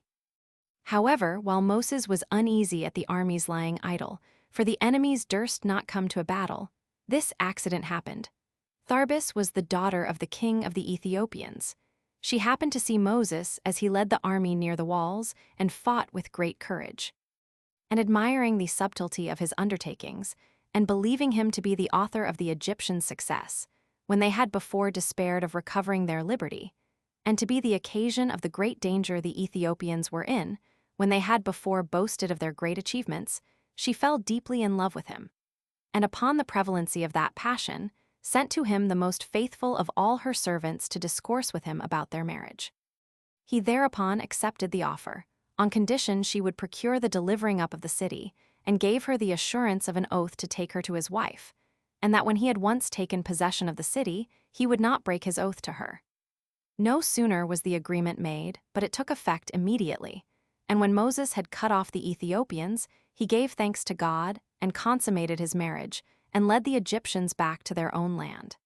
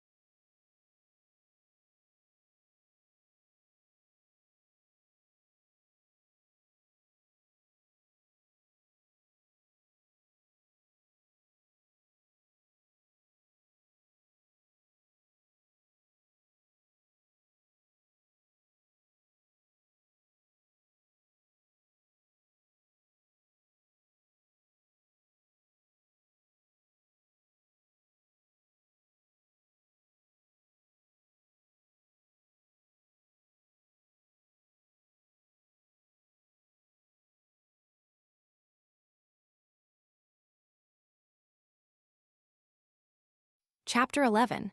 How Moses fled out of Egypt into Midian. 1. Now the Egyptians, after they had been preserved by Moses, entertained a hatred to him, and were very eager in compassing their designs against him, as suspecting that he would take occasion, from his good success, to raise a sedition and bring innovations into Egypt, and told the king he ought to be slain. The king had also some intentions of himself to the same purpose, and this as well out of envy at his glorious expedition at the head of his army, as out of fear of being brought low by him and being instigated by the sacred scribes. He was ready to undertake to kill Moses. But when he had learned beforehand what plots there were against him, he went away privately.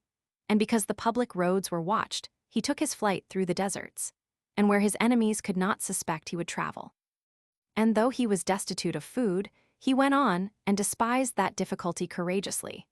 And when he came to the city Midian, which lay upon the Red Sea, and was so denominated from one of Abraham's sons by Keturah, he sat upon a certain well, and rested himself there after his laborious journey and the affliction he had been in.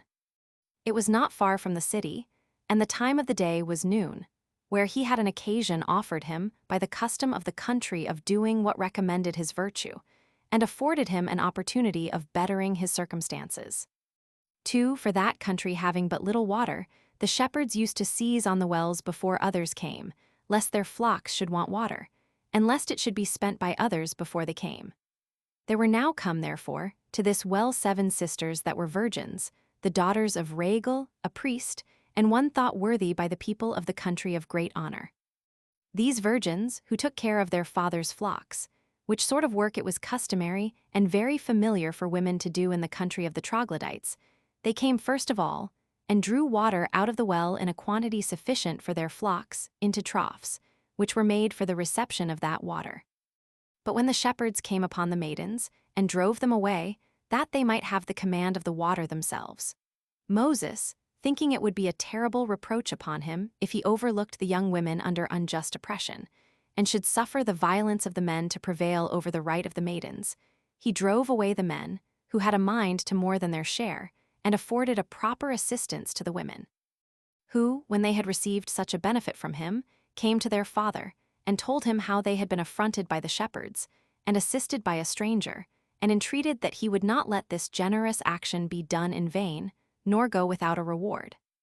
Now the father took it well from his daughters that they were so desirous to reward their benefactor, and bid them bring Moses into his presence, that he might be rewarded as he deserved. And when Moses came, he told him what testimony his daughters bare to him, that he had assisted them. And that, as he admired him for his virtue, he said that Moses had bestowed such his assistance on persons not insensible of benefits, but where they were both able and willing to return the kindness, and even to exceed the measure of his generosity. So he made him his son, and gave him one of his daughters in marriage, and appointed him to be the guardian and superintendent over his cattle. For of old, all the wealth of the barbarians was in those cattle.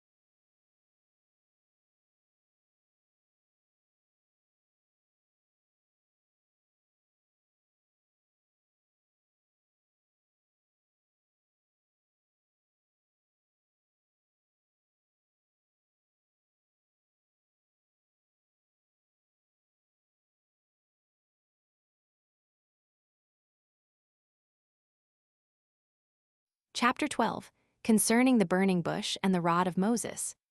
1. Now Moses, when he had obtained the favor of Jethro, for that was one of the names of Raguel, stayed there and fed his flock. But some time afterward, taking his station at the mountain called Sinai, he drove his flocks thither to feed them. Now this is the highest of all the mountains thereabout, and the best for pasturage, the herbage being there good. And it had not been before fed upon, because of the opinion men had that God dwelt there, the shepherds not daring to ascend up to it. And here it was that a wonderful prodigy happened to Moses. For a fire fed upon a thorn bush, yet did the green leaves and the flowers continue untouched, and the fire did not at all consume the fruit branches, although the flame was great and fierce. Moses was affrighted at this strange sight, as it was to him. But he was still more astonished when the fire uttered a voice, and called to him by name, and spake words to him, by which it signified how bold he had been in venturing to come into a place whither no man had ever come before, because the place was divine, and advised him to remove a great way off from the flame, and to be contented with what he had seen. And though he were himself a good man, and the offspring of great men, yet that he should not pry any further. And he foretold to him that he should have glory and honor among men by the blessing of God upon him. He also commanded him to go away thence with confidence to Egypt, in order to his being the commander and conductor of the body of the Hebrews, and to his delivering his own people from the injuries they suffered there. For, said God, they shall inhabit this happy land which your forefather Abraham inhabited, and shall have the enjoyment of all good things. But still he enjoined them, when he brought the Hebrews out of the land of Egypt, to come to that place, and to offer sacrifices of thanksgiving there. Such were the divine oracles which were delivered out of the fire. 2. But Moses was astonished at what he saw, and much more at what he heard. And he said, I think it would be an instance of too great madness, O Lord, for one of that regard I bear to thee, to distrust thy power, since I myself adore it, and know that it has been made manifest to my progenitors.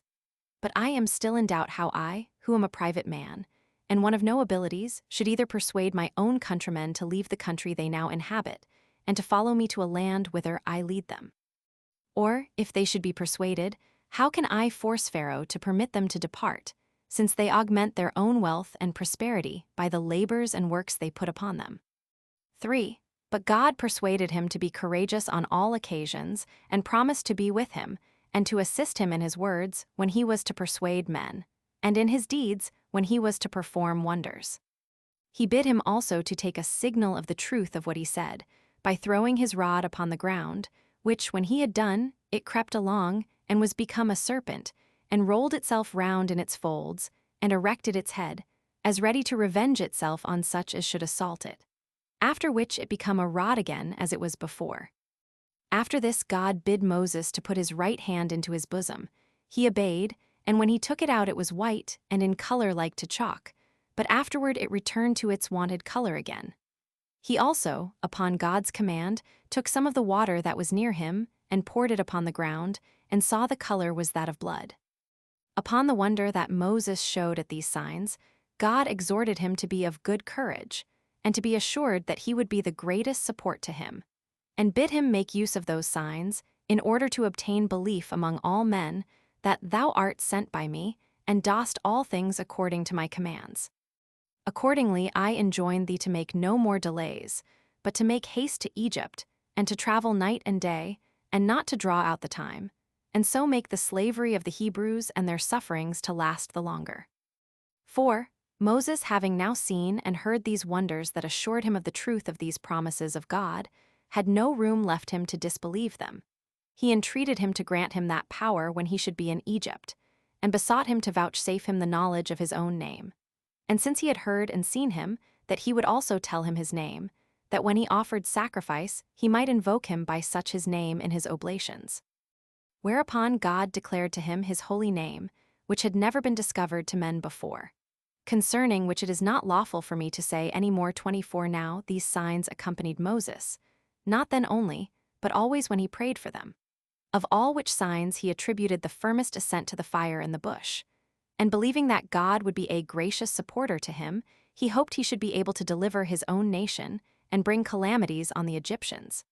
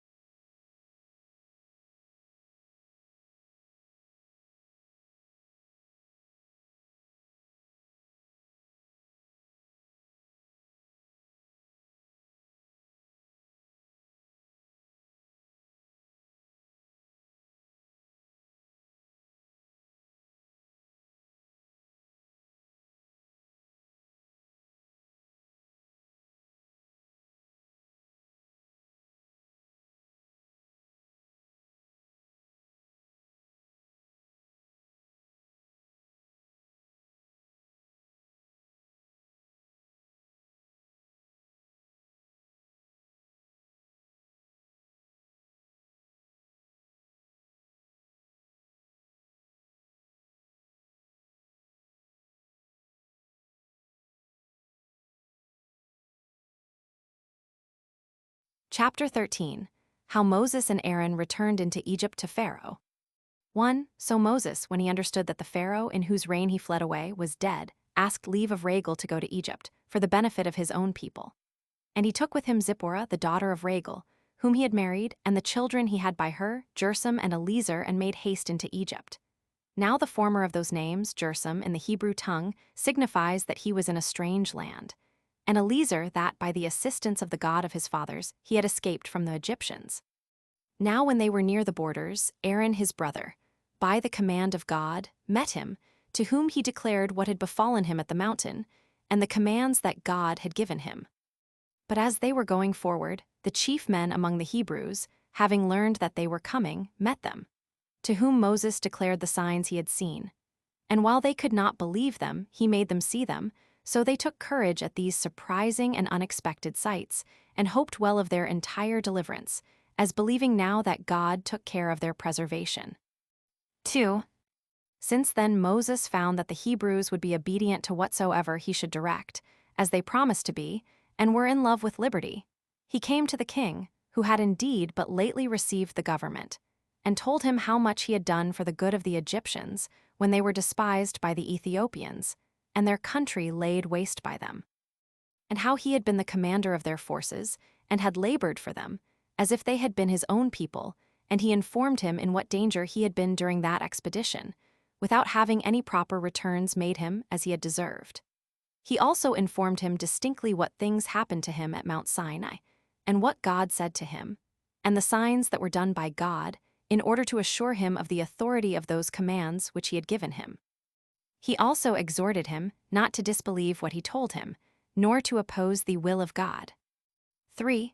But when the king derided Moses, he made him in earnest see the signs that were done at Mount Sinai. Yet was the king very angry with him and called him an ill man, who had formerly run away from his Egyptian slavery, and came now back with deceitful tricks and wonders and magical arts to astonish him.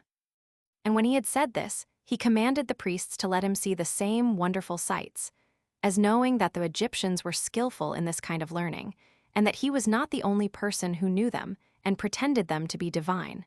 As also he told him that when he brought such wonderful sights before him, he would only be believed by the unlearned. Now when the priests threw down their rods, they became serpents. But Moses was not daunted at it, and said, "O king, I do not myself despise the wisdom of the Egyptians, but I say that what I do is so much superior to what these do by magic arts and tricks, as divine power exceeds the power of man. But I will demonstrate that what I do is not done by craft, or counterfeiting what is not really true, but that they appear by the providence and power of God." And when he had said this, he cast his rod down upon the ground and commanded it to turn itself into a serpent. It obeyed him and went all round and devoured the rods of the Egyptians, which seemed to be dragons, until it had consumed them all. It then returned to its own form, and Moses took it into his hand again. 4. However, the king was no more moved when it was done than before. And being very angry, he said that he should gain nothing by this, his cunning and shrewdness against the Egyptians. And he commanded him, that was the chief taskmaster over the Hebrews, to give them no relaxation from their labors, but to compel them to submit to greater oppressions than before. And though he allowed them chaff before for making their bricks, he would allow it them no longer. But he made them to work hard at brick-making in the daytime, and to gather chaff in the night. Now when their labor was thus doubled upon them, they laid the blame upon Moses, because their labor and their misery were on his account become more severe to them. But Moses did not let his courage sink for the king's threatenings, nor did he abate of his zeal on account of the Hebrews' complaints. But he supported himself, and set his soul resolutely against them both, and used his own utmost diligence to procure liberty to his countrymen. So he went to the king, and persuaded him to let the Hebrews go to Mount Sinai, and there to sacrifice to God, because God had enjoined them so to do. He persuaded him also not to counterwork the designs of God, but to esteem his favor above all things, and to permit them to depart, lest, before he be aware, he lay an obstruction in the way of the divine commands, and so occasion his own suffering such punishments as it was probable anyone that counterworked the divine commands should undergo, since the severest afflictions arise from every object to those that provoke the divine wrath against them. For such as these have neither the earth nor the air for their friends, nor are the fruits of the womb according to nature, but everything is unfriendly and adverse towards them. He said further that the Egyptians should know this by sad experience, and that besides, the Hebrew people should go out of their country without their consent.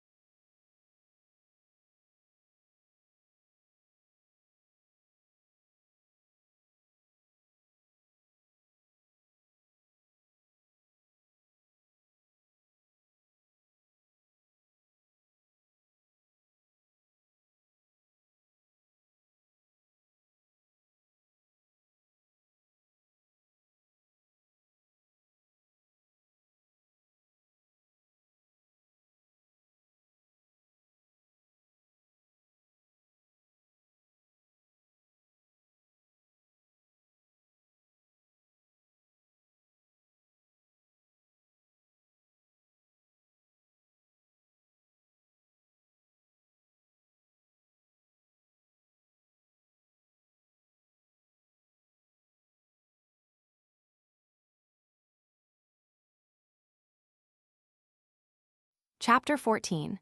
concerning the 10 plagues which came upon the Egyptians. 1. But when the king despised the words of Moses, and had no regard at all to them, grievous plagues seized the Egyptians, every one of which I will describe, both because no such plagues did ever happen to any other nation as the Egyptians now felt, and because I would demonstrate that Moses did not fail in any one thing that he foretold them. And because it is for the good of mankind that they may learn this caution, not to do anything that may displease God, lest he be provoked to wrath and avenge their iniquities upon them. For the Egyptian river ran with bloody water at the command of God, insomuch that it could not be drunk, and they had no other spring of water neither. For the water was not only of the color of blood, but it brought upon those that ventured to drink of it great pains and bitter torment. Such was the river to the Egyptians, but it was sweet and fit for drinking to the Hebrews, and no way different from what it naturally used to be. As the king therefore knew not what to do in these surprising circumstances, and was in fear for the Egyptians, he gave the Hebrews leave to go away. But when the plague ceased, he changed his mind again, and would not suffer them to go. 25. 2. But when God saw that he was ungrateful, and upon the ceasing of this calamity would not grow wiser, he sent another plague upon the Egyptians. An innumerable multitude of frogs consumed the fruit of the ground. The river was also full of them, insomuch that those who drew water had it spoiled by the blood of these animals, as they died in and were destroyed by the water. And the country was full of filthy slime, as they were born and as they died. They also spoiled their vessels and their houses which they used, and were found among what they eat and what they drank, and came in great numbers upon their beds. There was also an ungrateful smell, and a stink arose from them, as they were born, and as they died therein.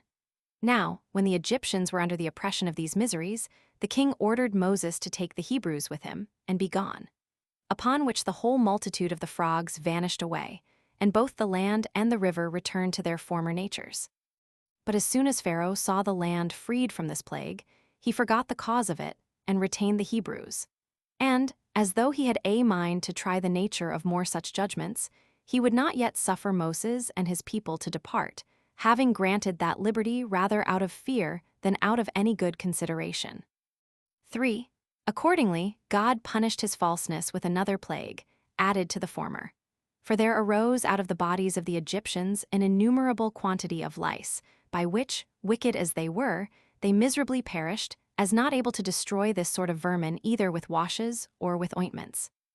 At which terrible judgment the king of Egypt was in disorder, upon the fear into which he reasoned himself, lest his people should be destroyed, and that the manner of this death was also reproachful, so that he was forced in part to recover himself from his wicked temper to a sounder mind, for he gave leave for the Hebrews themselves to depart. But when the plague thereupon ceased, he thought it proper to require that they should leave their children and wives behind them as pledges of their return. Whereby he provoked God to be more vehemently angry at him, as if he thought to impose on his providence, and as if it were only Moses, and not God, who punished the Egyptians for the sake of the Hebrews.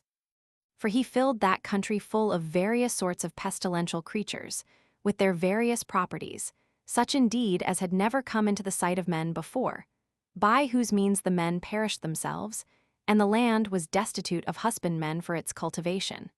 But if anything escaped destruction from them, it was killed by a distemper which the men underwent also. 4. But when Pharaoh did not even then yield to the will of God, but while he gave leave to the husbands to take their wives with them, yet insisted that the children should be left behind, God presently resolved to punish his wickedness with several sorts of calamities, and those worse than the foregoing, which yet had so generally afflicted them. For their bodies had terrible boils, breaking forth with blains, while they were already inwardly consumed, and a great part of the Egyptians perished in this manner. But when the king was not brought to reason by this plague, hail was sent down from heaven, and such hail it was, as the climate of Egypt had never suffered before, nor was it like to that which falls in other climates in winter time. 26, but was larger than that which falls in the middle of spring to those that dwell in the northern and northwestern regions. This hail broke down their boughs laden with fruit. After this, a tribe of locusts consumed the seed which was not hurt by the hail, so that to the Egyptians all hopes of the future fruits of the ground were entirely lost. 5:1 would think the forementioned calamities might have been sufficient for one that was only foolish, without wickedness, to make him wise, and to make him sensible what was for his advantage. But Pharaoh, led not so much by his folly as by his wickedness, even when he saw the cause of his miseries, he still contested with God and willfully deserted the cause of virtue. So he bid Moses take the Hebrews away, with their wives and children, to leave their cattle behind, since their own cattle were destroyed. But when Moses said that what he desired was unjust, since they were obliged to offer sacrifices to God of those cattle, and the time being prolonged on this account, a thick darkness, without the least light, spread itself over the Egyptians, whereby their sight being obstructed, and their breathing hindered by the thickness of the air, they died miserably, and under a terror lest they should be swallowed up by the dark cloud. Besides this, when the darkness, after 3 days and as many nights, was dissipated, and when Pharaoh did not still repent and let the Hebrews go, Moses came to him and said, "How long wilt thou be disobedient to the command of God? For he enjoins thee to let the Hebrews go, nor is there any other way of being freed from the calamities you are under, unless you do so." But the king, angry at what he said, and threatened to cut off his head if he came any more to trouble him these matters. Hereupon Moses said he not speak to him any more about them, for he himself, together with the principal men among the Egyptians, should desire the Hebrews away. So when Moses had said this, he his way. 6. But when God had signified that with one plague he would compel the Egyptians to let Hebrews go, he commanded Moses to tell the people that they should have a sacrifice ready, and they should prepare themselves on the 10th day of the month Xanthicus, against the 14th, which month is called by the Egyptians Pharmath, Nisan by the Hebrews, but the Macedonians call it Xanthicus, and that he should carry the Hebrews with all they had. Accordingly, he having got the Hebrews ready for their departure, and having sorted the people into tribes, he kept them together in one place. But when the 14th day was come, and all were ready to depart, they offered the sacrifice, and purified their houses with the blood, using bunches of hyssop for that purpose. And when they had supped, they burnt the remainder of the flesh, as just ready to depart. Whence it is that we do still offer this sacrifice in like manner to this day, and call this festival Pascha, which signifies the feast of the Passover. Because on that day God passed us over, and sent the plague upon the Egyptians. For the destruction of the firstborn came upon the Egyptians that night, so that many of the Egyptians who lived near the king's palace persuaded Pharaoh to let the Hebrews go. Accordingly he called for Moses, and bid them be gone, as supposing that if once the Hebrews were gone out of the country, Egypt should be freed from its miseries. They also honored the Hebrews with gifts, 27 some, in order to get them to depart quickly, and others on account of their neighborhood and the friendship they had with them.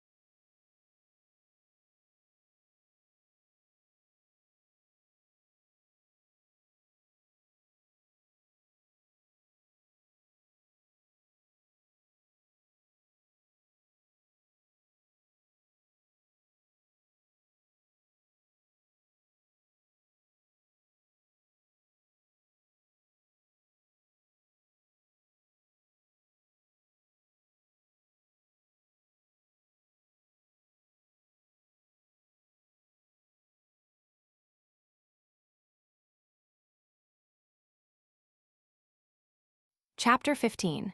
How the Hebrews under the conduct of Moses left Egypt. 1. So the Hebrews went out of Egypt, while the Egyptians wept, and repented that they had treated them so hardly. Now they took their journey by Letopolis, a place at that time deserted, but where Babylon was built afterwards, when Cambyses laid Egypt waste. But as they went away hastily, on the 3rd day they came to a place called Beelzephon on the Red Sea, and when they had no food out of the land, because it was a desert, they eat of loaves kneaded of flour, only warmed by a gentle heat. and this food they made use of for 30 days, for what they brought with them out of Egypt would not suffice them any longer time, and this only while they dispensed it to each person, to use so much only as would serve for necessity, but not for satiety. Whence it is that, in memory of the want we were then in, we keep a feast for 8 days, which is called the Feast of Unleavened Bread. Now the entire multitude of those that went out, including the women and children, was not easy to be numbered, but those that were of an age fit for war were 600,000. 2. They left Egypt in the month Xanthicus, on the 15th day of the lunar month, 430 years after our forefather Abraham came into Canaan, but 215 years only after Jacob removed into Egypt. 28. It was the 80th year of the age of Moses, and of that of Aaron 3 more. They also carried out the bones of Joseph with them, as he had charged his sons to do. 3. But the Egyptians soon repented that the Hebrews were gone, and the king also was mightily concerned that this had been procured by the magic arts of Moses, so they resolved to go after them.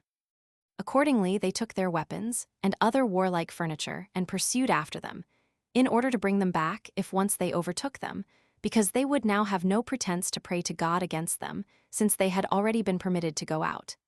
And they thought they should easily overcome them, as they had no armor, and would be weary with their journey. So they made haste in their pursuit, and asked of every one they met which way they were gone.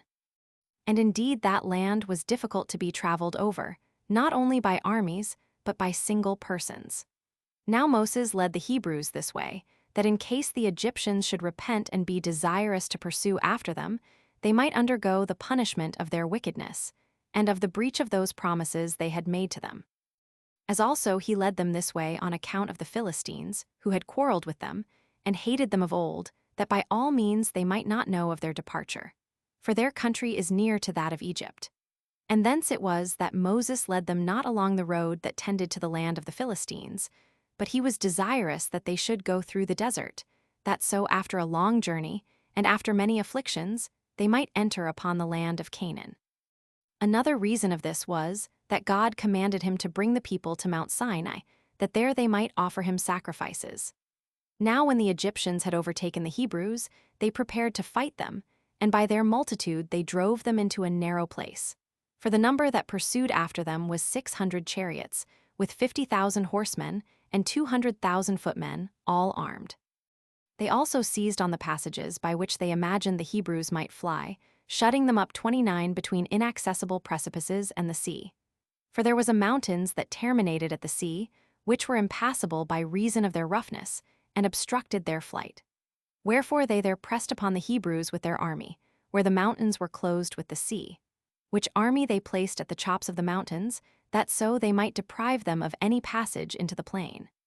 4. When the Hebrews, therefore, were neither able to bear up, being thus, as it were, besieged because they wanted provisions, nor saw any possible way of escaping, and if they should have thought of fighting, they had no weapons, they expected a universal destruction unless they delivered themselves up to the Egyptians.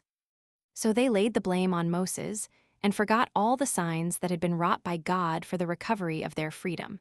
And this so far, that their incredulity prompted them to throw stones at the prophet, while he encouraged them and promised them deliverance. And they resolved that they would deliver themselves up to the Egyptians. So there was sorrow and lamentation among the women and children, who had nothing but destruction before their eyes, while they were encompassed with mountains, the sea, and their enemies, and discerned no way of flying from them. 5. But Moses, though the multitude looked fiercely at him, did not, however, give over the care of them, but despised all dangers, out of his trust in God, who, as he had afforded them the several steps already taken for the recovery of their liberty, which he had foretold them, would not now suffer them to be subdued by their enemies, to be either made slaves or be slain by them. And standing in midst of them, he said, "It is not just of us to distrust even men, when they have hitherto well managed our affairs, as if they would not be the same hereafter. But it is no better than madness, at this time to despair of the providence of God, by whose power all those things have been performed he promised, when you expected no such things. I mean all that I have been concerned in for deliverance and escape from slavery. Nay, when we are in the utmost distress, as you see we ought rather to hope that God will succor us, by whose operation it is that we are now in this narrow place, that he may out of such difficulties as are otherwise insurmountable, and out of which neither you nor your enemies expect you can be delivered, and may at once demonstrate his own power and his providence over us. Nor does God use to give his help in small difficulties to those whom he favors, but in such cases where no one can see how any hope in man can better their condition. Depend, therefore, upon such a protector as is able to make small things great, and to show that this mighty force against you is nothing but weakness, and be not affrighted at the Egyptian army, nor do you despair of being preserved, because the sea before and the mountains behind afford you no opportunity for flying. For even these mountains, if God so please, may be made plain ground for you, and the sea become dry land.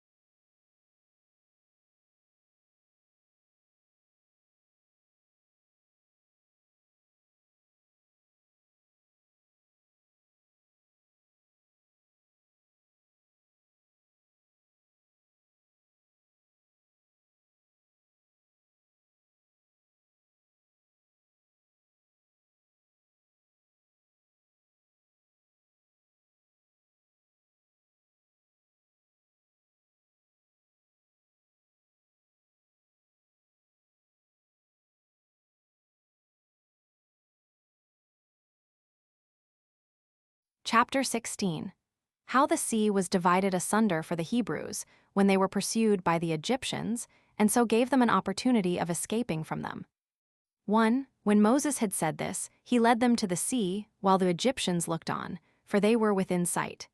Now these were so distressed by the toil of their pursuit that they thought proper to put off fighting till the next day.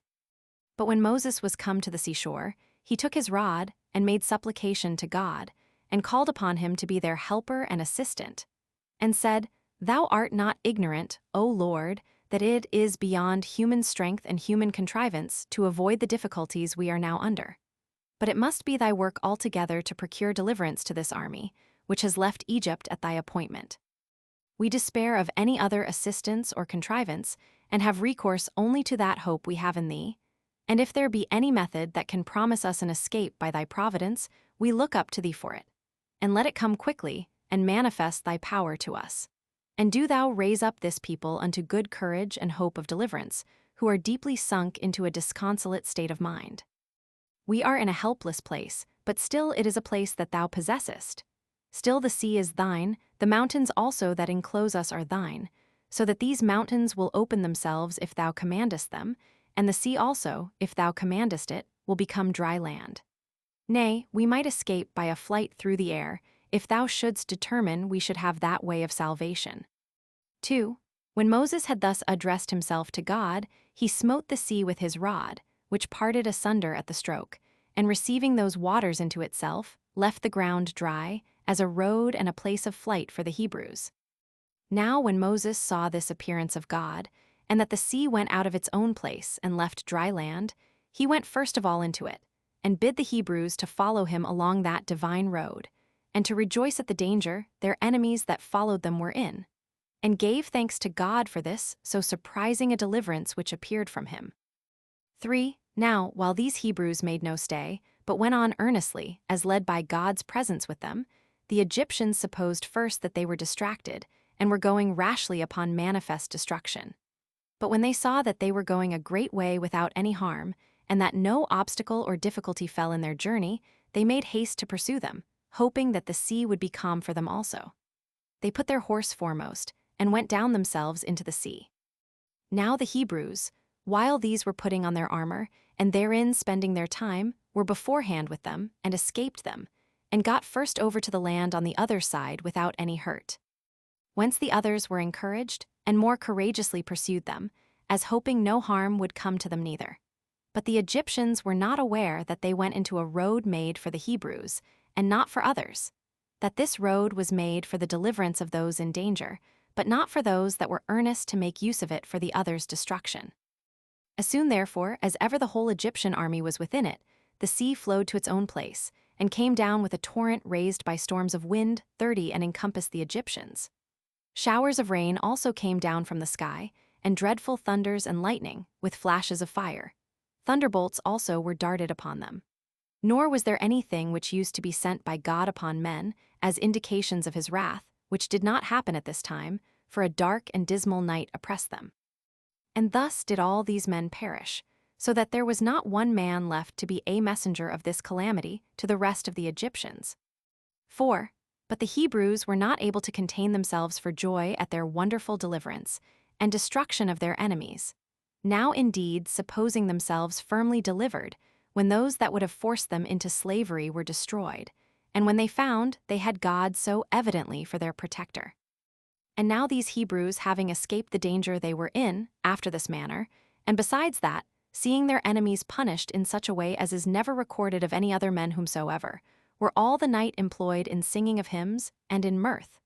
31 Moses also composed a song unto God, containing his praises, and a thanksgiving for his kindness, in hexameter verse. 32. 5. As for myself, I have delivered every part of this history, as I found it in the sacred books. Nor let anyone wonder at the strangeness of the narration if a way were discovered to those men of old time, who were free from the wickedness of the modern ages, whether it happened by the will of God or whether it happened of its own accord. While, for the sake of those that accompanied Alexander, king of Macedonia, who yet lived, comparatively but a little while ago, the Pamphylian sea retired and afforded them a passage 33 through itself, had no other way to go. I mean, when it was the will of God to destroy the monarchy of the Persians, and this is confessed to be true by all that have written about the actions of Alexander. But as to these events, let every one determine as he pleases. 6. On the next day Moses gathered together the weapons of the Egyptians, which were brought to the camp of the Hebrews by the current of the sea and the force of the winds resisting it. And he conjectured that this also happened by divine providence, that so they might not be destitute of weapons. So when he had ordered the Hebrews to arm themselves with them, he led them to Mount Sinai, in order to offer sacrifice to God, and to render oblations for the salvation of the multitude, as he was charged to do beforehand. Footnotes. 1. Return. We may here observe that in correspondence to Joseph's second dream, which implied that his mother, who was then alive, as well as his father, should come and bow down to him, Josephus represents her here as still alive after she was dead, for the decorum of the dream that foretold it, as the interpretation of the dream does also in all our copies, Genesis 37:10. 2. Return. The Septuagint have 20 pieces of gold, the Testament of Gad 30, the Hebrew and Samaritan 20 of silver, and the vulgar Latin 30. What was the true number and true sum cannot therefore now be known. 3. Return. This Potiphar, or as Josephus Pedeffers, who is now a priest of On, or Heliopolis, is the same name in Josephus, and perhaps in Moses also, with him who is before called head cook or captain of the guard, and to whom Joseph was sold. See Genesis 37:36, 39, 1 with 41:50. They are also affirmed to be one and the same person in the testament of Joseph, sect. 18. For he is there said to have married the daughter of his master and mistress. Nor is this a notion peculiar to that testament, but as Dr. Bernard confesses, note on Antic, B. Roman 2. Ch. 4. Sect. 1. Common to Josephus, to the Septuagint interpreters, and to other learned Jews of old time. 5. Return. This entire ignorance of the Egyptians of these years of famine before they came, told us before as well as here, ch. 5. Sect. 7 by Josephus seems to me almost incredible. It is in no other copy that I know of. 6. Return. The reason why Simeon might be selected out of the rest for Joseph's prisoner is plain in the testament of Simeon, viz., that he was one of the bitterest of all Joseph's brethren against him, sect. 2. Which appears also in part by the testament of Zabulon, sect. 3. 7. Return. The coherence seems to me to show that the negative particle is here wanting, which I have supplied in brackets, and I wonder none have hitherto suspected that it ought to be supplied.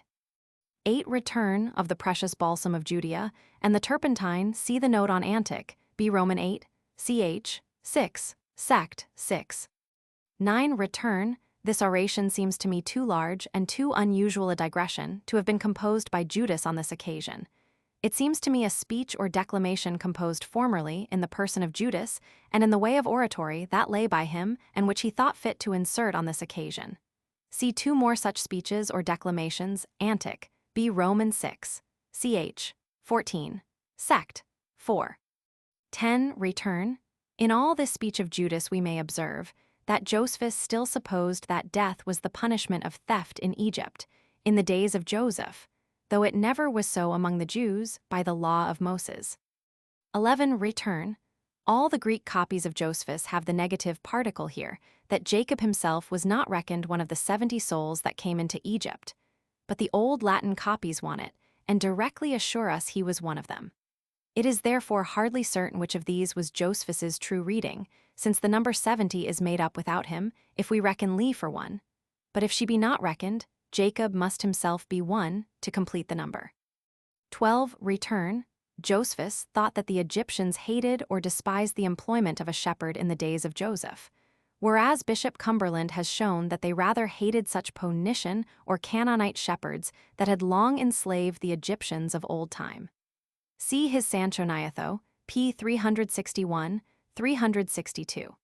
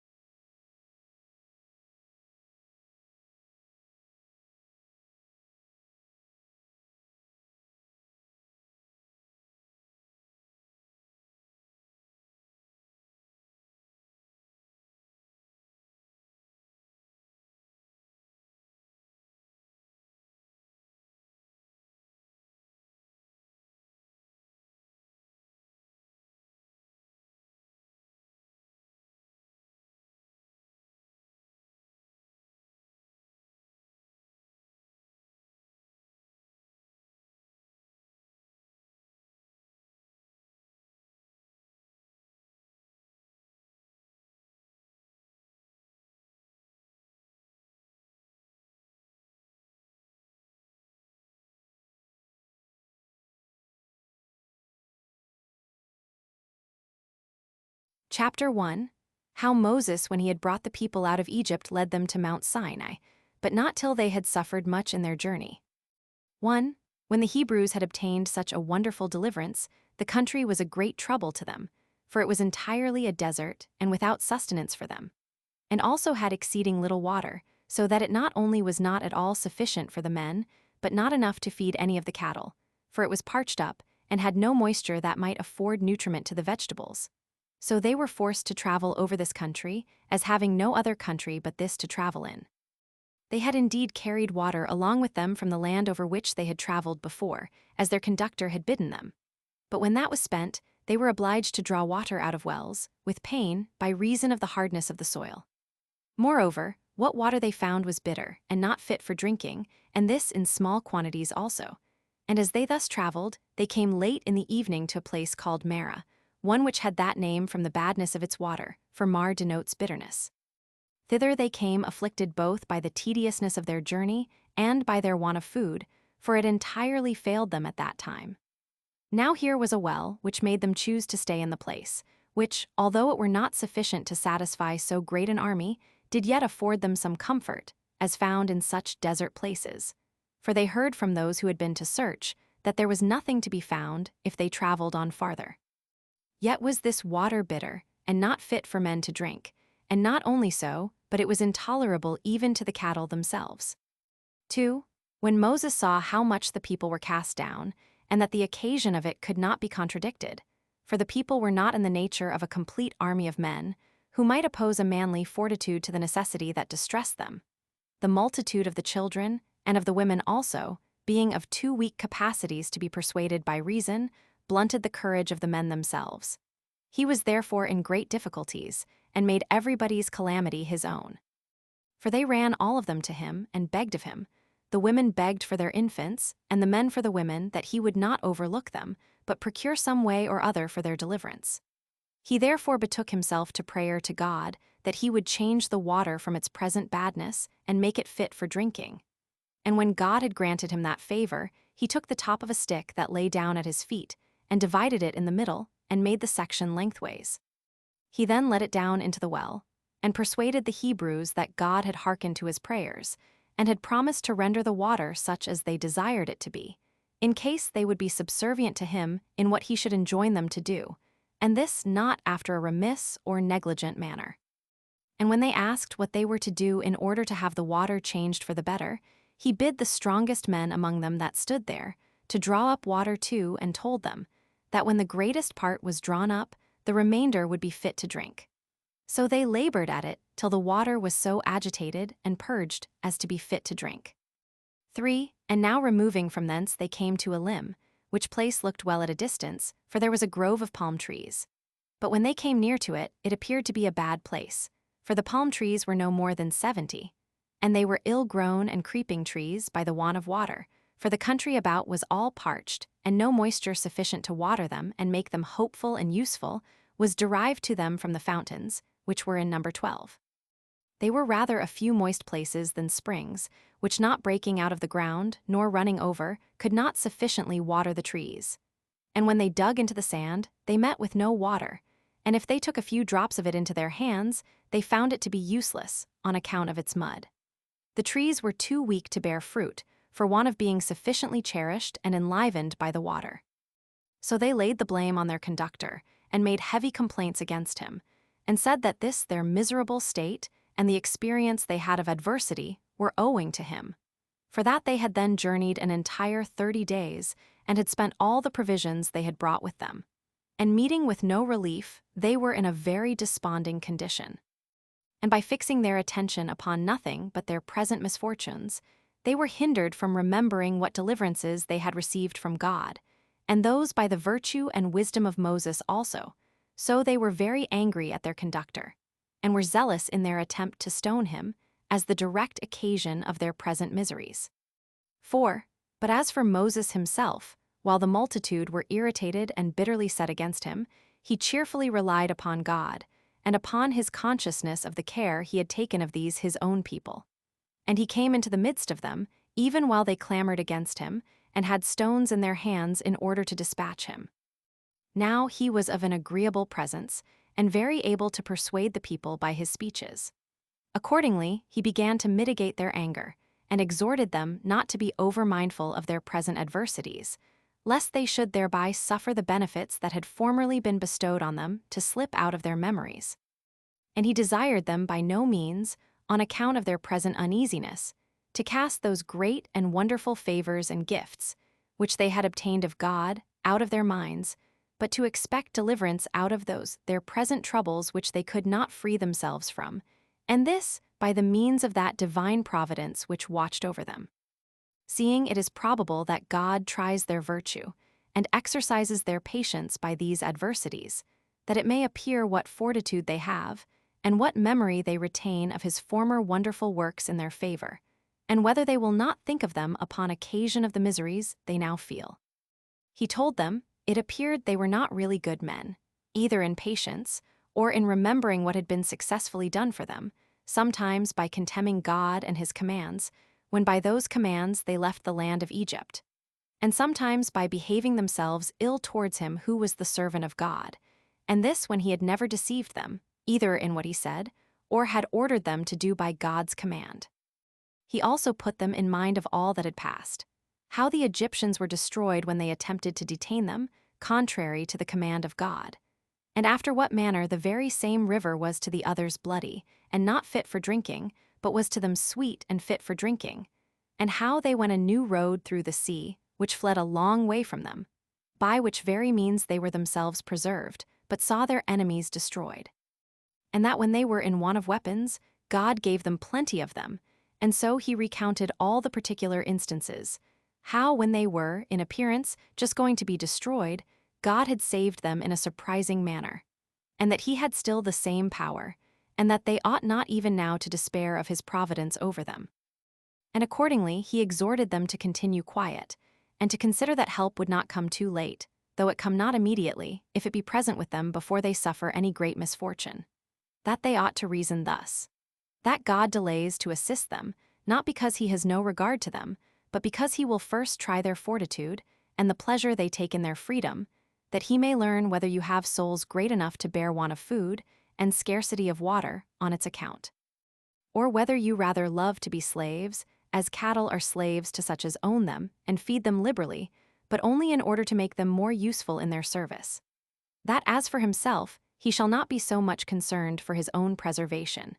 For if he die unjustly, he shall not reckon it any affliction, but that he is concerned for them, lest, by casting stones at him, they should be thought to condemn God himself. 5. By this means Moses pacified the people, and restrained them from stoning him, and brought them to repent of what they were going to do. And because he thought the necessity they were under made their passion less unjustifiable, he thought he ought to apply himself to God by prayer and supplication. And going up to an eminence, he requested of God for some succor for the people, and some way of deliverance from the want they were in, because in him, and in him alone, was their hope of salvation. And he desired that he would forgive what necessity had forced the people to do, since such was the nature of mankind, hard to please, and very complaining under adversities. Accordingly, God promised he would take care of them, and afford them the succor they were desirous of. Now when Moses had heard this from God, he came down to the multitude. But as soon as they saw him joyful at the promises he had received from God, they changed their sad countenances into gladness. So he placed himself in the midst of them, and told them he came to bring them from God a deliverance from their present distresses. Accordingly, a little after came a vast number of quails, which is a bird more plentiful in this Arabian Gulf than anywhere else, flying over the sea, and hovered over them, till wearied with their laborious flight. And indeed, as usual, flying very near to the earth, they fell down upon the Hebrews, who caught them, and satisfied their hunger with them, and supposed that this was the method whereby God meant to supply them with food. Upon which Moses returned thanks to God for affording them his assistance so suddenly, and sooner than he had promised them. 6. But presently after this first supply of food, he sent them a second, for as Moses was lifting up his hands in prayer, a dew fell down. And Moses, when he found it stick to his hands, supposed this was also come for food from God to them. He tasted it, and perceiving that the people knew not what it was, and thought it snowed, and that it was what usually fell at that time of the year, he informed them that this dew did not fall from heaven after the manner they imagined, but came for their preservation and sustenance. So he tasted it, and gave them some of it, that they might be satisfied about what he told them. They also imitated their conductor, and were pleased with the food, for it was like honey in sweetness and pleasant taste, but like in its body to bdellium, one of the sweet spices, and in bigness equal to coriander seed. And very earnest they were in gathering it, but they were enjoined to gather it equally 3, the measure of an omer for each one every day, because this food should not come in too small a quantity, lest the weaker might not be able to get their share, by reason of the overbearing of the strong in collecting it. However, these strong men, when they had gathered more than the measure appointed for them, had no more than others, but only tired themselves more in gathering it, for they found no more than an omer apiece. And the advantage they got by what was superfluous was none at all, it corrupting, both by the worms breeding in it and by its bitterness. So divine and wonderful a food was this. It also supplied the want of other sorts of food to those that fed on it. And even now, in all that place, this manna comes down in rain, for according to what Moses then obtained of God, to send it to the people for their sustenance. Now the Hebrews call this food manna, for the particle man in our language is the asking of a question. What is this? So the Hebrews were very joyful at what was sent them from heaven. Now they made use of this food for 40 years, or as long as they were in the wilderness. 7. As soon as they were removed thence, they came to Rephidim, being distressed to the last degree by thirst. And while in the foregoing days they had lit on a few small fountains, but now found the earth entirely destitute of water, they were in an evil case. They again turned their anger against Moses. But he at first avoided the fury of the multitude, and then betook himself to prayer to God, beseeching him, that as he had given them food when they were in the greatest want of it, so he would give them drink, since the favor of giving them food was of no value to them while they had nothing to drink. And God did not long delay to give it them, but promised Moses that he would procure them a fountain and plenty of water, from a place they did not expect any. So he commanded him to smite the rock which they saw lying there, 5 with his rod, and out of it to receive plenty of what they wanted. For he had taken care that drink should come to them without any labor or painstaking. When Moses had received this command from God, he came to the people, who waited for him and looked upon him, for they saw already that he was coming apace from his eminence. As soon as he was come, he told them that God would deliver them from their present distress, and had granted them an unexpected favor, and informed them that a river should run for their sakes out of the rock. But they were amazed at that hearing, supposing they were of necessity to cut the rock in pieces. Now they were distressed by their thirst and by their journey, while Moses, only smiting the rock with his rod, opened a passage, and out of it burst water, and that in great abundance and very clear. But they were astonished at this wonderful effect, and, as it were, quenched their thirst by the very sight of it.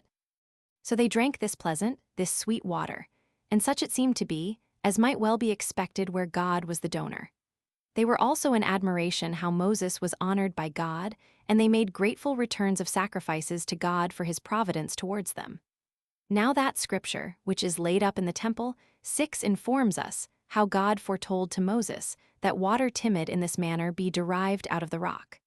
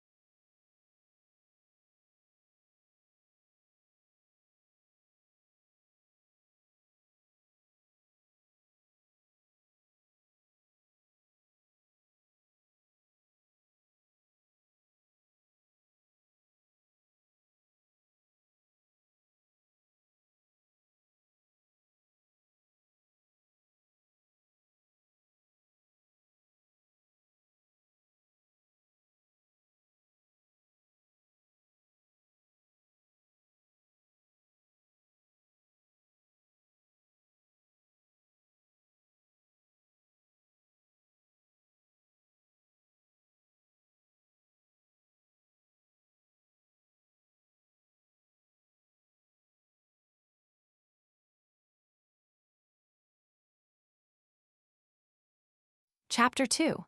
How the Amalekites and the neighboring nations made war with the Hebrews and were beat and lost a great part of their army. 1. The name of the Hebrews began already to be everywhere renowned, and rumors about them ran abroad. This made the inhabitants of those countries to be in no small fear. Accordingly, they sent ambassadors to one another and exhorted one another to defend themselves and to endeavor to destroy these men. Those that induced the rest to do so were such as inhabited Gobelitis and Petra. They were called Amalekites, and were the most warlike of the nations that lived thereabout, and whose kings exhorted one another and their neighbors to go to this war against the Hebrews, telling them that an army of strangers, and such a one as had run away from slavery under the Egyptians, lay in wait to ruin them, which army they were not, in common prudence and regard to their own safety, to overlook, but to crush them before they gather strength and come to be in prosperity. And perhaps attack them first in a hostile manner, as presuming upon our indolence in not attacking them before, and that we ought to avenge ourselves of them for what they have done in the wilderness, but that this cannot be so well done when they have once laid their hands on our cities and our goods, that those who endeavor to crush a power in its first rise are wiser than those that endeavor to put a stop to its progress when it is become formidable. For these last seem to be angry only at the flourishing of others, but the former do not leave any room for their enemies to become troublesome to them.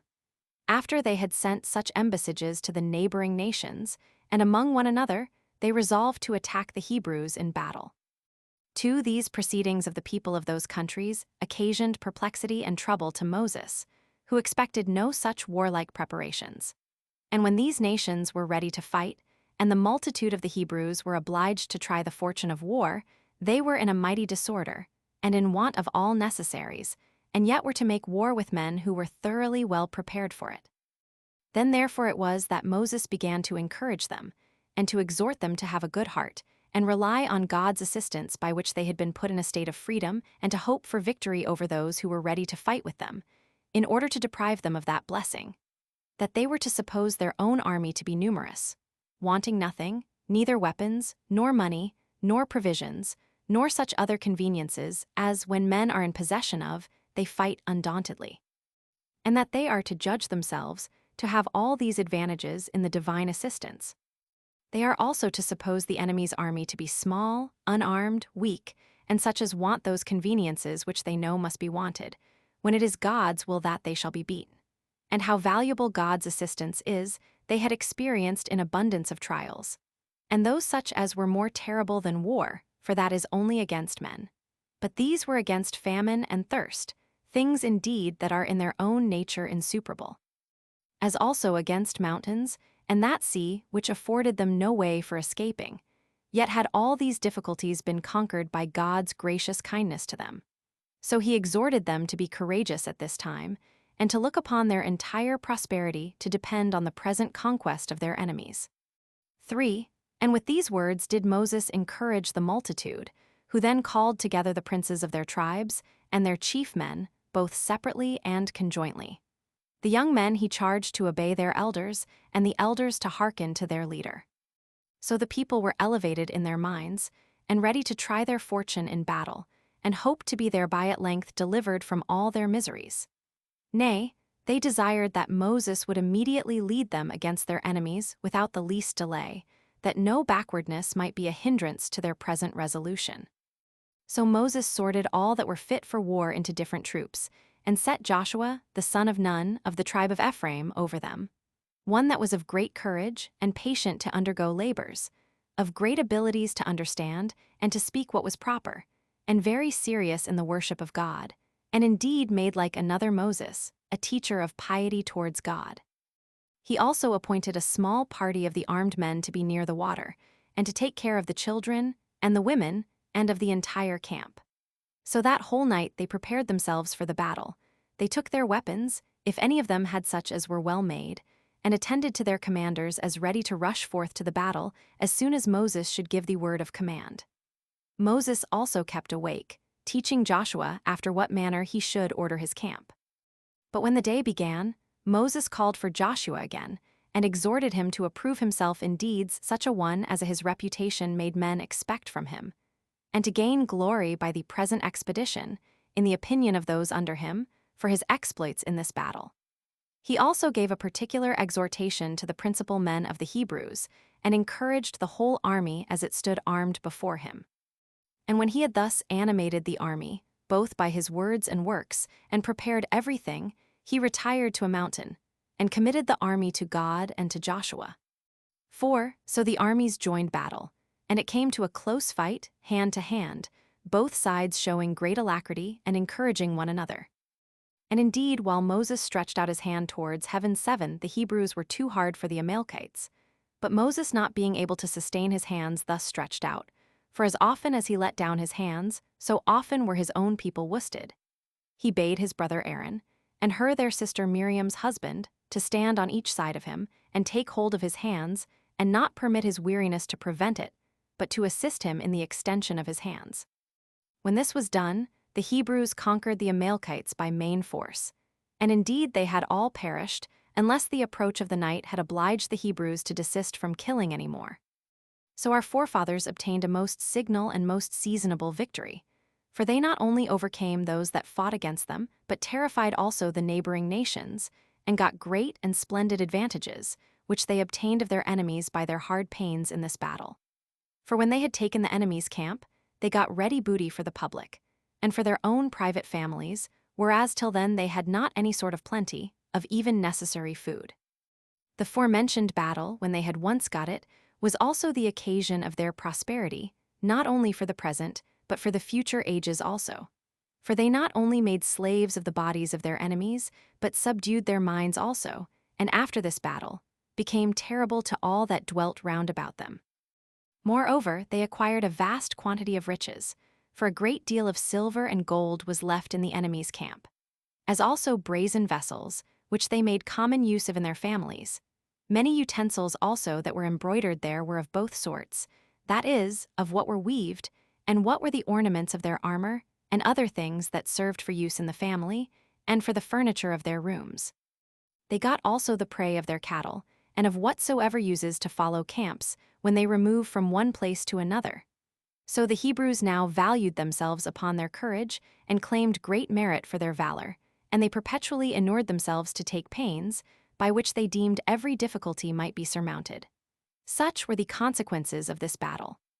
5 On the next day, Moses stripped the dead bodies of their enemies, and gathered together the armor of those that were fled, and gave rewards to such as had signalized themselves in the action, and highly commended Joshua, their general, who was attested to by all the army, on account of the great actions he had done. Nor was any one of the Hebrews slain, but the slain of the enemy's army were too many to be enumerated. So Moses offered sacrifices of thanksgiving to God, and built an altar, which he named the Lord the Conqueror. He also foretold that the Amalekites should utterly be destroyed, and that hereafter none of them should remain, because they fought against the Hebrews, and this when they were in the wilderness, and in their distress also. Moreover, he refreshed the army with feasting. And thus did they fight this first battle with those that ventured to oppose them, after they were gone out of Egypt. But when Moses had celebrated this festival for the victory, he permitted the Hebrews to rest for a few days, and then he brought them out after the fight in order of battle, for they had now many soldiers in light armor. And going gradually on, he came to Mount Sinai, in 3 months' time after they were removed out of Egypt, at which mountain, as we have before related, the vision of the bush and the other wonderful appearances had happened.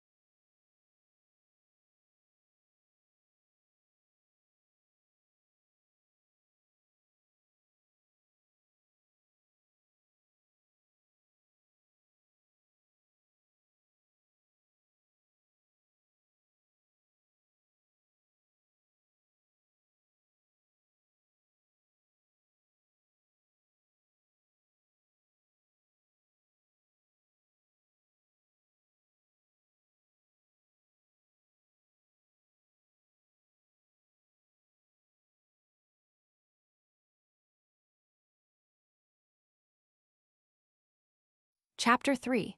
That Moses kindly received his father-in-law Jethro when he came to him to Mount Sinai.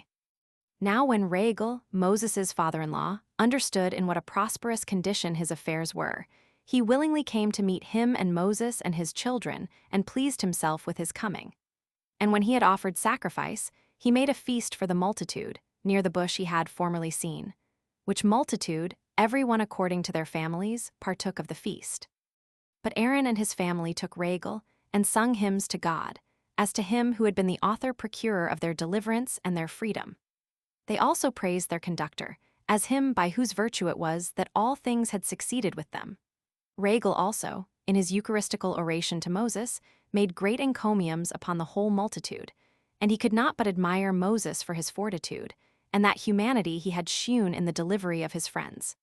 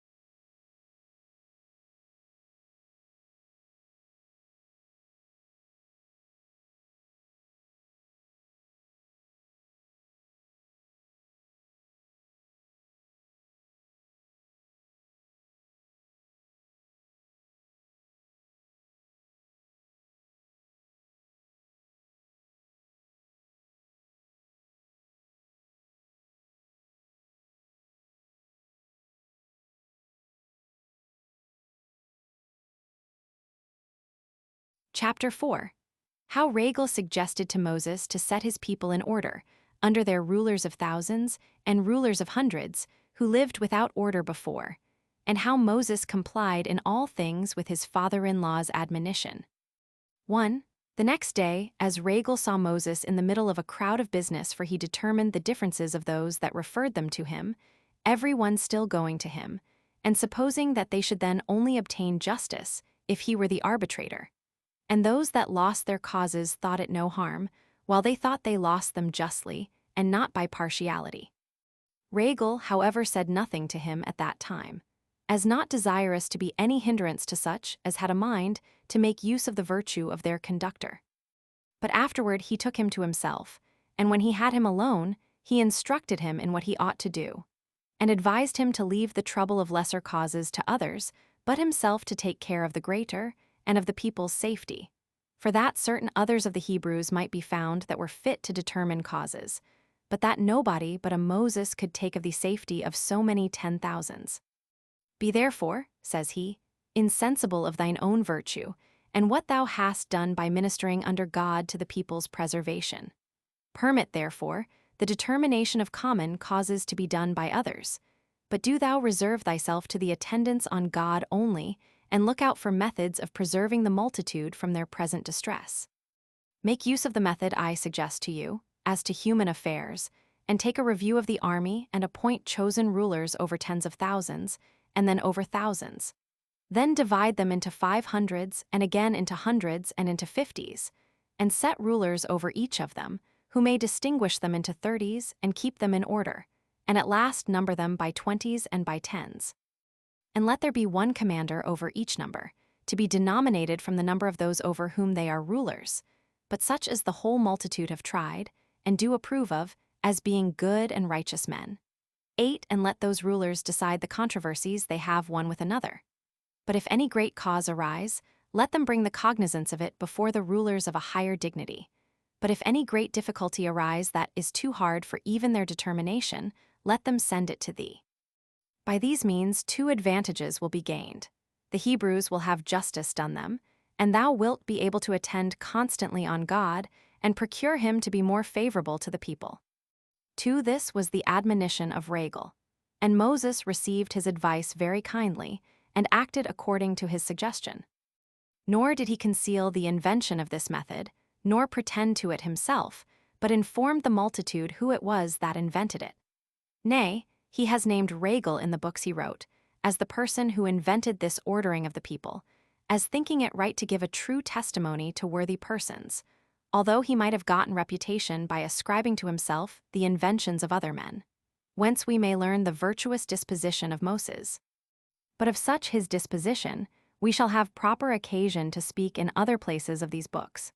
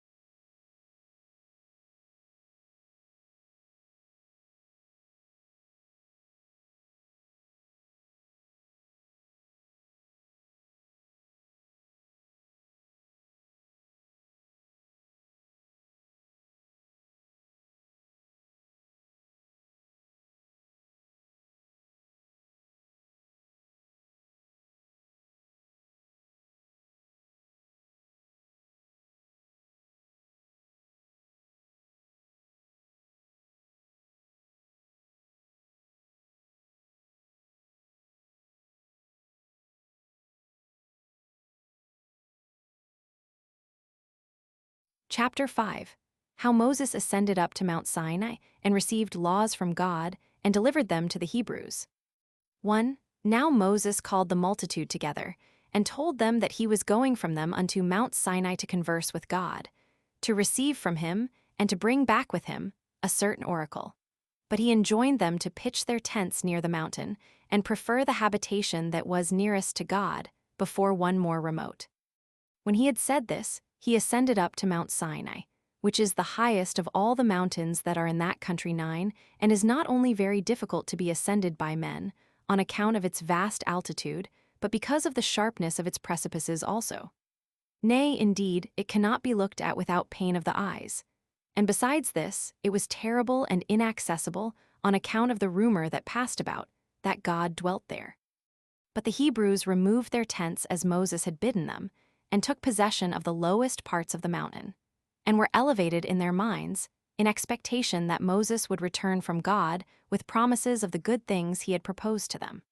So they feasted and waited for their conductor, and kept themselves pure as in other respects, and not accompanying with their wives for 3 days, as he had before ordered them to do. And they prayed to God that he would favorably receive Moses in his conversing with him, and bestow some such gift upon them by which they might live well. They also lived more plentifully as to their diet, and put on their wives and children more ornamental and decent clothing than they usually wore. 2. So they passed 2 days in this way of feasting. But on the 3rd day, before the sun was up, a cloud spread itself over the whole camp of the Hebrews, such a one as none had before seen, and encompassed the place where they had pitched their tents. And while all the rest of the air was clear, there came strong winds that raised up large showers of rain, which became a mighty tempest. There was also such lightning, as was terrible to those that saw it. And thunder, with its thunderbolts, were sent down, and declared God to be there present in a gracious way to such as Moses desired he should be gracious. Now, as to these matters, every one of my readers may think as he pleases, but I am under a necessity of relating this history as it is described in the sacred books. This sight and the amazing sound that came to their ears disturbed the Hebrews to a prodigious degree, for they were not such as they were accustomed to. And then the rumor that was spread abroad, how God frequented that mountain, greatly astonished their minds, so they sorrowfully contained themselves within their tents, as both supposing Moses to be destroyed by the divine wrath, and expecting the like destruction for themselves. 3. When they were under these apprehensions, Moses appeared as joyful and greatly exalted. When they saw him, they were freed from their fear, and admitted of more comfortable hopes as to what was to come. The air also was become clear and pure of its former disorders, upon the appearance of Moses. Whereupon he called together the people to a congregation, in order to their hearing what God would say to them. And when they were gathered together, he stood on an eminence whence they might all hear him, and said, God has received me graciously, O Hebrews, as he has formerly done, and has suggested a happy method of living for you, and an order of political government, and is now present in the camp. I therefore charge you, for his sake and the sake of his works, and what we have done by his means, that you do not put a low value on what I am going to say, because the commands have been given by me that now deliver them to you, nor because it is the tongue of a man that delivers them to you. But if you have a due regard to the great importance of the things themselves, you will understand the greatness of him whose institutions they are, and who has not disdained to communicate them to me for our common advantage. For it is not to be supposed that the author of these institutions is barely Moses, the son of Amram and Jochebed, but he who obliged the Nile to run bloody for your sakes, and tamed the haughtiness of the Egyptians by various sorts of judgments. He who provided a way through the sea for us. He who contrived a method of sending us food from heaven when we were distressed for want of it. He who made the water to issue out of a rock when we had very little of it before. He by whose means Adam was made to partake of the fruits both of the land and of the sea. He by whose means Noah escaped the deluge. He by whose means our forefather Abraham, of a wandering pilgrim, was made the heir of the land of Canaan. He by whose means Isaac was born of parents that were very old. He by whose means Jacob was adorned with 12 virtuous sons. He by whose means Joseph became a potent lord over the Egyptians. He it is who conveys these instructions to you by me as his interpreter. And let them be to you venerable, and contended for more earnestly by you than your own children and your own wives. For if you will follow them, you will lead a happy life. You will enjoy the land fruitful, the sea calm, and the fruit of the womb born complete, as nature requires. You will be also terrible to your enemies, for I have been admitted into the presence of God, and been made a hearer of his incorruptible voice, so great is his concern for your nation, and its duration. 4. When he had said this, he brought the people, with their wives and children, so near the mountain, that they might hear God himself speaking to them about the precepts which they were to practice, that the energy of what should be spoken might not be hurt by its utterance by that tongue of a man, which could but imperfectly deliver it to their understanding. And they all heard a voice that came to all of them from above, insomuch that no one of these words escaped them, which Moses wrote on 2 tables, which it is not lawful for us to set down directly, but their import we will declare 10. 5. The first commandment teaches us that there is but one God, and that we ought to worship him only. The second commands us not to make the image of any living creature to worship it. The third, that we must not swear by God in a false matter. The fourth, that we must keep the 7th day by resting from all sorts of work. The 5th, that we must honor our parents. The 6th, that we must abstain from murder. The 7th, that we must not commit adultery. The 8th, that we must not be guilty of theft. The 9th, that we must not bear false witness. The 10th, that we must not admit of the desire of anything that is another's. 6. Now when the multitude had heard God himself giving those precepts which Moses had discoursed of, they rejoiced at what was said, and the congregation was dissolved. But on the following days they came to his tent, and desired him to bring them, besides, other laws from God. Accordingly he appointed such laws, and afterwards informed them in what manner they should act in all cases, which laws I shall make mention of in their proper time. But I shall reserve most of those laws for another work, 11, and make there a distinct explication of them. 7. When matters were brought to this state, Moses went up again to Mount Sinai, of which he had told them beforehand. He made his ascent in their sight, and while he stayed there so long a time, for he was absent from them 40 days, fear seized upon the Hebrews, lest Moses should have come to any harm, nor was there anything else so sad, and that so much troubled them, as this supposal that Moses was perished.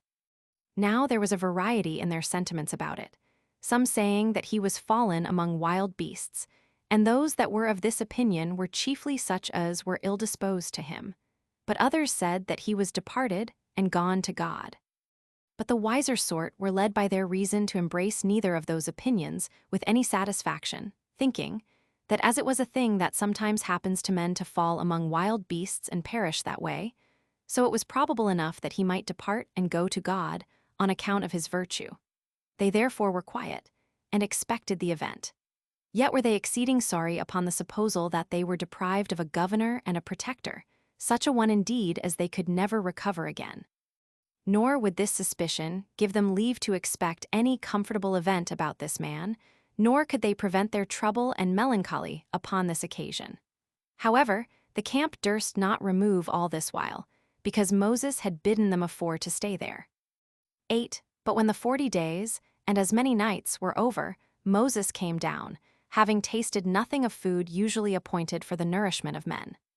His appearance filled the army with gladness, and he declared to them what care God had of them, and by what manner of conduct of their lives they might live happily, telling them that during these days of his absence he had suggested to him also that he would have a tabernacle built for him, into which he would descend when he came to them, and how we should carry it about with us when we remove from this place, and that there would be no longer any occasion for going up to Mount Sinai, but that he would himself come and pitch his tabernacle amongst us and be present at our prayers, as also that the tabernacle should be of such measures and construction as he had shown him, and that you are to fall to the work and prosecute it diligently.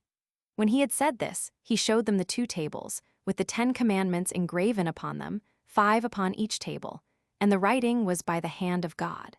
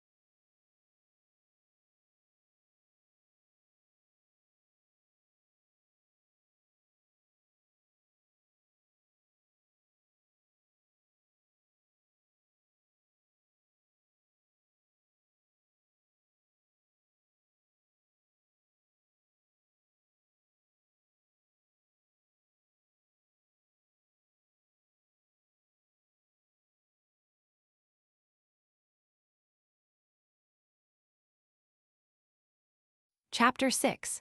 Concerning the tabernacle which Moses built in the wilderness for the honor of God, and which seemed to be a temple. 1 Hereupon the Israelites rejoiced at what they had seen and heard of their conductor, and were not wanting in diligence according to their ability. For they brought silver and gold and brass and of the best sorts of wood, and such as would not at all decay by putrefaction.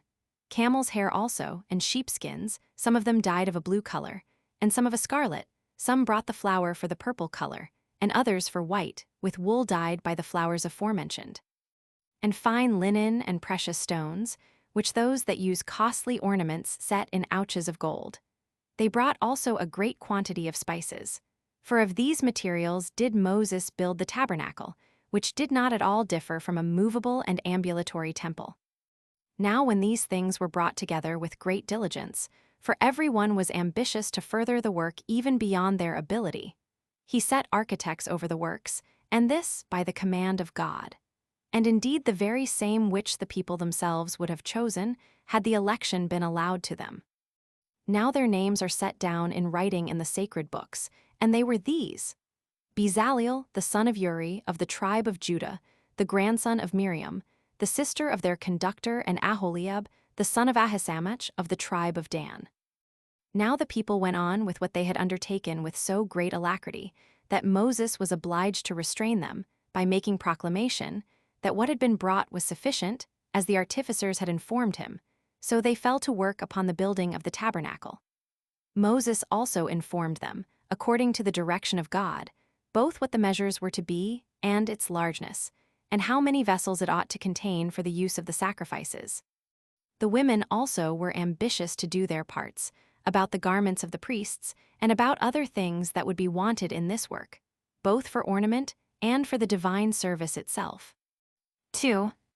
Now when all things were prepared, the gold and the silver, and the brass, and what was woven Moses, when he had appointed beforehand that there should be a festival, and that sacrifices should be offered according to everyone's ability, reared up the tabernacle 12, and when he had measured the open court, 50 cubits broad and 100 long. He set up brazen pillars, 5 cubits high, 20 on each of the longer sides, and 10 pillars for the breadth behind. Every one of the pillars also had a ring.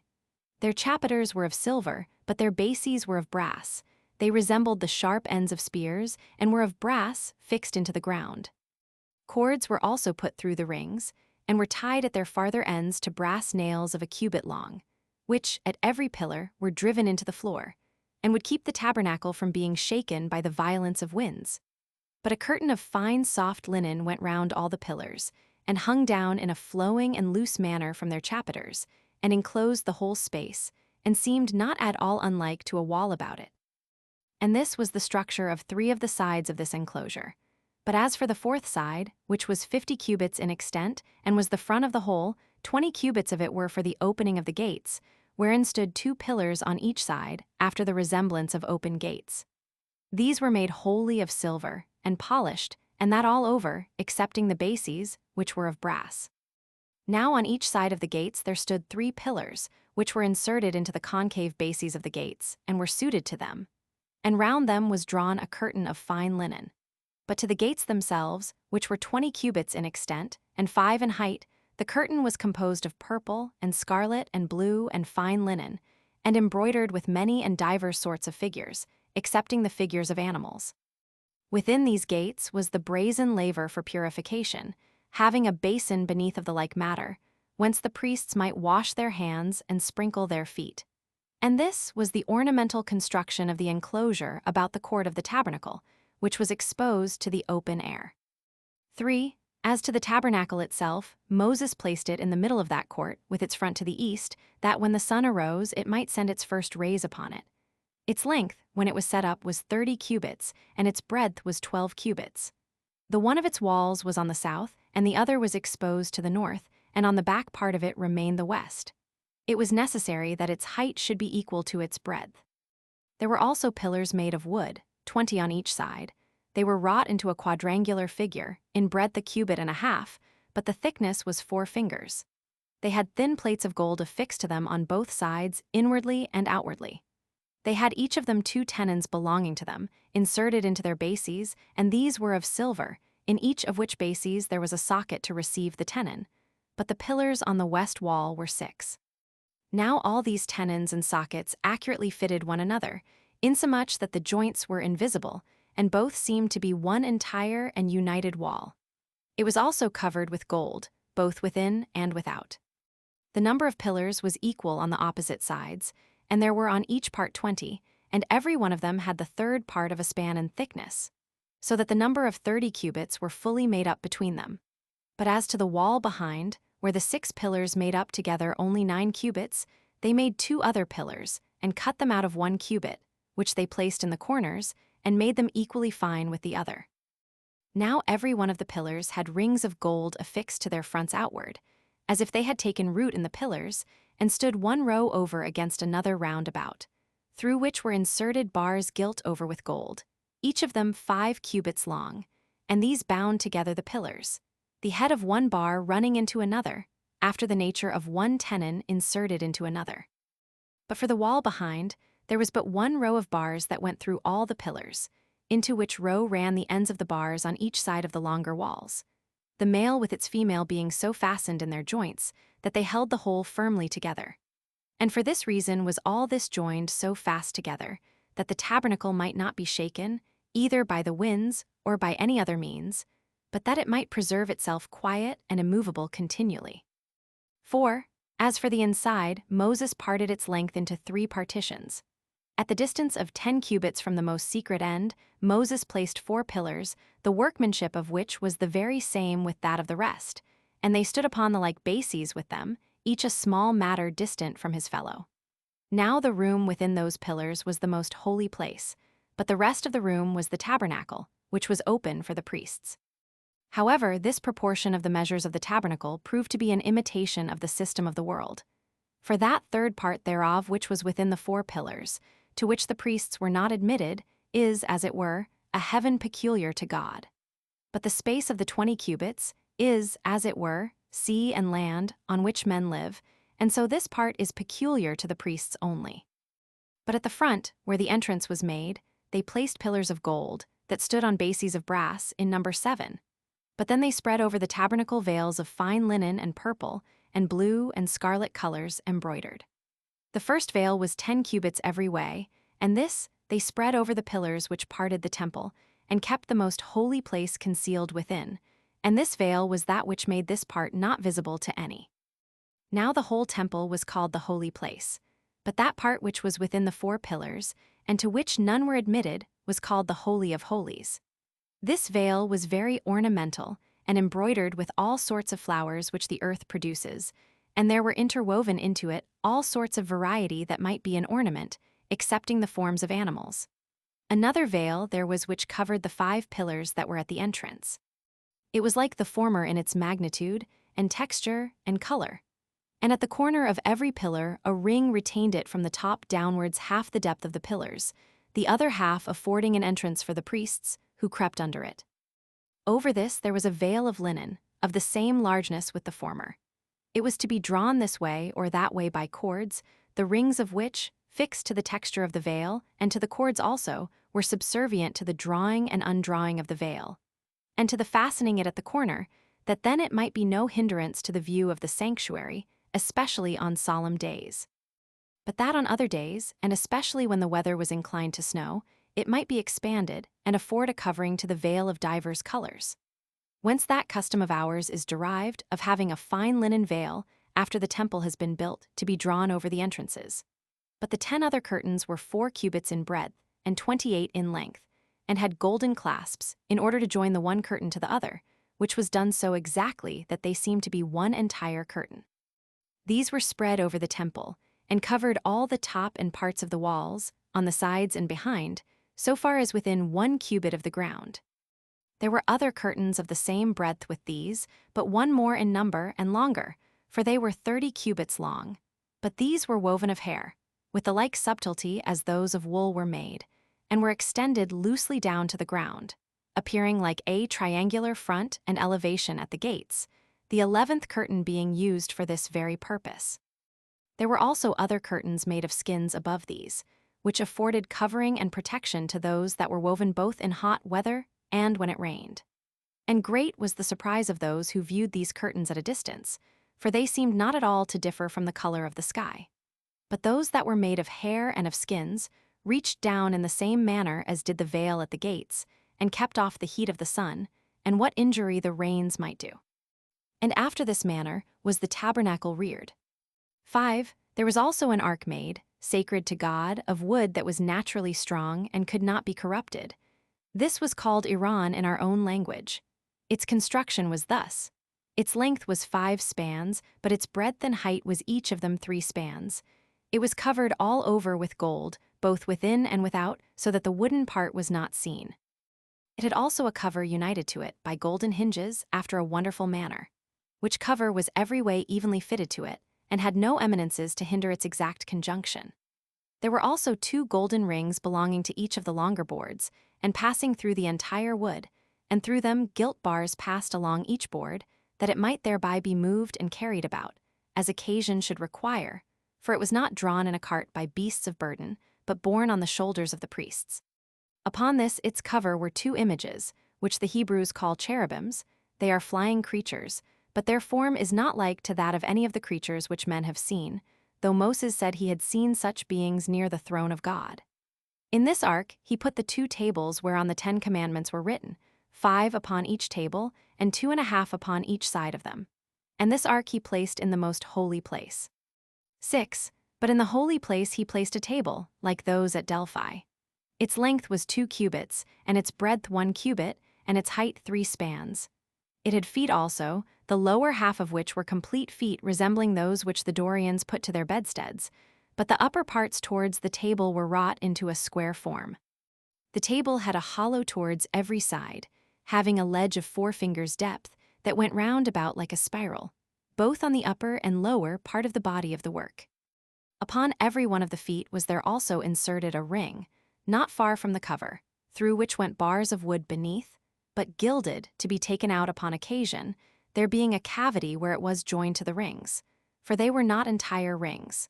But before they came quite round they ended in acute points, the one of which was inserted into the prominent part of the table, and the other into the foot, and by these it was carried when they journeyed. Upon this table, which was placed on the north side of the temple, not far from the most holy place, were laid 12 unleavened loaves of bread, 6 upon each heap, one above another. They were made of 2 tenth deals of the purest flour, which 10th deal is a measure of the Hebrews, containing 7 Athenian cotilo, and above those loaves were put 2 vials full of frankincense.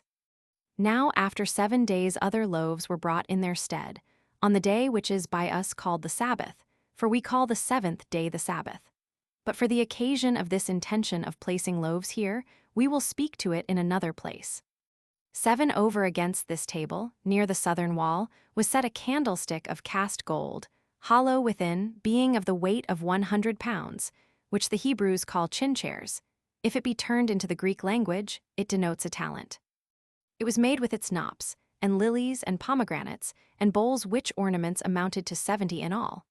By which means the shaft elevated itself on high from a single base, and spread itself into as many branches as there are planets, including the sun among them. It terminated in 7 heads, in one row all standing parallel to one another, and these branches carried 7 lamps, one by one, in imitation of the number of the planets. These lamps looked to the east and to the south, the candlestick being situate obliquely. 8. Now between this candlestick and the table, which, as we said, were within the sanctuary, was the altar of incense, made of wood indeed, but of the same wood of which the foregoing vessels were made, such as was not liable to corruption. It was entirely crusted over with a golden plate. Its breadth on each side was a cubit, but the altitude double.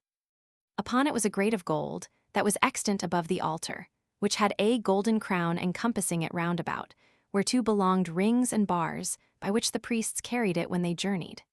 Before this tabernacle there was reared a brazen altar, but it was within made of wood, 5 cubits by measure on each side, but its height was but 3, in like manner adorned with brass plates as bright as gold.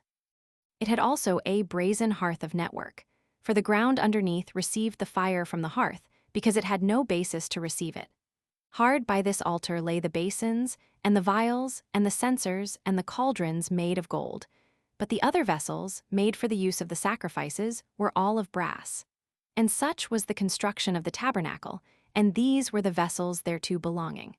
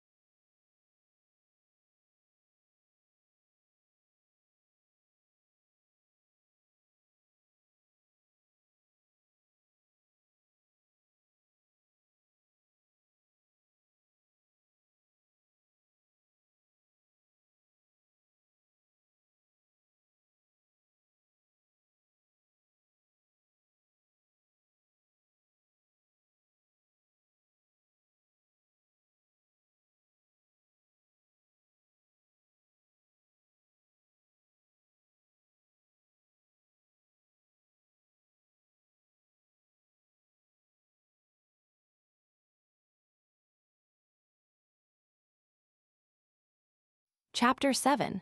Concerning the garments of the priests and of the high priest. 1. There were peculiar garments appointed for the priests, and for all the rest, which they call Koheno garments, as also for the high priests, which they call Keheno Rabbi, and denote the high priest's garments. Such was therefore the habit of the rest. But when the priest approaches the sacrifices, he purifies himself with the purification which the law prescribes. And in the first place, he puts on that which is called machines, which means somewhat that is fast tied. It is a girdle, composed of fine twined linen, and is put about the privy parts, the feet being to be inserted into them in the nature of breeches, but above half of it is cut off, and it ends at the thighs, and is there tied fast. 2. Over this he wore a linen vestment, made of fine flax doubled. It is called chethon, and denotes linen, for we call linen by the name of chethon. This vestment reaches down to the feet and sits close to the body, and has sleeves that are tied fast to the arms.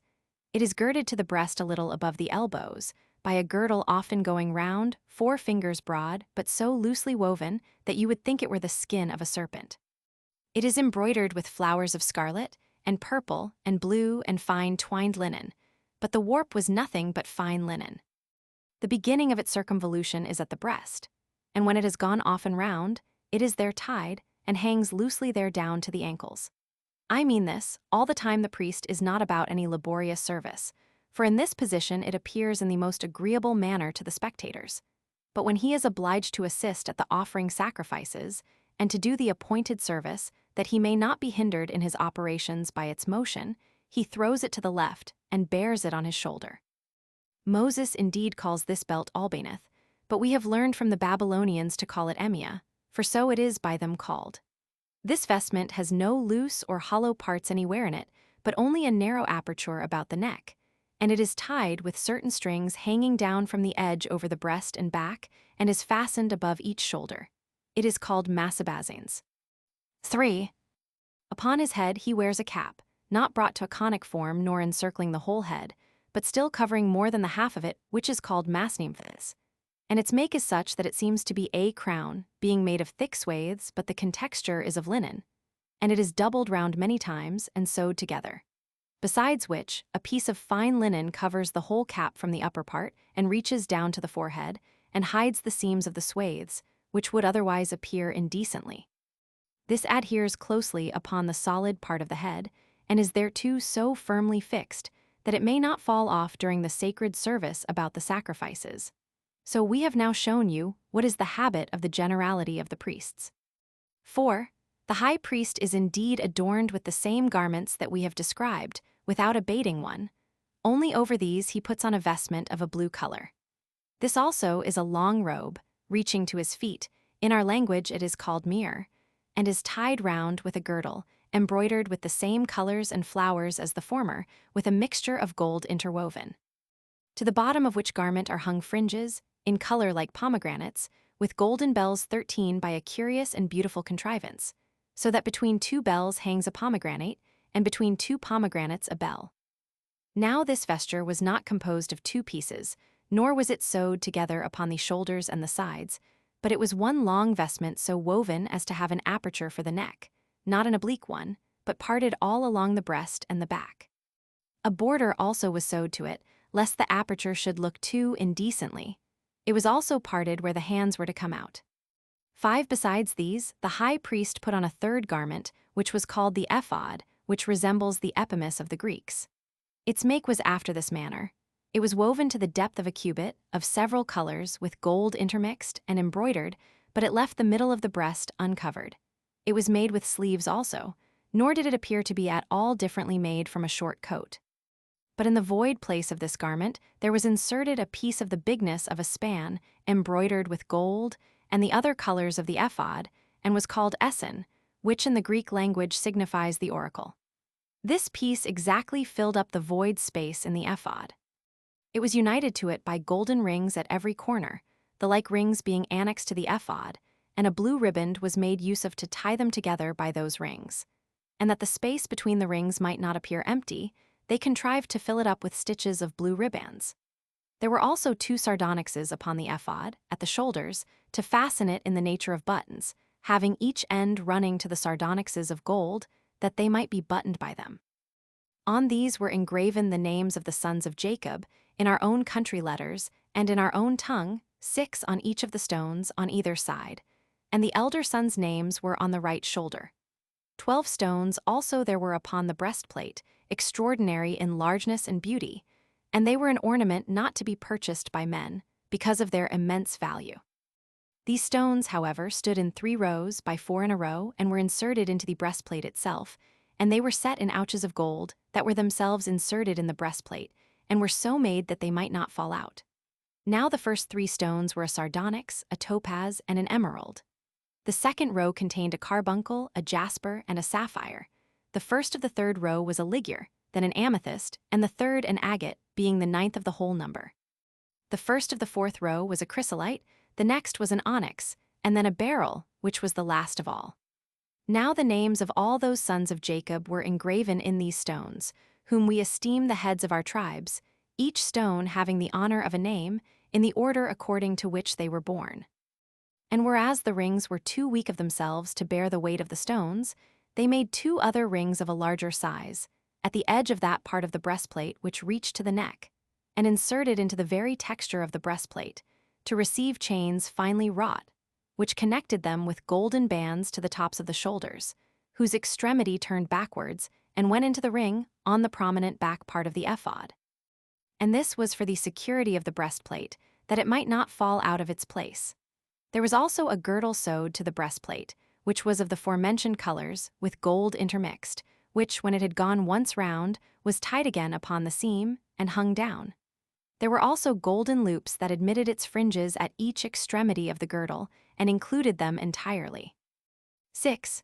The high priest's mitre was the same that we described before, and was wrought like that of all the other priests, above which there was another, with swathes of blue embroidered, and round it was a golden crown polished, of 3 rows, one above another, out of which arose a cup of gold, which resembled the herb which we call saccharus, but those Greeks that are skillful in botany call it hyoscyamus. Now, lest anyone that has seen this herb, but has not been taught its name, and is unacquainted with its nature, or, having known its name, knows not the herb when he sees it, I shall give such as these are a description of it. This herb is oftentimes in tallness above 3 spans, but its root is like that of a turnip, for he that should compare it thereto would not be mistaken. But its leaves are like the leaves of mint. Out of its branches it sends out a calyx, cleaving to the branch, and a coat encompasses it, which it naturally puts off when it is changing, in order to produce its fruit. This calyx is of the bigness of the bone of the little finger, but in the compass of its aperture is like a cup. This I will further describe, for the use of those that are unacquainted with it. Suppose a sphere be divided into 2 parts, round at the bottom, but having another segment that grows up to a circumference from that bottom. Suppose it become narrower by degrees, and that the cavity of that part grow decently smaller, and then gradually grow wider again at the brim, such as we see in the navel of a pomegranate, with its notches. And indeed such a coat grows over this plant as renders it a hemisphere, and that, as one may say, turned accurately in a lathe, and having its notches extant above it, which, as I said, grow like a pomegranate, only that they are sharp, and end in nothing but prickles. Now the fruit is preserved by this coat of the calyx, which fruit is like the seed of the herb sideritis. It sends out a flower that may seem to resemble that of poppy. Of this was a crown made, as far from the hinder part of the head to each of the temples. But this ephiles, for so this calyx may be called, did not cover the forehead, but it was covered with a golden plate, 14, which had inscribed upon it the name of God in sacred characters. And such were the ornaments of the high priest. 7. Now here one may wonder at the ill will which men bear to us, and which they profess to bear on account of our despising that deity which they pretend to honor. For if any one do but consider the fabric of the tabernacle, and take a view of the garments of the high priest, and of those vessels which we make use of in our sacred ministration, he will find that our legislator was a divine man, and that we are unjustly reproached by others. For if anyone do without prejudice, and with judgment look upon these things, he will find they were every one made in way of imitation and representation of the universe. When Moses distinguished the tabernacle into 3 parts, 15, and allowed 2 of them to the priests, as a place accessible and common, he denoted the land and the sea, these being of general access to all. But he set apart the 3rd division for God, because heaven is inaccessible to men. And when he ordered 12 loaves to be set on the table, he denoted the year, as distinguished into so many months. By branching out the candlestick into 70 parts, he secretly intimated the decani, or 70 divisions of the planets. And as to the 7 lamps upon the candlesticks, they referred to the course of the planets, of which that is the number.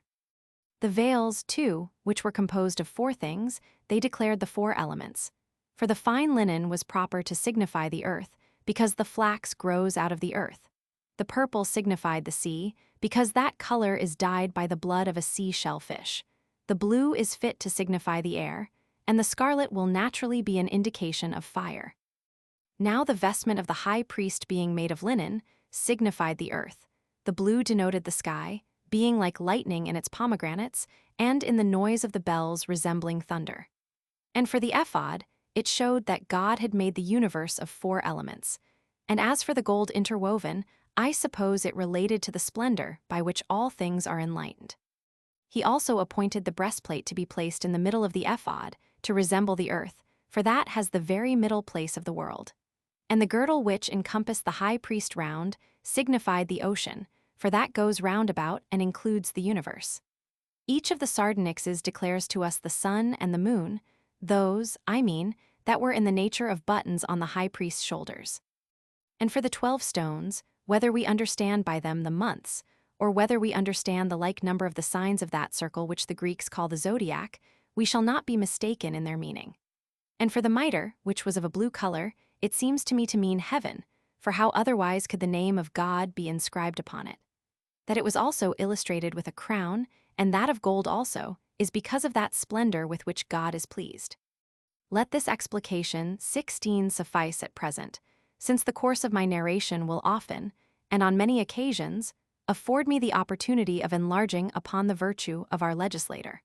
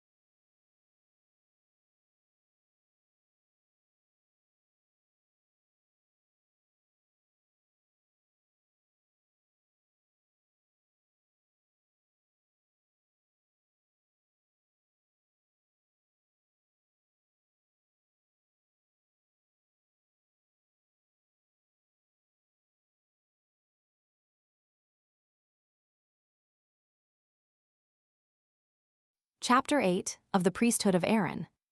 1. When what has been described was brought to a conclusion, gifts not being yet presented, God appeared to Moses, and enjoined him to bestow the high priesthood upon Aaron his brother, as upon him that best of them all deserved to obtain that honor, on account of his virtue. And when he had gathered the multitude together, he gave them an account of Aaron's virtue, and of his goodwill to them, and of the dangers he had undergone for their sakes.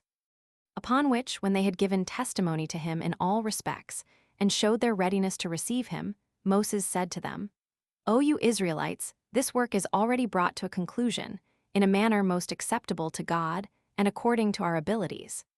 And now since you see that he is received into this tabernacle, we shall first of all stand in need of one that may officiate for us, and may minister to the sacrifices, and to the prayers that are to be put up for us.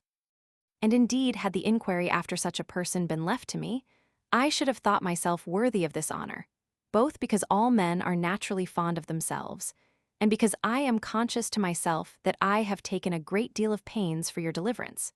But now God himself has determined that Aaron is worthy of this honor, and has chosen him for his priest, as knowing him to be the most righteous person among you. So that he is to put on the vestments which are consecrated to God. He is to have the care of the altars, and to make provision for the sacrifices. And he it is that must put up prayers for you to God, who will readily hear them, not only because he is himself solicitous for your nation, but also because he will receive them as offered by one that he hath himself chosen to this office. The Hebrews were pleased with what was said, and they gave their approbation to him whom God had ordained. For Aaron was of them all the most deserving of this honor, on account of his own stock and gift of prophecy, and his brother's virtue. He had at that time 4 sons, Nadab, Abihu, Eleazar, and Ithamar, 17. 2. Now Moses commanded them to make use of all the utensils which were more than were necessary to the structure of the tabernacle, for covering the tabernacle itself, the candlestick and altar of incense, and the other vessels, that they might not be at all hurt when they journeyed, either by the rain or by the rising of the dust. And when he had gathered the multitude together again, he ordained that they should offer half a shekel for every man, as an oblation to God, which shekel is a piece among the Hebrews, and is equal to 4 Athenian drachmae. 18 Whereupon they readily obeyed what Moses had commanded, and the number of the offerers was 605,550.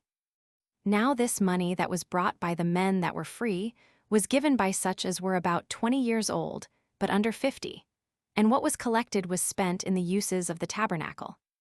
3. Moses now purified the tabernacle and the priests, which purification was performed after the following manner. He commanded them to take 500 shekels of choice myrrh, an equal quantity of cassia, and half the foregoing weight of cinnamon and calamus. This last is a sort of sweet spice. To beat them small, and wet them with an hin of oil of olives, and hin is our own country measure, and contains 2 Athenian choas or congiuses. Then mix them together, and boil them, and prepare them after the art of the apothecary, and make them into a very sweet ointment. And afterward to take it to anoint and to purify the priests themselves, and all the tabernacle, as also the sacrifices. There were also many, and those of various kinds, of sweet spices that belonged to the tabernacle, and such as were of very great price, and were brought to the golden altar of incense, the nature of which I do not now describe, lest it should be troublesome to my readers. But incense 19 was to be offered twice a day, both before sun rising and at sun setting. They were also to keep oil already purified for the lamps, 3 of which were to give light all day long, 20 upon the sacred candlestick, before God, and the rest were to be lighted at the evening. 4. Now all was finished. Bezaleel and Aholiab appeared to be the most skillful of the workmen, for they invented finer works than what others had done before them, and were of great abilities to gain notions of what they were formerly ignorant of, and of these Bezaleel was judged to be the best. Now the whole time they were about this work was the interval of 7 months, and after this it was that was ended the first year since their departure out of Egypt. But at the beginning of the 2nd year, on the month Xanthicus, as the Macedonians call it, but on the month Nisan, as the Hebrews call it, on the new moon, they consecrated the tabernacle and all its vessels, which I have already described. 5. Now God showed himself pleased with the work of the Hebrews, and did not permit their labors to be in vain, nor did he disdain to make use of what they had made, but he came and sojourned with them, and pitched his tabernacle in the holy house. And in the following manner did he come to it. The sky was clear, but there was a mist over the tabernacle only, encompassing it, but not with such a very deep and thick cloud as is seen in the winter season, nor yet in so thin a one as men might be able to discern anything through it, but from it there dropped a sweet dew, and such a one as showed the presence of God to those that desired and believed it. 6. Now when Moses had bestowed such honorary presents on the workmen, as it was fit they should receive, who had wrought so well, he offered sacrifices in the open court of the tabernacle, as God commanded him, a bull, a ram, and a kid of the goats, for a sin offering.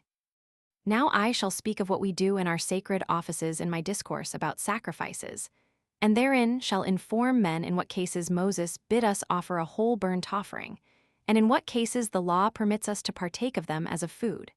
And when Moses had sprinkled Aaron's vestments, himself and his sons, with the blood of the beasts that were slain, and had purified them with spring waters and ointment, they became God's priests. After this manner did he consecrate them and their garments for 7 days together. The same he did to the tabernacle, and the vessels thereto belonging, both with oil first incensed, as I said, and with the blood of bulls and of rams, slain day by day one, according to its kind. But on the 8th day he appointed a feast for the people, and commanded them to offer sacrifice according to their ability. Accordingly they contended one with another, and were ambitious to exceed each other in the sacrifices which they brought, and so fulfilled Moses' injunctions. But as the sacrifices lay upon the altar, a sudden fire was kindled from among them of its own accord, and appeared to the sight like fire from a flash of lightning, and consumed whatsoever was upon the altar. 7 Hereupon an affliction befell Aaron, considered as a man and a father, but was undergone by him with true fortitude. For he had indeed a firmness of soul in such accidents, and he thought this calamity came upon him according to God's will.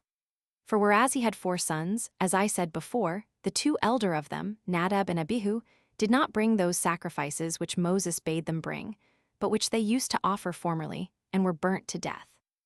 Now when the fire rushed upon them, and began to burn them, nobody could quench it. Accordingly they died in this manner. And Moses bid their father and their brethren to take up their bodies, to carry them out of the camp, and to bury them magnificently. Now the multitude lamented them, and were deeply affected at this their death, which so unexpectedly befell them. But Moses entreated their brethren and their father not to be troubled for them, and to prefer the honor of God before their grief about them. For Aaron had already put on his sacred garments. 8. But Moses refused all that honor which he saw the multitude ready to bestow upon him, and attended to nothing else but the service of God. He went no more up to Mount Sinai, but he went into the tabernacle, and brought back answers from God for what he prayed for. His habit was also that of a private man, and in all other circumstances he behaved himself like one of the common people, and was desirous to appear without distinguishing himself from the multitude, but would have it known that he did nothing else but take care of them.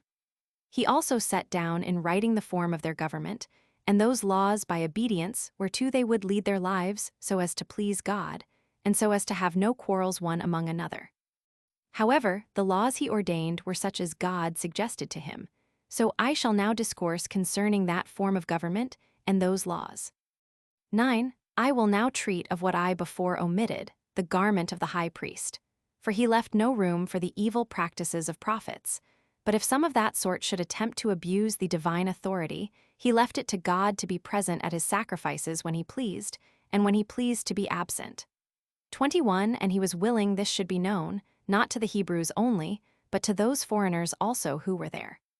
For as to those stones, 22 which we told you before, the high priest bare on his shoulders, which were sardonyxes, and I think it needless to describe their nature, they being known to every body. The one of them shined out when God was present at their sacrifices. I mean that which was in the nature of a button on his right shoulder, bright rays darting out thence, and being seen even by those that were most remote, which splendor yet was not before natural to the stone.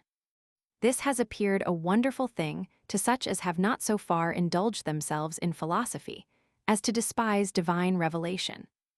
Yet will I mention what is still more wonderful than this. For God declared beforehand, by those 12 stones which the high priest bare on his breast, and which were inserted into his breastplate, when they should be victorious in battle. For so great a splendor shone forth from them before the army began to march, that all the people were sensible of God's being present for their assistance. Whence it came to pass that those Greeks, who had a veneration for our laws, because they could not possibly contradict this, called that breastplate the oracle. Now this breastplate, and this sardonyx, left off shining 200 years before I composed this book, God having been displeased at the transgressions of his laws. Of which things we shall further discourse on a fitter opportunity, but I will now go on with my proposed narration. 10. The tabernacle being now consecrated, and a regular order being settled for the priests, the multitude judged that God now dwelt among them, and betook themselves to sacrifices and praises to God, as being now delivered from all expectation of evils, and as entertaining a hopeful prospect of better times hereafter. They offered also gifts to God, some as common to the whole nation, and others as peculiar to themselves, and these tribe by tribe. For the heads of the tribes combined together, 2 by 2, and brought a wagon and a yoke of oxen. These amounted to 6, and they carried the tabernacle when they journeyed. Besides which, each head of a tribe brought a bowl, and a charger, and a spoon of 10 derricks, full of incense. Now the charger and the bowl were of silver, and together they weighed 200 shekels, but the bowl cost no more than 70 shekels. And these were full of fine flour mingled with oil, such as they used on the altar about the sacrifices. They brought also a young bullock, and a ram, with a lamb of a year old, for a whole burnt offering, as also a goat for the forgiveness of sins. Every one of the heads of the tribes brought also other sacrifices, called peace offerings, for every day 2 bulls, and 5 rams, with lambs of a year old, and kids of the goats. These heads of tribes were 12 days in sacrificing, one sacrificing every day. Now Moses went no longer up to Mount Sinai, but went into the tabernacle, and learned of God what they were to do, and what laws should be made. Which laws were preferable to what have been devised by human understanding, and proved to be firmly observed for all time to come, as being believed to be the gift of God, insomuch that the Hebrews did not transgress any of those laws, either as tempted in times of peace by luxury, or in times of war by distress of affairs. But I say no more here concerning them, because I have resolved to compose another work concerning our laws.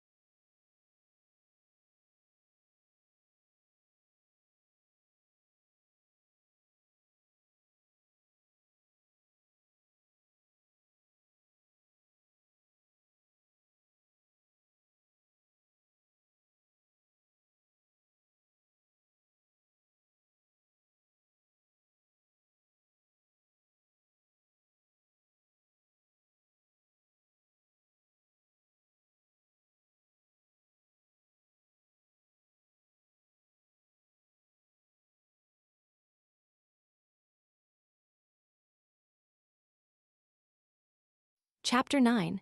The manner of our offering sacrifices. 1. I will now, however, make mention of a few of our laws which belong to purifications, and the like sacred offices, since I am accidentally come to this matter of sacrifices. These sacrifices were of 2 sorts. Of those sorts, one was offered for private persons, and the other for the people in general, and they are done in 2 different ways. In the one case, what is slain is burnt, as a whole burnt offering, whence that name is given to it. But the other is a thank offering, and is designed for feasting those that sacrifice. I will speak of the former. Suppose a private man offer a burnt offering, he must slay either a bull, a lamb, or a kid of the goats, and the 2 latter of the first year, though of bulls he is permitted to sacrifice those of a greater age, but all burnt offerings are to be of males. When they are slain, the priests sprinkle the blood round about the altar. They then cleanse the bodies, and divide them into parts and salt them with salt and lay them upon the altar, while the pieces of wood are piled one upon another, and the fire is burning. They next cleanse the feet of the sacrifices and the inwards in an accurate manner, and so lay them to the rest to be purged by the fire, while the priests receive the hides. This is the way of offering a burnt offering. 2. But those that offer thank offerings do indeed sacrifice the same creatures, but such as are unblemished and above a year old. However, they may take either males or females. They also sprinkle the altar with their blood, but they lay upon the altar the kidneys and the caul and all the fat and the lobe of the liver, together with the rump of the lamb. Then, giving the breast and the right shoulder to the priests, the offerers feast upon the remainder of the flesh for 2 days, and what remains they burn. 3. The sacrifices for sins are offered in the same manner as is the thank offering. But those who are unable to purchase complete sacrifices offer 2 pigeons or turtle doves, the one of which is made a burnt offering to God, the other they give as food to the priests. But we shall treat more accurately about the oblation of these creatures in our discourse concerning sacrifices. But if a person fall into sin by ignorance, he offers an ewe lamb or a female kid of the goats of the same age, and the priests sprinkle the blood at the altar, not after the former manner, but at the corners of it. They also bring the kidneys and the rest of the fat, together with the lobe of the liver, to the altar, while the priests bear away the hides and the flesh, and spend it in the holy place on the same day. 23. For the law does not permit them to leave of it until the morning. But if anyone sin, and is conscious of it himself, but hath nobody that can prove it upon him, he offers a ram, the law enjoining him so to do, the flesh of which the priests eat as before in the holy place on the same day. And if the rulers offer sacrifices for their sins, they bring the same oblations that private men do. Only they so far differ that they are to bring for sacrifices a bull or a kid of the goats, both males. 4. Now the law requires, both in private and public sacrifices, that the finest flour be also brought, for a lamb the measure of 1/10 deal, for a ram 2, and for a bull 3. This they consecrate upon the altar when it is mingled with oil, for oil is also brought by those that sacrifice, for a bull the half of an hin, and for a ram the 3rd part of the same measure, and 1/4 of it for a lamb. This hin is an ancient Hebrew measure, and is equivalent to 2 Athenian choas or congiuses. They bring the same quantity of oil which they do of wine, and they pour the wine about the altar. But if anyone does not offer a complete sacrifice of animals, but brings fine flour only for a vow, he throws a handful upon the altar as its first fruits, while the priests take the rest for their food, either boiled or mingled with oil, but made into cakes of bread. But whatsoever it be that a priest himself offers, it must of necessity be all burnt. Now the law forbids us to sacrifice any animal at the same time with its dam, and in other cases, not till the 8th day after its birth. Other sacrifices there are also appointed for escaping distempers, or for other occasions, in which meat offerings are consumed, together with the animals that are sacrificed, of which it is not lawful to leave any part till the next day, only the priests are to take their own share.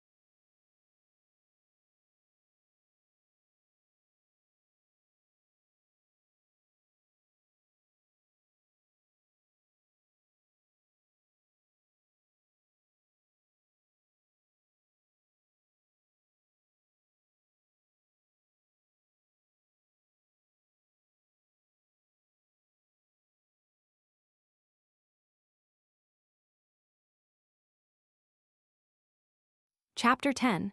Concerning the festivals, and how each day of such festival is to be observed.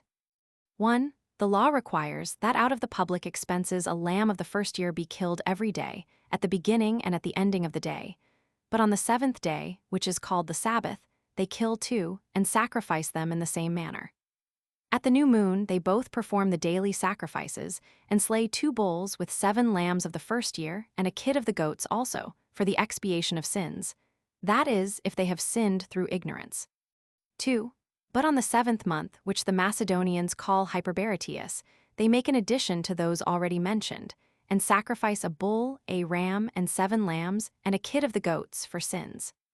3. On the 10th day of the same lunar month, they fast till the evening, and this day they sacrifice a bull, and 2 rams, and 7 lambs, and a kid of the goats for sins. And besides these, they bring 2 kids of the goats, the one of which is sent alive out of the limits of the camp into the wilderness for the scapegoat, and to be an expiation for the sins of the whole multitude. But the other is brought into a place of great cleanness, within the limits of the camp, and is there burnt, with its skin, without any sort of cleansing. With this goat was burnt a bull, not brought by the people, but by the high priest at his own charges, which, when it was slain, he brought of the blood into the holy place, together with the blood of the kid of the goats, and sprinkled the ceiling with his finger 7 times, as also its pavement, and again as often toward the most holy place, and about the golden altar. He also at last brings it into the open court, and sprinkles it about the great altar. Besides this, they set the extremities, and the kidneys, and the fat, with the lobe of the liver, upon the altar. The high priest likewise presents a ram to God as a burnt offering.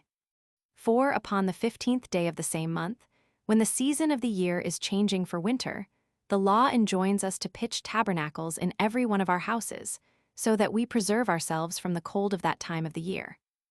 As also that when we should arrive at our own country, and come to that city which we should have then for our metropolis, because of the temple therein to be built, and keep a festival for 8 days, and offer burnt offerings and sacrifice thank offerings, that we should then carry in our hands a branch of myrtle, and willow, and a bough of the palm tree, with the addition of the pome citron. That the burnt offering on the first of those days was to be a sacrifice of 13 bulls, and 14 lambs, and 15 rams, with the addition of a kid of the goats, as an expiation for sins. And on the following days the same number of lambs, and of rams, with the kids of the goats, but abating one of the bulls every day till they amounted to 7 only. On the 8th day all work was laid aside, and then, as we said before, they sacrificed to God a bullock, a ram, and 7 lambs, with a kid of the goats, for an expiation of sins. And this is the accustomed solemnity of the Hebrews, when they pitch their tabernacles 24. 5. In the month of Xanthicus, which is by us called Nisan, and is the beginning of our year, on the 14th day of the lunar month, when the sun is in Aries. For in this month it was that we were delivered from bondage under the Egyptians. The law ordained that we should every year slay that sacrifice which I before told you we slew when we came out of Egypt, and which was called the Passover. And so we do celebrate this Passover in companies, leaving nothing of what we sacrifice till the day following. The feast of unleavened bread succeeds that of the Passover, and falls on the 15th day of the month, and continues 7 days, wherein they feed on unleavened bread, on every one of which days 2 bulls are killed, and 1 ram, and 7 lambs. Now these lambs are entirely burnt, besides the kid of the goats which is added to all the rest, for sins, for it is intended as a feast for the priest on every one of those days. But on the 2nd day of unleavened bread, which is the 16th day of the month, they first partake of the fruits of the earth, for before that day they do not touch them. And while they suppose it proper to honor God, from whom they obtain this plentiful provision in the first place, they offer the first fruits of their barley, and that in the manner following. They take a handful of the ears and dry them, then beat them small and purge the barley from the bran. They then bring 1/10 deal to the altar, to God, and casting 1 handful of it upon the fire, they leave the rest for the use of the priest. And after this it is that they may publicly or privately reap their harvest. They also at this participation of the first fruits of the earth, sacrifice a lamb as a burnt offering to God. 6. When a week of weeks has passed over after this sacrifice, which weeks contain 49 days, on the 50th day, which is Pentecost, but is called by the Hebrews Asartha, which signifies Pentecost, they bring to God a loaf made of wheat flour of 2/10 deals with leaven, and for sacrifices they bring 2 lambs, and when they have only presented them to God, they are made ready for supper for the priests. Nor is it permitted to leave anything of them till the day following. They also slay 3 bullocks for a burnt offering, and 2 rams, and 14 lambs with 2 kids of the goats for sins. Nor is there any one of the festivals, but in it they offer burnt offerings. They also allow themselves to rest on every one of them. Accordingly, the law prescribes in them all what kinds they are to sacrifice, and how they are to rest entirely, and must slay sacrifices in order to feast upon them. 7. However, out of the common charges, baked bread was set on the table of showbread, without leaven, of 24/10 deals of flour. For so much is spent upon this bread. 2 heaps of these were baked. They were baked the day before the Sabbath, but were brought into the holy place on the morning of the Sabbath, and set upon the holy table, 6 on a heap, 1 loaf still standing over against another. Where 2 golden cups full of frankincense were also set upon them, and there they remained till another Sabbath, and then other loaves were brought in their stead, while the loaves were given to the priests for their food. And the frankincense was burnt in that sacred fire, wherein all their offerings were burnt also. And so other frankincense was set upon the loaves instead of what was there before. The high priest also, of his own charges, offered a sacrifice, and that twice every day. It was made of flour mingled with oil, and gently baked by the fire. The quantity was 1/10 deal of flour. He brought the half of it to the fire in the morning, and the other half at night. The account of these sacrifices I shall give more accurately hereafter, but I think I have premised what for the present may be sufficient concerning them.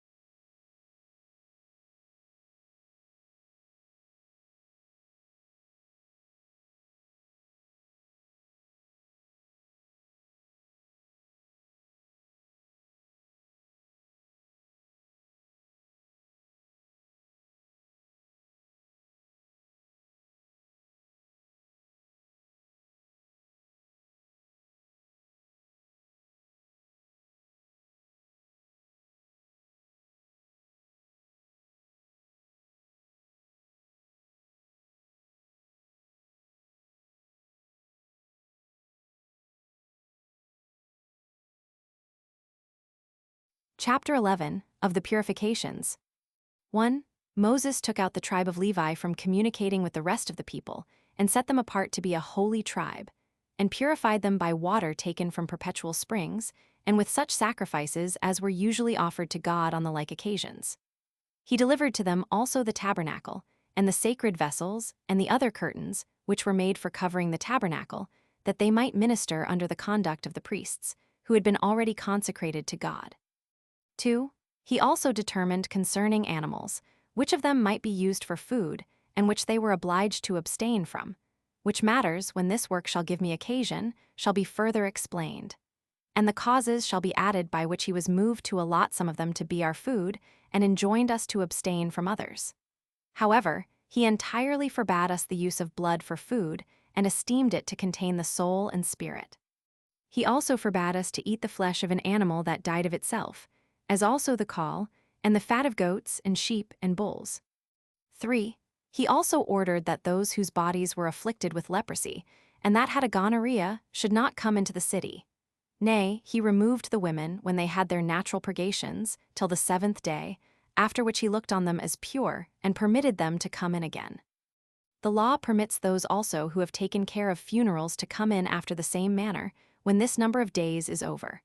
But if any continued longer than that number of days in a state of pollution, the law appointed the offering 2 lambs for a sacrifice, the one of which they are to purge by fire, and for the other, the priests take it for themselves. In the same manner, do those sacrifice who have had the gonorrhea. But he that sheds his seed in his sleep, if he go down into cold water, has the same privilege with those that have lawfully accompanied with their wives.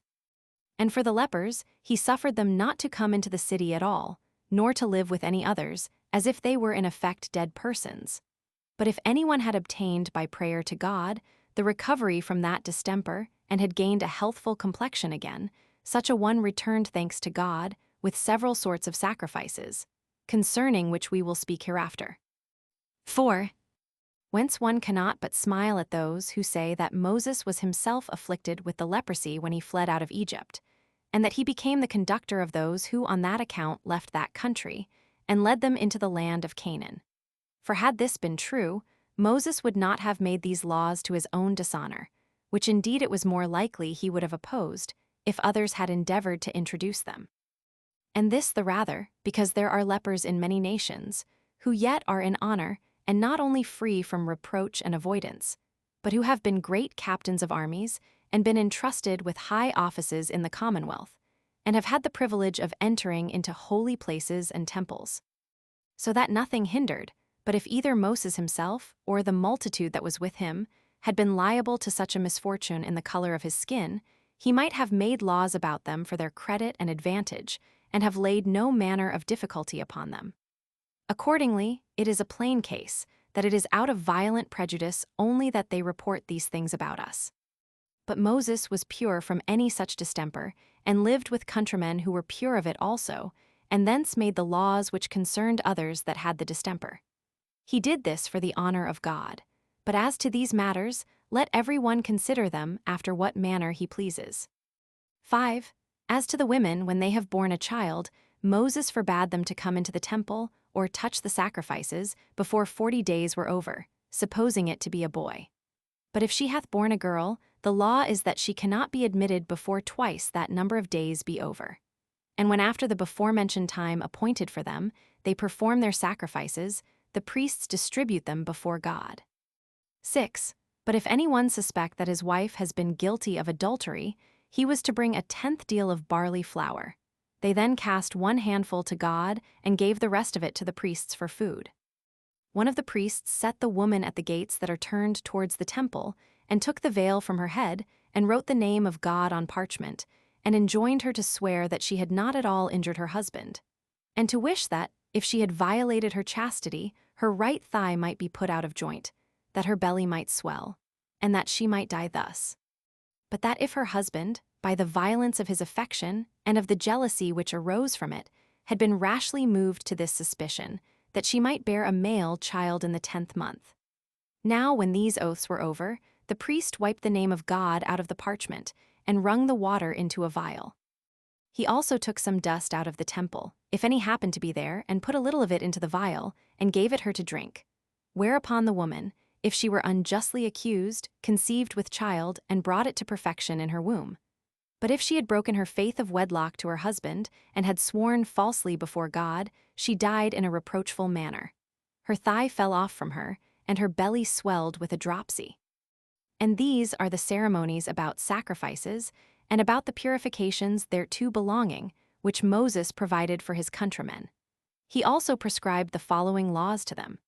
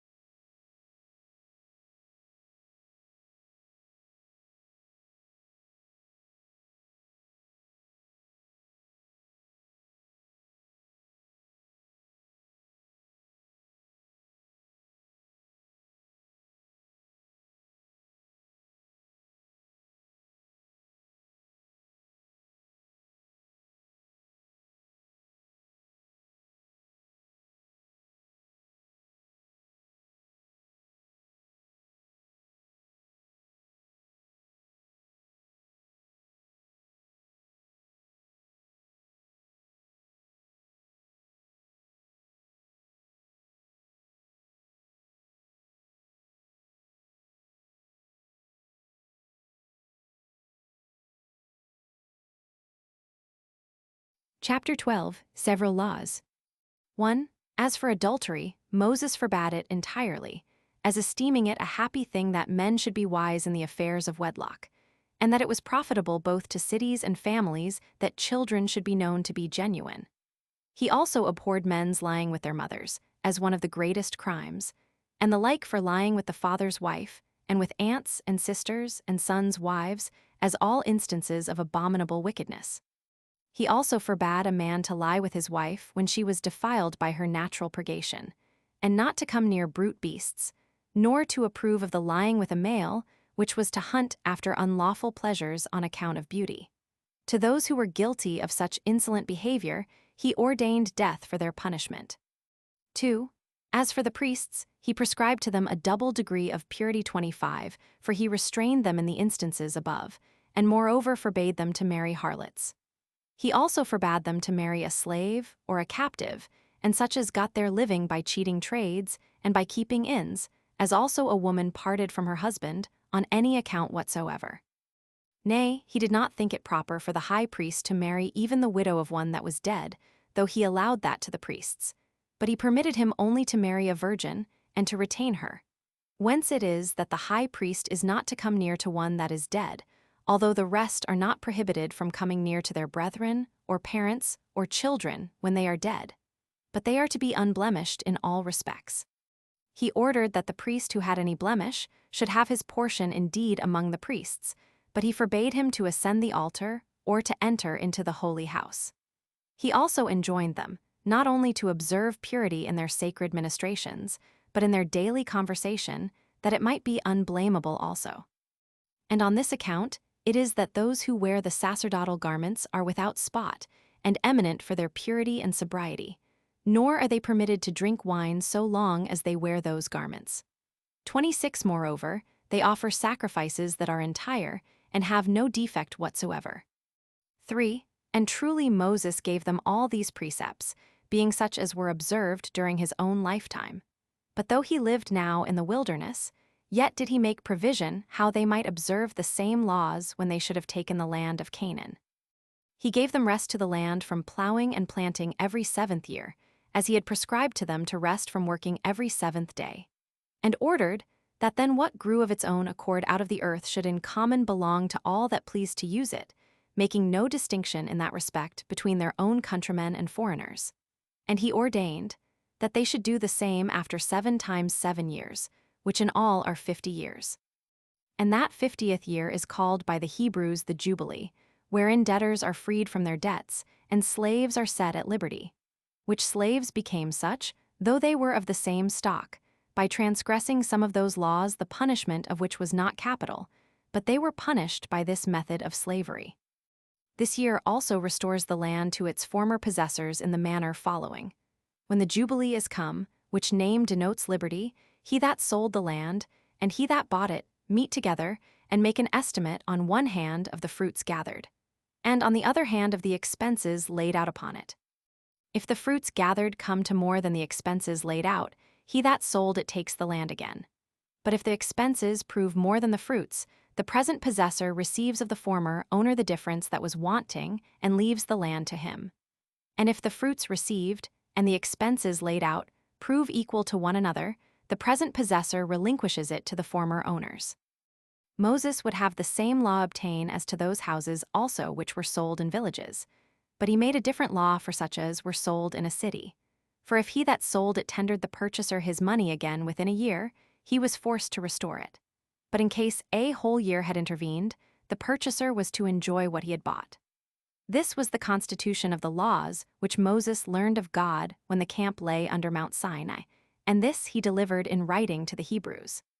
4. Now when this settlement of laws seemed to be well over, Moses thought fit at length to take a review of the host, as thinking it proper to settle the affairs of war. So he charged the heads of the tribes, excepting the tribe of Levi, to take an exact account of the number of those that were able to go to war. For as to the Levites, they were holy, and free from all such burdens.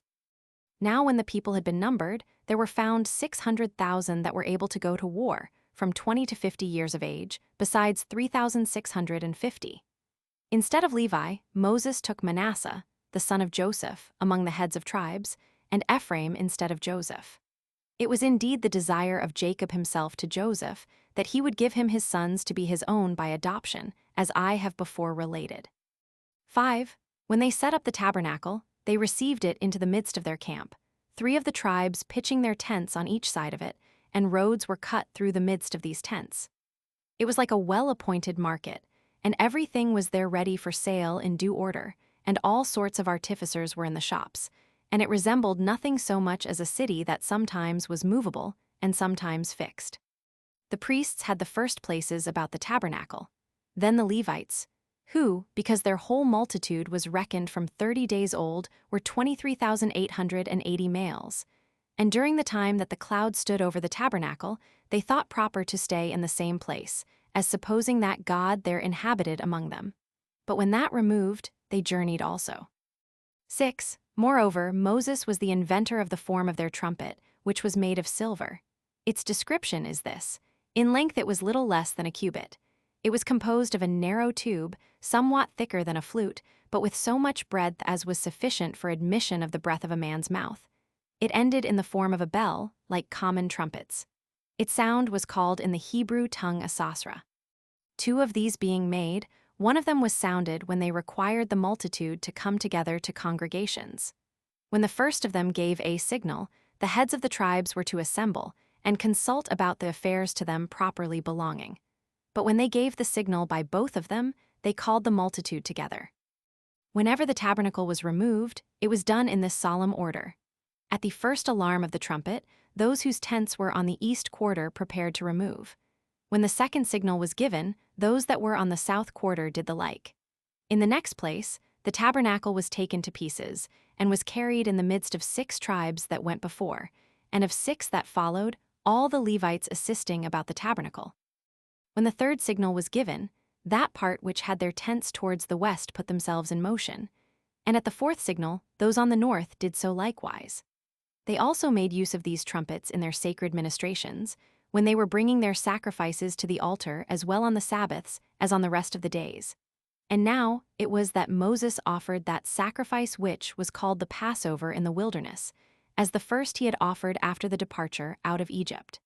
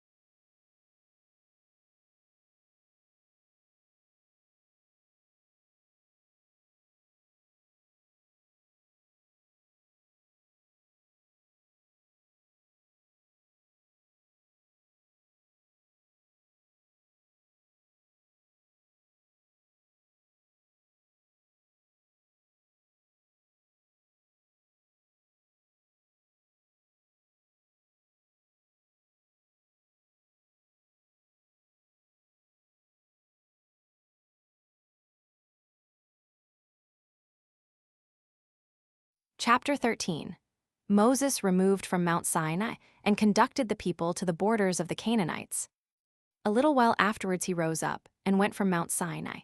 And having passed through several mansions, of which we will speak, he came to a place called Hazeroth, where the multitude began again to be mutinous, and to Moses for the misfortunes they had suffered their travels. And that when he had persuaded to leave a good land, they at once had lost land, and instead of that happy state he had them, they were still wandering in their miserable condition, being already in want of water. And if the manna should happen to fail, must then utterly perish. Yet while they spake many and sore things against the there, was one of them who exhorted them to be unmindful of Moses, and of what great pains he had been at about their common safety, not to despair of assistance from God. The multitude thereupon became still more unruly and mutinous against Moses than before. Hereupon Moses, although he was so basely abused by them, encouraged them in their despairing condition, and promised that he would procure them a quantity of flesh meat, and that not for a few days only, but for many days. This they were not to believe, and when one of them asked whence he could obtain such vast plenty of what he promised, he replied, "Neither God nor I, we hear such opprobrious language from will leave off our labors for you, and this soon appear also." As soon as ever he had said this, the whole camp was filled with quails. They stood round about them, and gathered great numbers. However, it was not long ere God punished the Hebrews for their insolence. Those reproaches they had used towards him, no small number of them died. And still to this day the place retains the memory of this destruction and is named Kibroth-Hattaavah, which is graves of lust.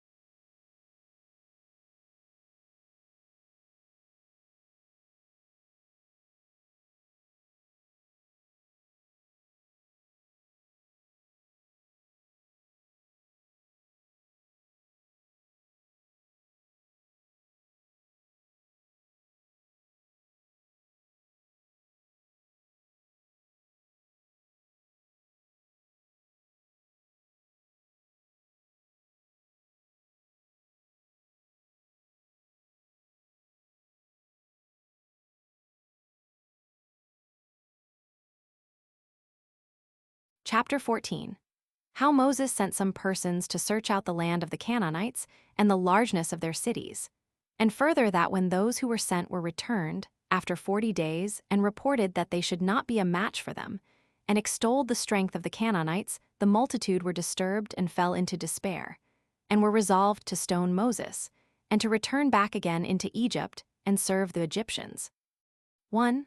When Moses had led the Hebrews away from thence to a place called Paran, which was near to the borders of the Canaanites, and a place difficult to be continued in, he gathered the multitude together to a congregation. And standing in the midst of them, he said, "Of the two things that God determined to bestow upon us, liberty and the possession of a happy country, the one of them ye already are partakers of by the gift of God, and the other you will quickly obtain. For we now have our abode near the borders of the Canaanites, and nothing can hinder the acquisition of it, when we now at last are fallen upon it. I say, not only no king nor city, but neither the whole race of mankind, if they were all gathered together, could do it. Let us therefore prepare ourselves for the work, for the Canaanites will not resign up their land to us without fighting, but it must be wrested from them by great struggles in war. Let us then send spies, who may take a view of the goodness of the land and what strength it is of. But, above all things, let us be of one mind, and let us honor God, who above all is our helper and assister." 2. When Moses had said thus, the multitude requited him with marks of respect, and chose 12 spies of the most eminent men, one out of each tribe, who, passing over all the land of Canaan from the borders of Egypt, came to the city Hamath and to Mount Lebanon. And having learned the nature of the land and of its inhabitants, they came home, having spent 40 days in the whole work. They also brought with them of the fruits which the land bare.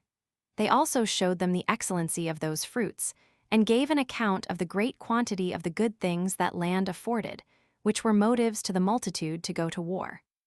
But then they terrified them again with the great difficulty there was in obtaining it, that the rivers were so large and deep that they could not be passed over, and that the hills were so high that they could not travel along for them, that the cities were strong with walls, and their firm fortifications round about them.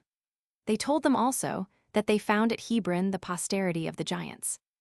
Accordingly, these spies, who had seen the land of Canaan, when they perceived that all these difficulties were greater there than they had met with since they came out of Egypt, they were affrighted at them themselves, and endeavored to affright the multitude also. 3. So they supposed from what they had heard that it was impossible to get the possession of the country. And when the congregation was dissolved, they, their wives and children, continued their lamentation, as if God would not indeed assist them, but only promise them fare. They also again blamed Moses and made a clamor against him and his brother Aaron, the high priest. Accordingly, they passed that night very ill and with contumelious language against them. But in the morning they ran to a congregation, intending to stone Moses and Aaron, and so to return back into Egypt. 4.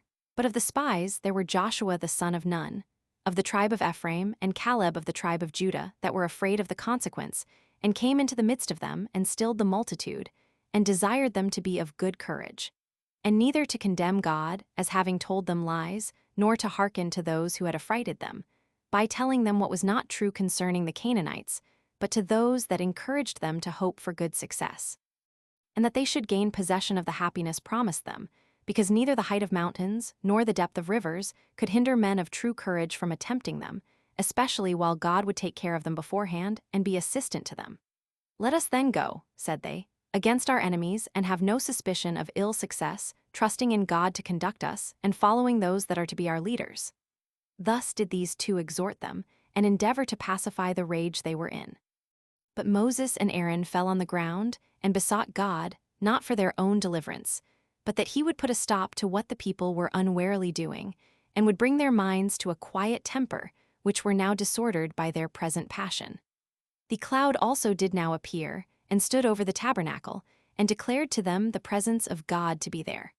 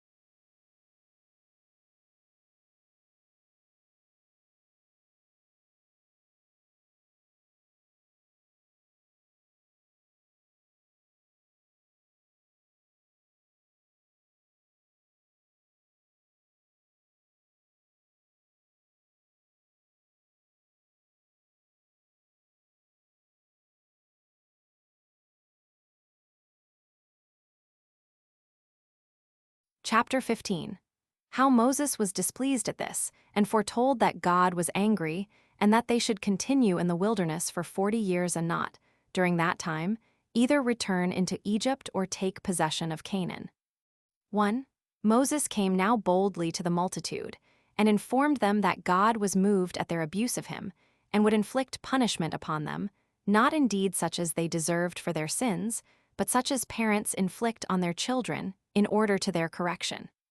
For he said, that when he was in the tabernacle, and was bewailing with ears that destruction which was coming upon them, God put him in mind what things he had done for them, and what benefits they had received from him, and yet how ungrateful they had been to him, that just now they had been induced, through the timorousness of the spies, to think that their words were truer than his own promise to them.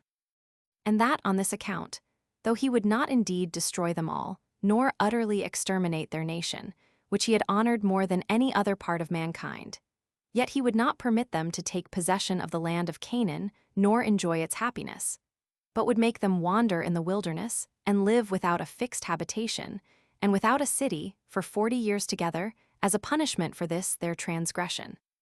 But that he had promised to give that land to our children, and that he would make them the possessors of those good things which, by your ungoverned passions, you have deprived yourselves of. 2. When Moses had discoursed thus to them according to the direction of God, the multitude grieved and were in affliction, and entreated most to procure their reconciliation to God, and to permit them no longer to wander in the wilderness, but bestow cities upon them. But he replied, that God would not admit of any such trial, for that God was not moved to this determination from any human levity or anger, but that he had judicially condemned them to that punishment. Now we are not to disbelieve that Moses, who was but a single person, pacified so many 10,000s when they were in anger, and converted them to a mildness temper. For God was with him, and prepared way to his persuasions of the multitude. And as they had often been disobedient, they were now sensible that such disobedience was disadvantageous to them, and that they had still thereby fallen into calamities. 3.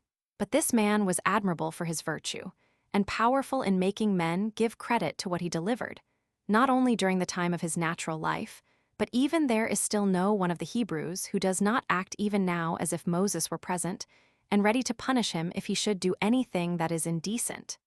Nay, there is no one but is obedient to what laws he ordained, although they might be concealed in their transgressions. There are also many other demonstrations that his power was more than human, for still some there have been, who have come from the parts beyond Euphrates, a journey of 4 months, through many dangers and at great expenses in honor of our temple.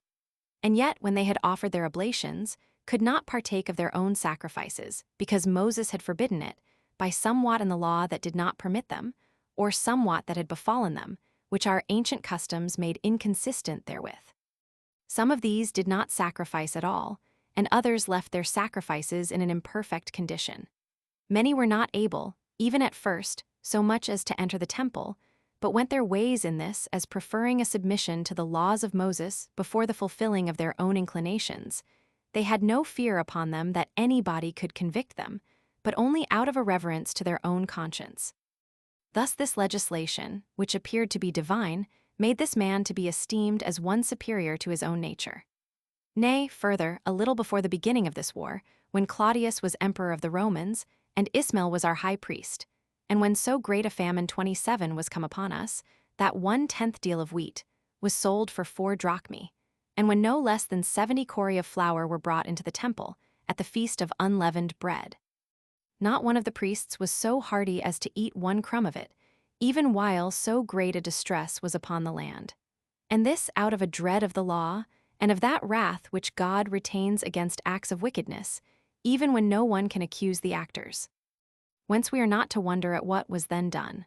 While to this very day the writings left by Moses have so great a force, that even those that hate us do confess that he who established this settlement was God, and that it was by the means of Moses and of his virtue. But as to these matters, let every one take them as he thinks fit.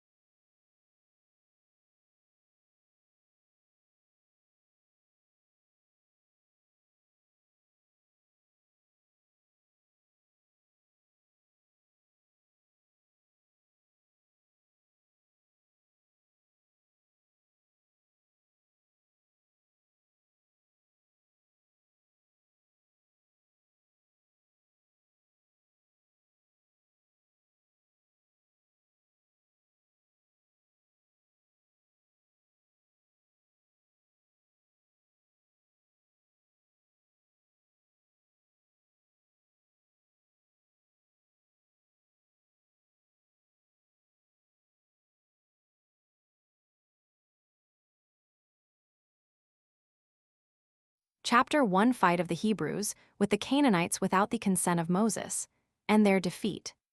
1. Now this life of the Hebrews in the wilderness was so disagreeable and troublesome to them, and they were so uneasy at it, that although God had forbidden them to meddle with the Canaanites, yet could they not be persuaded to be obedient to the words of Moses, and to be quiet.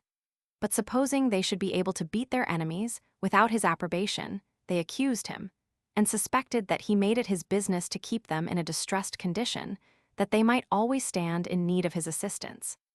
Accordingly, they resolved to fight with the Canaanites, and said that God gave them his assistance, not out of regard to Moses' intercessions, but because he took care of their entire nation on account of their forefathers, whose affairs he took under his own conduct, as also that it was on account of their own virtue that he had formerly procured them their liberty, and would be assisting to them, now they were willing to take pains for it.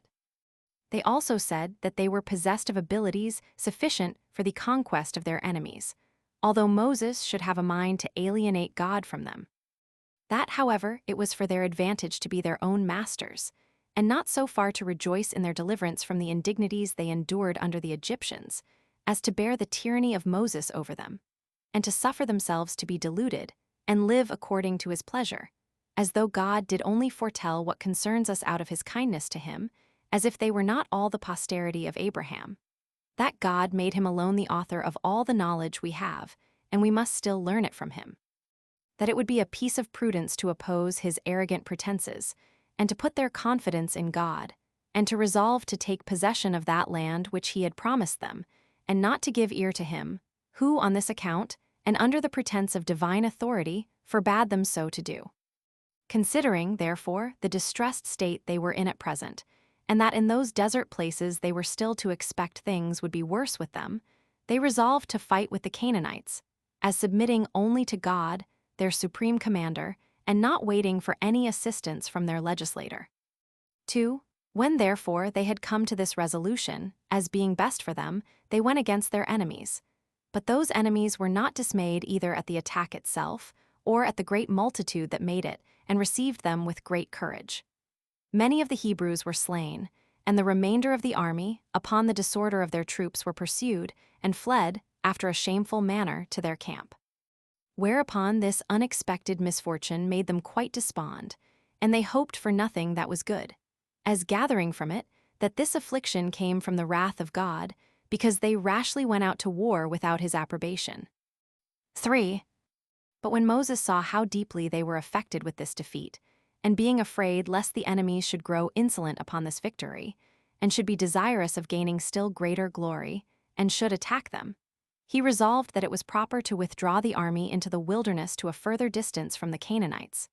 So the multitude gave themselves up again to his conduct, for they were sensible that, without his care for them, their affairs could not be in a good condition. And he caused the host to remove, and he went further into the wilderness, as intending there to let them rest, and not to permit them to fight the Canaanites before God should afford them a more favorable opportunity.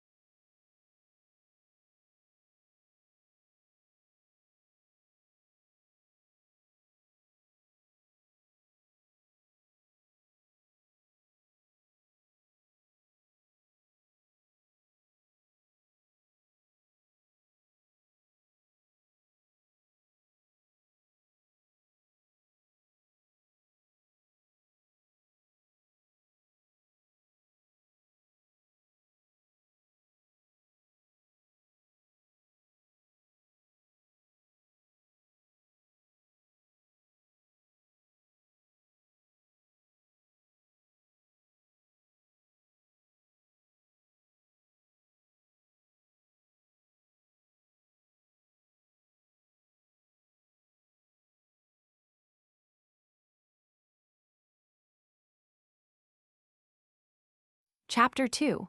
The sedition of Korah and of the multitude against Moses, and against his brother, concerning the priesthood. One that which is usually the case of great armies, and especially upon ill success, to be hard to be pleased and governed with difficulty, did now befall the Jews. For they being in number 600,000, and by reason of their great multitude not readily subject to their governors, even in prosperity, they at this time were more than usually angry, both against one another and against their leader, because of the distress they were in, and the calamities they then endured. Such a sedition overtook them, as we have not the like example either among the Greeks or the barbarians, by which they were in danger of being all destroyed, but were notwithstanding saved by Moses, who would not remember that he had been almost stoned to death by them. nor did God neglect to prevent their ruin. But notwithstanding the indignities they had offered their legislator and the laws, and disobedience to the commandments which he had sent them by Moses, he delivered them from those terrible calamities which, without his providential care, had been brought upon them by this sedition. So I will first explain the cause whence this sedition arose, and then will give an account of the sedition itself, as also of what settlements made for their government after it was over. 2. Korah, a Hebrew of principal account both by his family and by his wealth, one that was also able to speak well, and one that could easily persuade the people by his speeches, saw that Moses was in an exceeding great dignity, and was at it, and envied him on that account. He of the same tribe with Moses, and of kin to him, was particularly grieved, because he thought he better deserved that honorable post on account of great riches, and not inferior to him in his birth. So he raised a clamor against him among the Levites, who were of the same tribe, and among his kindred, saying that it was a very sad thing that they should overlook Moses, while he hunted after and paved the way to glory for himself, and by ill arts should obtain it, under the pretense of God's command, while, contrary to laws, he had given the priesthood to Aaron, the common suffrage of the multitude, but by his own vote, as bestowing dignities in a way on whom he pleased.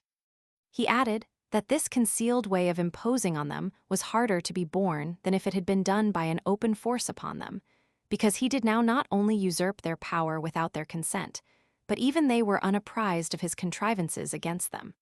For whosoever is conscious to himself that he deserves any dignity, aims to get it by persuasion, and not by an arrogant method of violence. Those that believe it impossible to obtain honors justly make a show of goodness and do not introduce force, but by cunning tricks grow wickedly powerful. That it was proper for the multitude to punish such men, even while they think themselves concealed in their designs, and not suffer them to gain strength till they have them for their open enemies. For what account, added he, is Moses able to give, why he has bestowed the priesthood on Aaron and his sons? For if God had determined to bestow that honor on one of the tribe of Levi, I am more worthy of it than he is, I myself being equal to Moses by my family, and superior to him both in riches and in age. But if God had determined to bestow it on the eldest be, that of Reuben might have it most justly. And then Dathan and Abiram and Peleth would have it, for these are the oldest men of that tribe, and potent on account of their great wealth also. 3. Now Korah, when he said this, had a mind to appear to take care of the public welfare, but in reality he was endeavoring to procure to have that dignity transferred by the multitude to himself. Thus did he, out of a malignant design, but with plausible words, discourse to those of his own tribe, when these words did gradually spread to more people, and when the hearers still added to what tended to the scandals that were cast upon Aaron, the whole army was full of them. Now of those that conspired with Korah there were 250, and those of the principal men also, who were eager to have the priesthood taken away from Moses' brother, and to bring him into disgrace. Nay, the multitude themselves were provoked to be seditious, and attempted to stone Moses, and gathered themselves together after an indecent manner, with confusion and disorder. And now all were, in a tumultuous manner, raising a clamor before the tabernacle of God, to prosecute the tyrant, and to relieve the multitude from their slavery under him, who, under color of the divine, laid violent injunctions upon them. For had it been God who chose one that was to perform the office of a priest, he would have raised person to that dignity, and would not have produced such a one as was inferior to many others, nor have given him that office. And that in he had judged it fit to bestow it on Aaron, he would have permitted it to the multitude to bestow it, and not have left it to be bestowed by his own brother. 4. Now although Moses had a great while ago foreseen this calumny of Korah, and had seen the people were irritated, yet was he not affrighted at it, but being of good courage, because given them right advice about their affairs, and knowing that his brother had been made partaker of the priesthood at the command of God, and not by his own favor to him, he came to the assembly. And as for the multitude, he said not a word to them, but spake as loud to Korah as he could. And being very skillful in making speeches, and having this natural talent, among others, that he could greatly move the multitude with his discourses, he said, O Korah, both thou and all these with thee, pointing to the 250 men, seem to be worthy of this honor. Nor do I pretend but that this whole company may be worthy of the like dignity, although they may not be so rich or so great as you are. Nor have I taken and given this office to my brother because he excelled others in riches, for thou exceedest us both in the greatness of thy wealth. One nor indeed because he was of an eminent family, for God, by giving us the same common ancestor, has made our families equal. Nay, nor was it out of brotherly affection, which another might yet have justly done.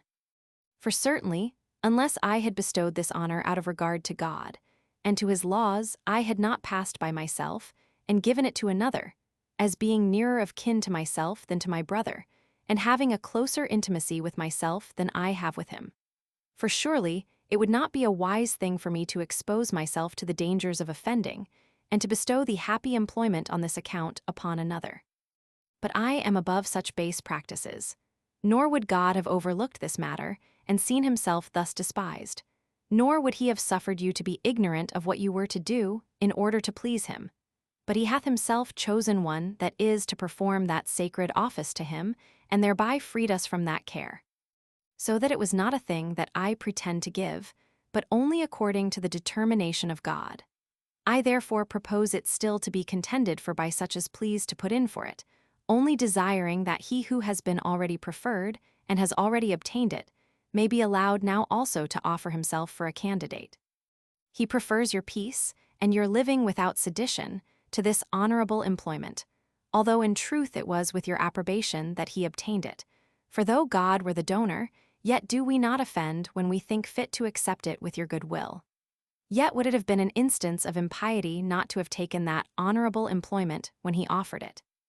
Nay, it had been exceedingly unreasonable, when God had thought fit anyone should have it for all time to come, and had made it secure and firm to him, to have refused it. However, he himself will judge again who it shall be whom he would have to offer sacrifices to him, and to have the direction of matters of religion.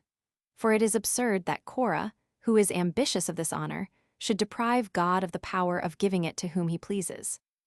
Put an end, therefore, to your sedition and disturbance on this account, and tomorrow morning do every one of you that desire the priesthood bring a censer from home, and come hither with incense and fire. And do thou, O Korah, leave the judgment to God, and await to see on which side he will give his determination upon this occasion. But do not thou make thyself greater than God. Do thou also come, that this contest about this honorable employment may receive determination. And I suppose we may admit Aaron without offense, to offer himself to the scrutiny, since he is of the same lineage with thyself, and has done nothing in his priesthood that can be liable to exception. Come ye therefore together, and offer your incense in public before all the people. And when you offer it, he whose sacrifice God shall accept shall be ordained to the priesthood, and shall be clear of the present calumny on Aaron, as if I had granted him that favor because he was my brother.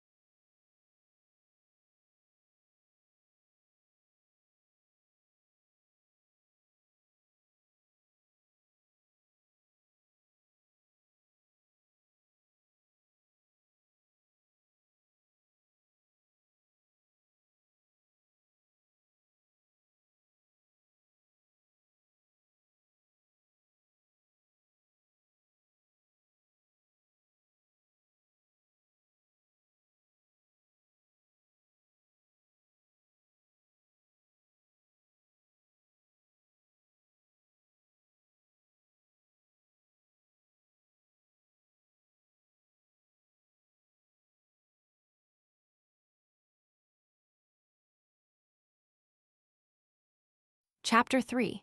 How those that stirred up this sedition were destroyed, according to the will of God, and how Aaron, Moses' brother, both he and his posterity, retained the priesthood. 1. When Moses had said this, the multitude left off the turbulent behavior they had indulged, and the suspicion they had of Moses, and commended what he had said, for those proposals were good, and were so esteemed of the people. At that time, therefore, they dissolved the assembly. But on the next day they came to the congregation in order to be present at the sacrifice and at the determination that was to be made between the candidates for the priesthood.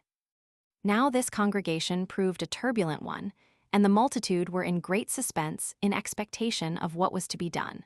For some of them would have been pleased if Moses had been convicted of evil practices, but the wiser sort desired that they might be delivered from the present disorder and disturbance.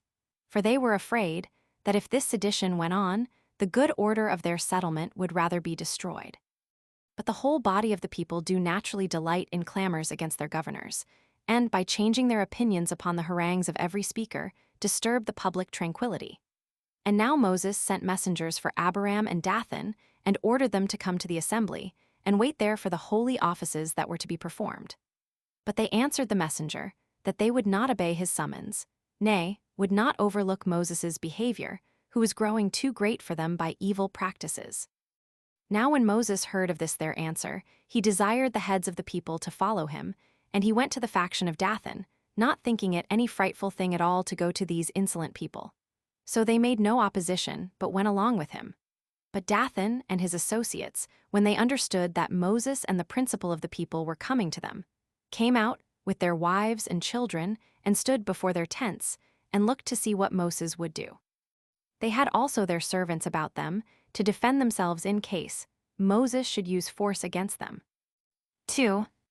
But he came near and lifted up his hands to heaven and cried out with a loud voice in order to be heard by the whole multitude, and said, O Lord of the creatures that are in the heaven, in the earth, and in the sea, for thou art the most authentic witness to what I have done, that it has all been done by thy appointment, and that it was thou that affordedst us assistance when we attempted anything, and showedst mercy on the Hebrews in all their distresses.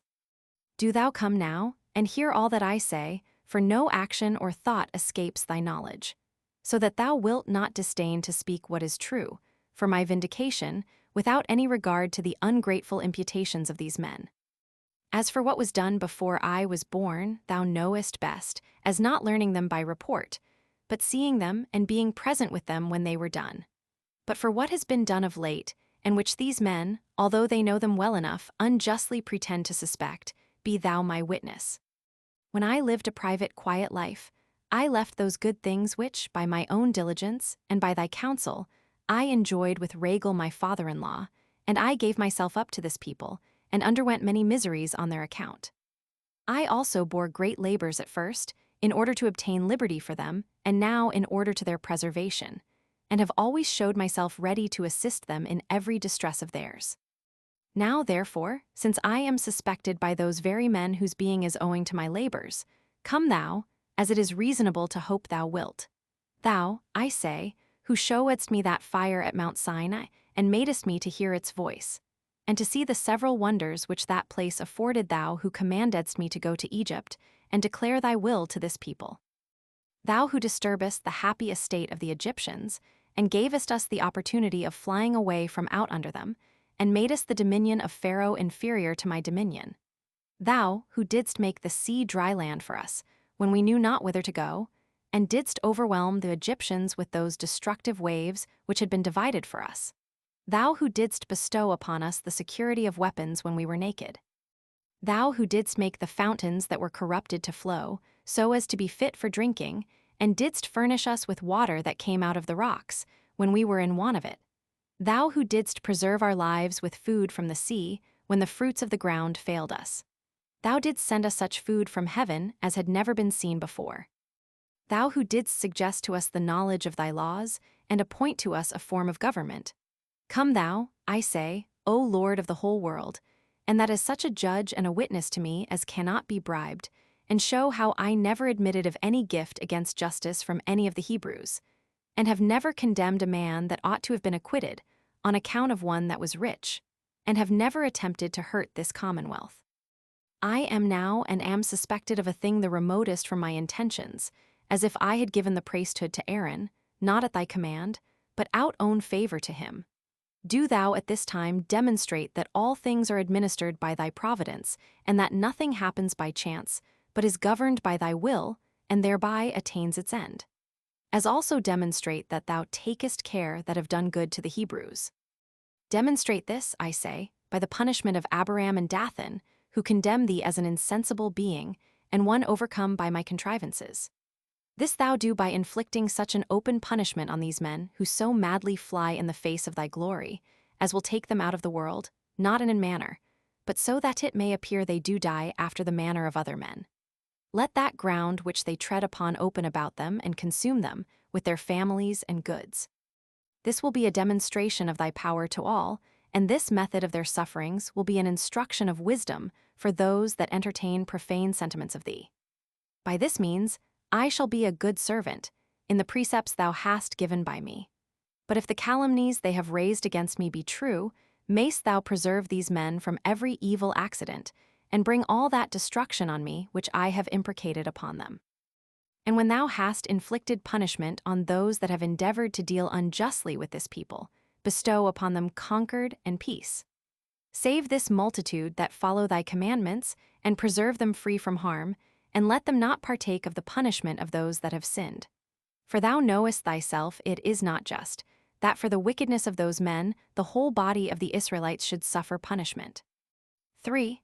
When Moses had said this, with tears in his eyes, the ground was moved on a sudden, and the agitation that set it in motion was like that which the wind produces in waves of the sea.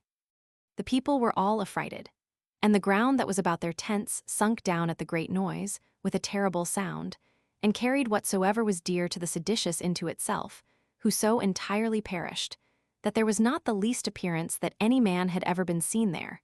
The earth that had opened itself about them, closing again, and becoming entire as it was before, insomuch that such as saw it afterward did not perceive that any such accident had happened to it.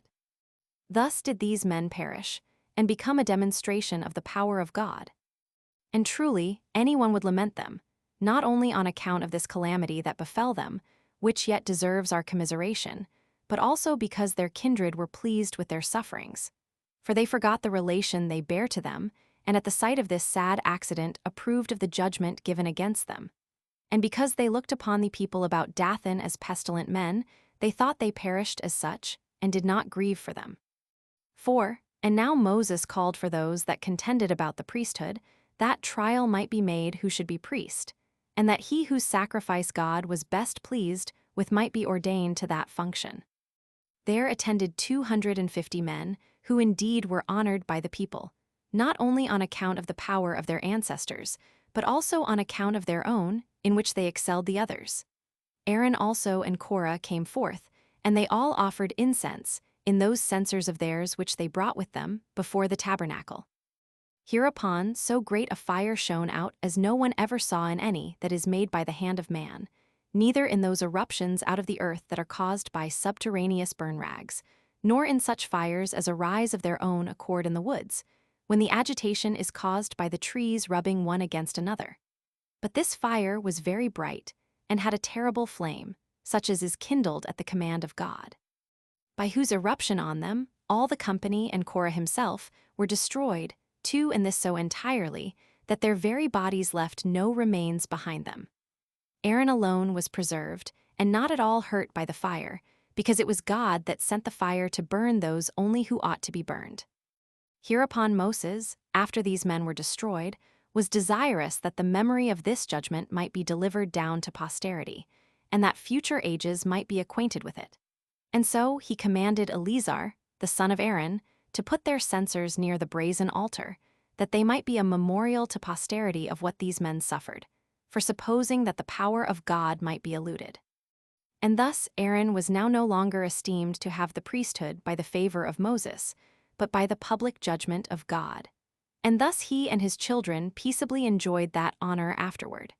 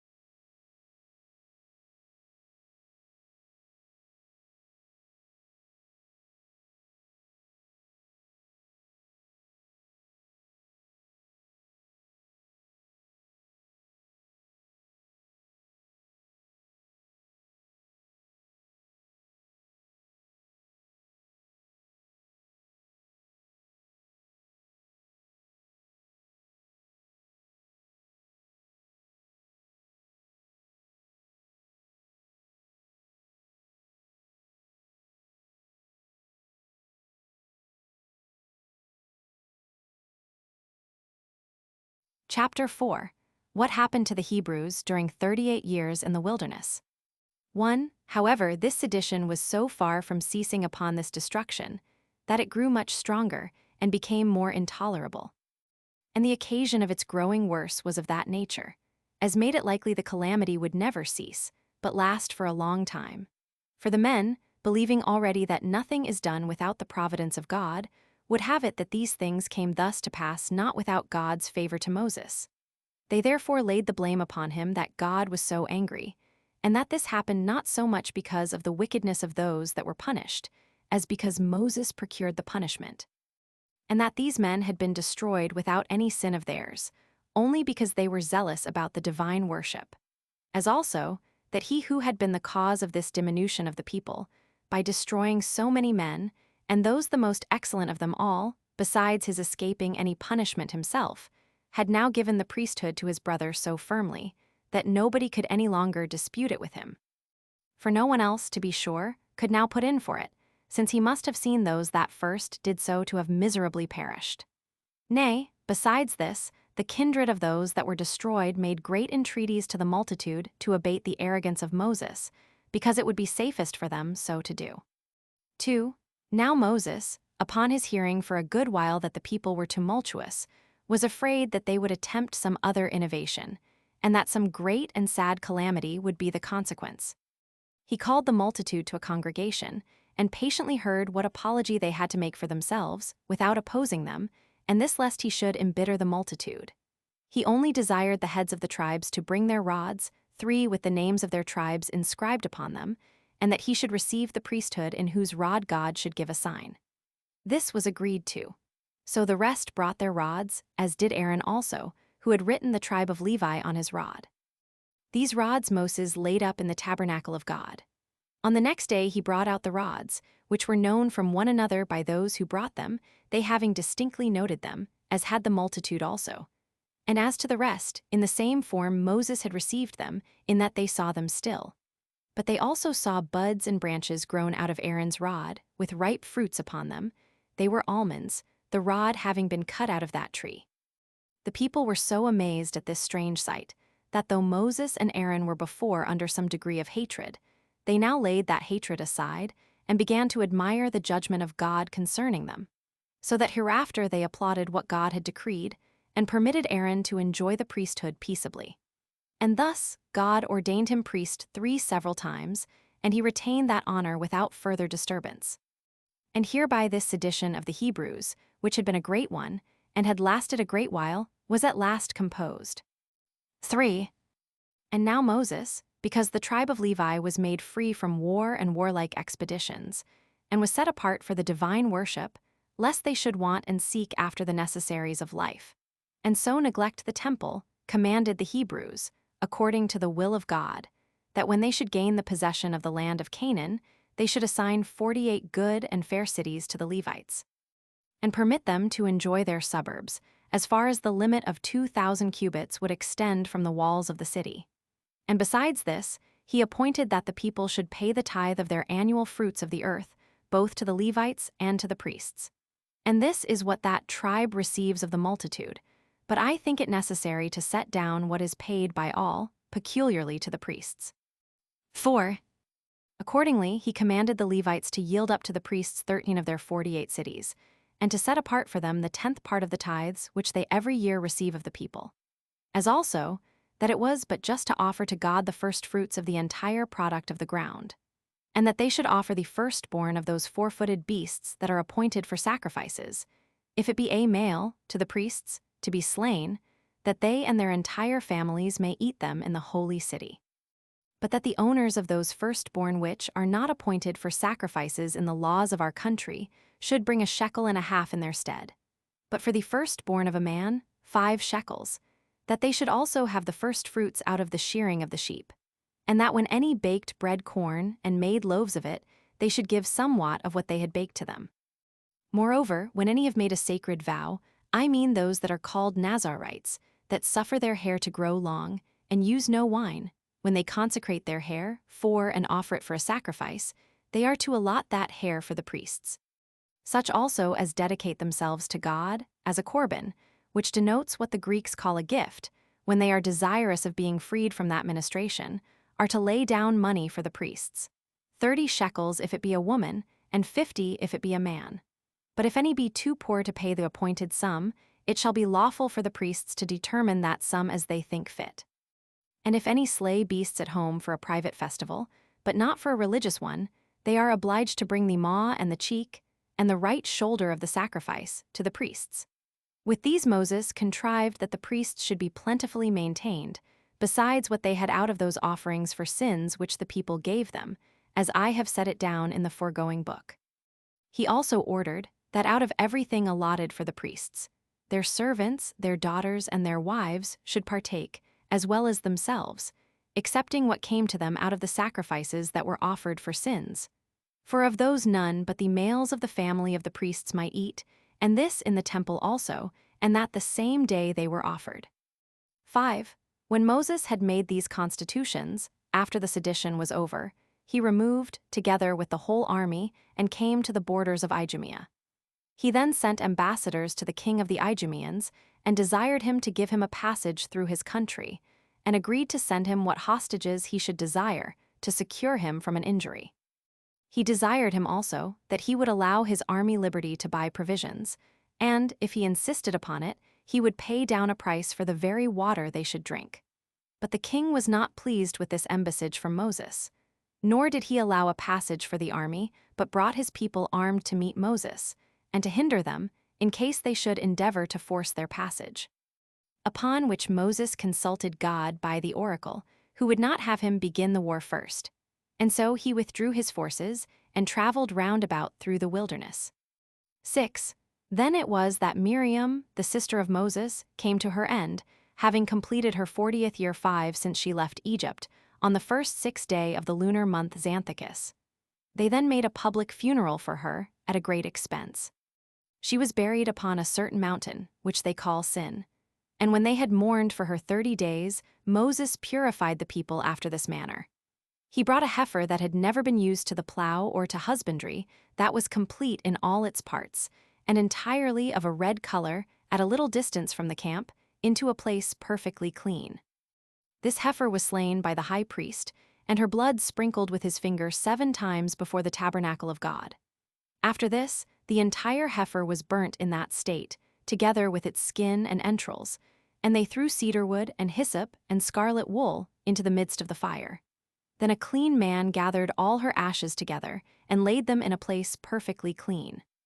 When therefore any persons were defiled by a dead body, they put a little of these ashes into spring water, with hyssop, and dipping part of these ashes in it, they sprinkled them with it, both on the 3rd day and on the 7th, and after that they were clean. This he enjoined them to do also when the tribes should come into their own land. 7. Now when this purification, which their leader made upon the mourning for his sister, as it has been now described, was over, he caused the army to remove and to march through the wilderness and through Arabia. And when he came to a place which the Arabians esteem their metropolis, which was formerly called Ars, but has now the name of Petra, at this place, which was encompassed with high mountains, Aaron went up one of them in the sight of the whole army, Moses having before told him that he was to die, for this place was over against them. He put off his pontifical garments, and delivered them to Eleazar his son, to whom the high priesthood belonged, because he was the elder brother, and died while the multitude looked upon him. He died in the same year wherein he lost his sister, having lived in all 123 years. He died on the 1st day of that lunar month, which is called by the Athenians Hecatombion, by the Macedonians Luz, but by the Hebrews Abba.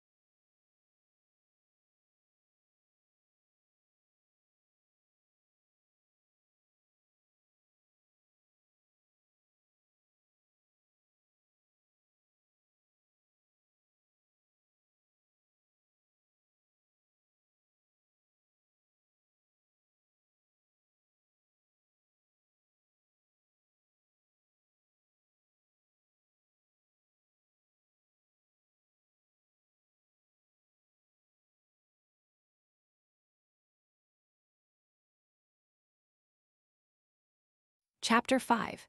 How Moses conquered Sihon and Og, kings of the Amorites, and destroyed their whole army, and then divided their land by lot to 2.5 tribes of the Hebrews. 1. The people mourned for Aaron 30 days, and when this mourning was over, Moses removed the army from that place, and came to the river Arnon, which, issuing out of the mountains of Arabia and running through all that wilderness, falls into the lake Asphaltitis, and becomes the limit between the land of the Moabites and the land of the Amorites. This land is fruitful and sufficient to maintain a great number of men, with the good things it produces. Moses therefore sent messengers to Sihon, the king of this country, desiring that he would grant his army a passage, upon what security he should please to require. He promised that he should be no way injured, neither as to that country which Sihon governed, nor as to its inhabitants, and that he would buy his provisions at such a price as should be to their advantage, even though he should desire to sell them their very water. But Sihon refused his offer, and put his army into battle array, and was preparing everything in order to hinder their passing over Arnon. 2. When Moses saw that the Amorite king was disposed to enter upon hostilities with them, he thought he ought not to bear that insult, and determining to wean the Hebrews from their indolent temper, and prevent the disorders which arose thence, which had been the occasion of their former sedition, nor indeed were they now thoroughly easy in their minds, he inquired of God whether he would give him leave to fight. Which when he had done, and God also promised him the victory, he was himself very courageous and ready to proceed to fighting. Accordingly he encouraged the soldiers, and he desired of them that they would take the pleasure of fighting, now God gave them leave so to do. They then, upon the receipt of this permission, which they so much longed for, put on their whole armor, and set about the work without delay. But the Amorite king was not now like to himself when the Hebrews were ready to attack him. But both he himself was affrighted at the Hebrews, and his army, which before had showed themselves to be of good courage, were then found to be timorous. So they could not sustain the first onset, nor bear up against the Hebrews, but fled away, as thinking this would afford them a more likely way for their escape than fighting, for they depended upon their cities, which were strong, from which yet they reaped no advantage when they were forced to fly to them. For as soon as the Hebrews saw them giving ground, they immediately pursued them close. And when they had broken their ranks, they greatly terrified them, and some of them broke off from the rest, and ran away to the cities. Now the Hebrews pursued them briskly, and obstinately persevered in the labors they had already undergone, and being very skillful in slinging, and very dexterous in throwing of darts, or anything else of that kind, and also having nothing but light armor, which made them quick in the pursuit, they overtook their enemies. And for those that were most remote, and could not be overtaken, they reached them by their slings and their bows, so that many were slain. And those that escaped the slaughter were sorely wounded, and these were more distressed with thirst than with any of those that fought against them, for it was the summer season. And when the greatest number of them were brought down to the river out of a desire to drink, as also when others fled away by troops, the Hebrews came round them and shot at them. So that, what with darts and what with arrows, they made a slaughter of them all. Sihon their king was also slain.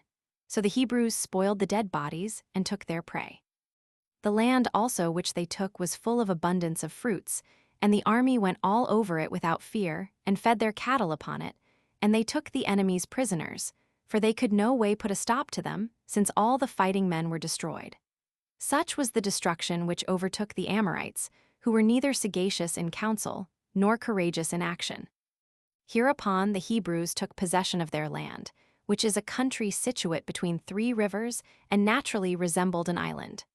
The river Arnon being its southern, the river Jabbok determining its northern side, which running into Jordan loses its own name and takes the other, while Jordan itself runs along by it, on its western coast.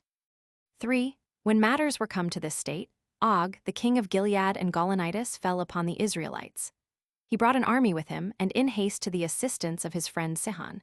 But though he found him already slain, yet did he resolve still to come and fight the Hebrews, supposing he should be too hard for them, and being desirous to try their valor. But failing of his hope, he was both himself slain in the battle, and all his army was destroyed. So Moses passed over the river Jabbok, and overran the kingdom of Og. He overthrew their cities, and slew all their inhabitants, who yet exceeded in riches all the men in that part of the continent, on account of the goodness of the soil, and the great quantity of their wealth. Now Og had very few equals, either in the largeness of his body or handsomeness of his appearance. He was also a man of great activity in the use of his hands, so that his actions were not unequal to the vast largeness and handsome appearance of his body. And men could easily guess at his strength and magnitude when they took his bed at Rabbath, the royal city of the Ammonites. Its structure was of iron, its breadth 4 cubits, and its length a cubit more than double thereto. However, his fall did not only improve the circumstances of the Hebrews for the present, but by his death he was the occasion of further good success to them. For they presently took those 60 cities, which were encompassed with excellent walls, and had been subject to him, and all got both in general and in particular a great prey.